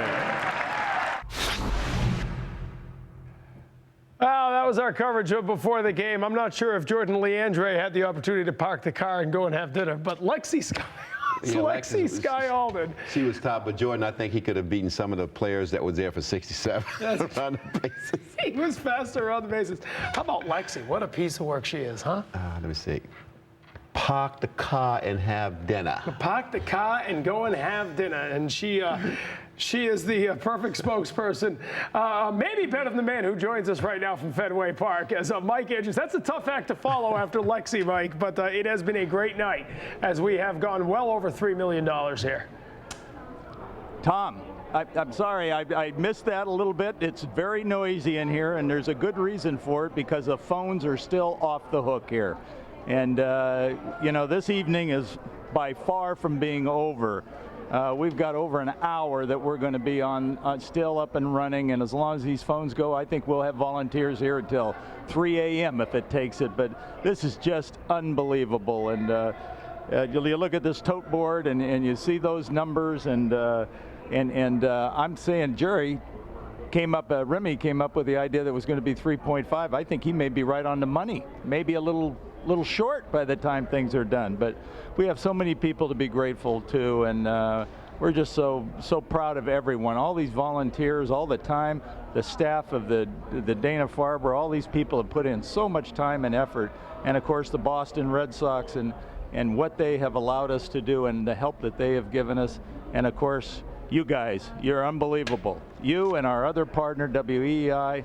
Hey, it just can't get any better than this. Well, it can. It could get a couple 100,000 better than this. Mike, I'm hoping you can hear me, but you said while you were with Jerry that you'll stay till 4 a.m. We want to point out you are still taking calls. People can call right now, correct? They can indeed. Well, everybody here in front of me is busy, and I'm sure they're busy upstairs too. So, you know, you kind of look at this and say, my gosh, this is really a happening. And if you haven't been a part of this yet, you still have time. I mean, you don't want to miss out on being a part of this. And for all of those who saw Jordan run those bases, you got to call. You just got to call, because that's what this is all about. It's about the Jordans, and it's about those moms and dads who are going through it too. So pick up the phone. It's not too late.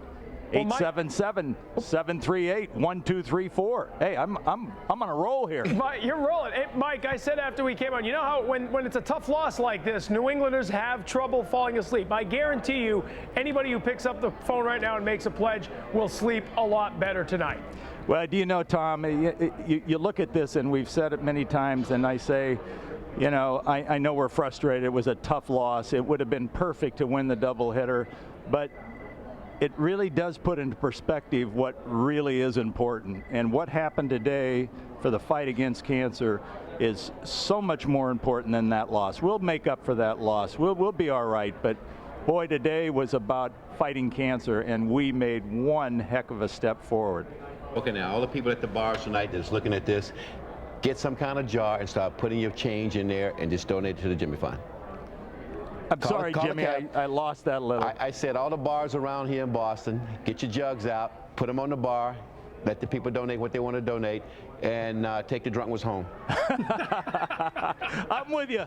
I'm with you, Jim Ed. That's it. That's the answer. Hey, you know, and you'll feel better about it. Absolutely. Mike, it has been a great 48 hours. You guys do a lot of work leading up to this. Congratulations, over $3 million, and good luck here in the next couple of hours to wrap it up. And thanks to both of you. You guys have been great. Thank you. It's our pleasure. Mike Andrews. I don't want to go there. Mike Andrews joining us. But it's amazing. You know, you said early on this morning you was at 3.5, 4 million. Let's keep going. Closing in on $3.5 million. But I thought Jerry said that if they get like 3-4, 3-3, something like, he was going to put the difference in there. I thought he said all the guys from the 78 team were going to kick in. So I'll go for it. There we go. We'll work on the details of that. We're going to take a break. Pick up the phone, do your part, 877-738-1234. As our day is not over yet. We are still trying to raise as much money as we can, because every dollar you spend, literally, if you have $1 to spend, call, give us that dollar, because every dollar helps faces like that keep smiles like that.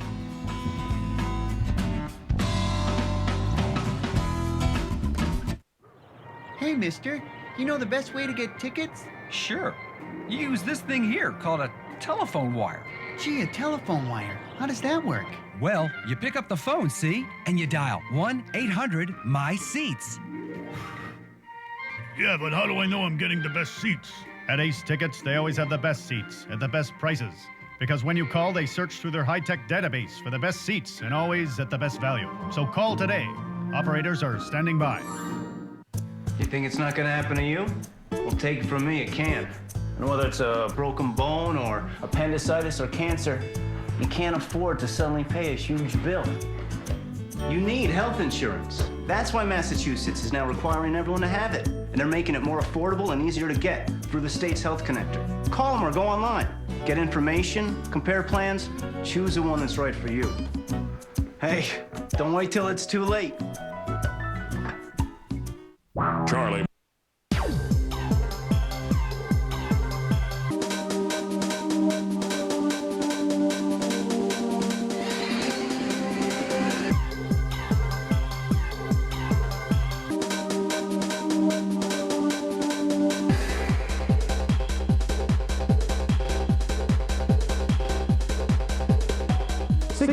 Hammond Street, Bangor is the home of the sports arena and BangorTickets.com. Okay, people, raise your hand if you're sick of having to share school books. Yeah. Raise your hand if you think your classroom has too many kids in it. Yeah. Raise your hand if you think it's time for someone to do something about it. Yeah. Raise your hand if you can vote. If grown-ups don't speak up to improve public schools, who will? Learn how you can make your voice heard at givekidsgoodschools.org.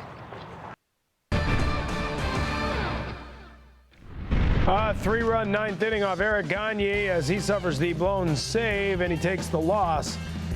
And the Red Sox are beaten in game 2 of a day-night doubleheader 7-5. Vladimir Guerrero driving in 2 on that double. A day-night split between the Red Sox and the Angels.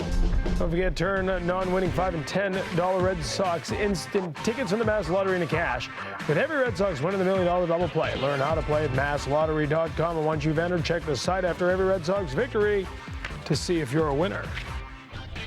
Red Sox win this afternoon. Clay Buchholz wins in his Major League debut. More on that in a few moments.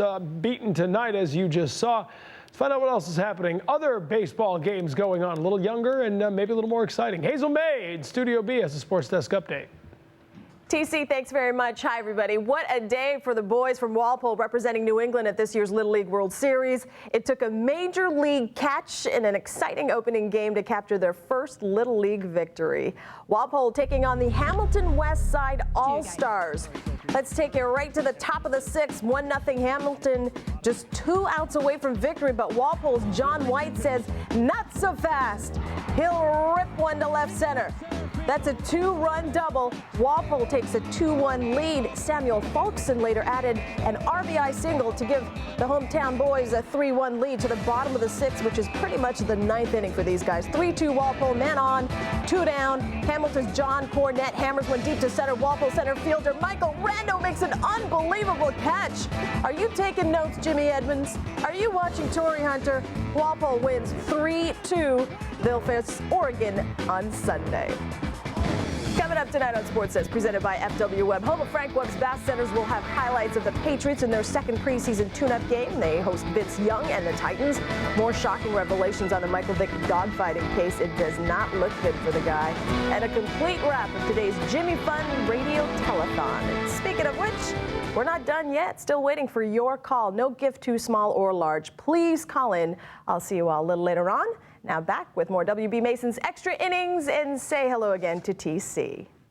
Hello again, Hazel. Thanks very much. The Tigers took game 1 from New York last night. Yankees suddenly 3 straight losses. Eddie Pettit on the mound, but he's 3-0 in August. And a 1-1 game doesn't stay that way for long. A-Rod, a long drive. It bounces up off a fan, actually, and onto the field. They call it a ground rule double. A 2-1 Yankees on the run that scored there.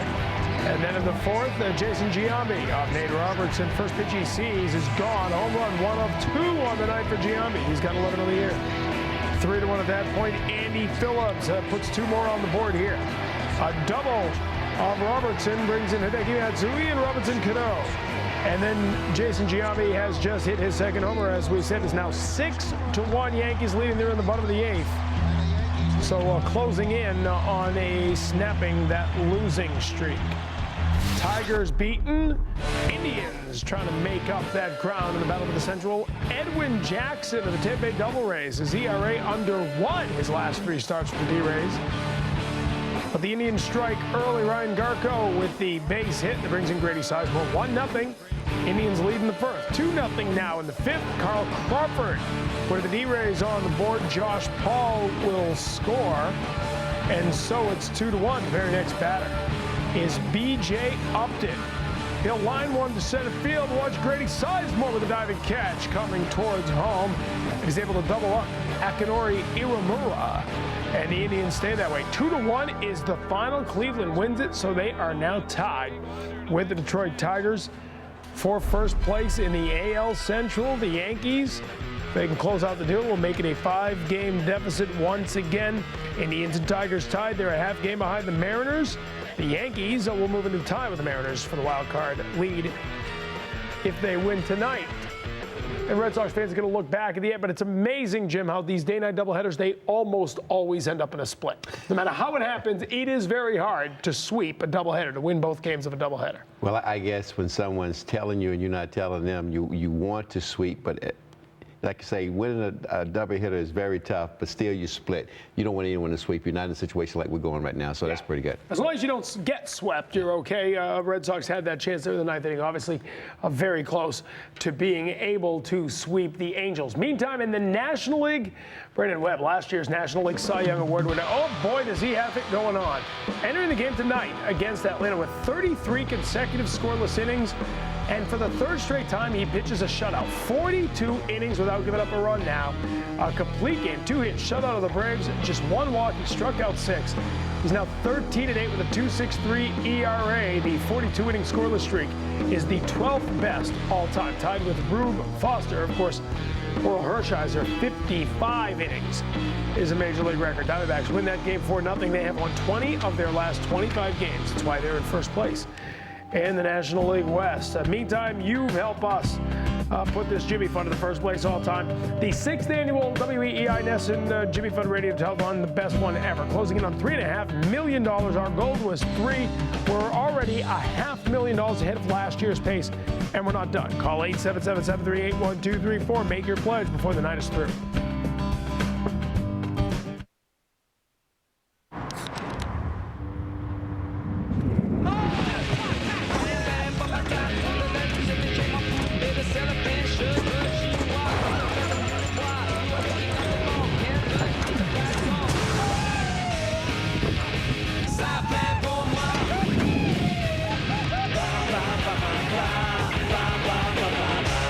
Revive yourself at Cumberland Farms with new Diet Pepsi Max, an invigorating cola with 0 calories.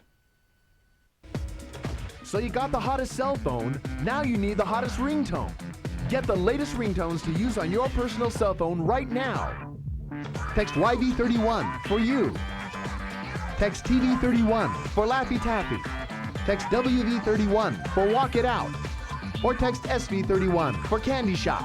And send your choice to 77888. Choose from any of these great ringtones to use as your very own. And don't forget to text your choice to 77888. Dunkin' Donuts knows it's not easy being a regular, everyday suburbanite. To prove it, we tried this experiment with supermodel Naomi Campbell.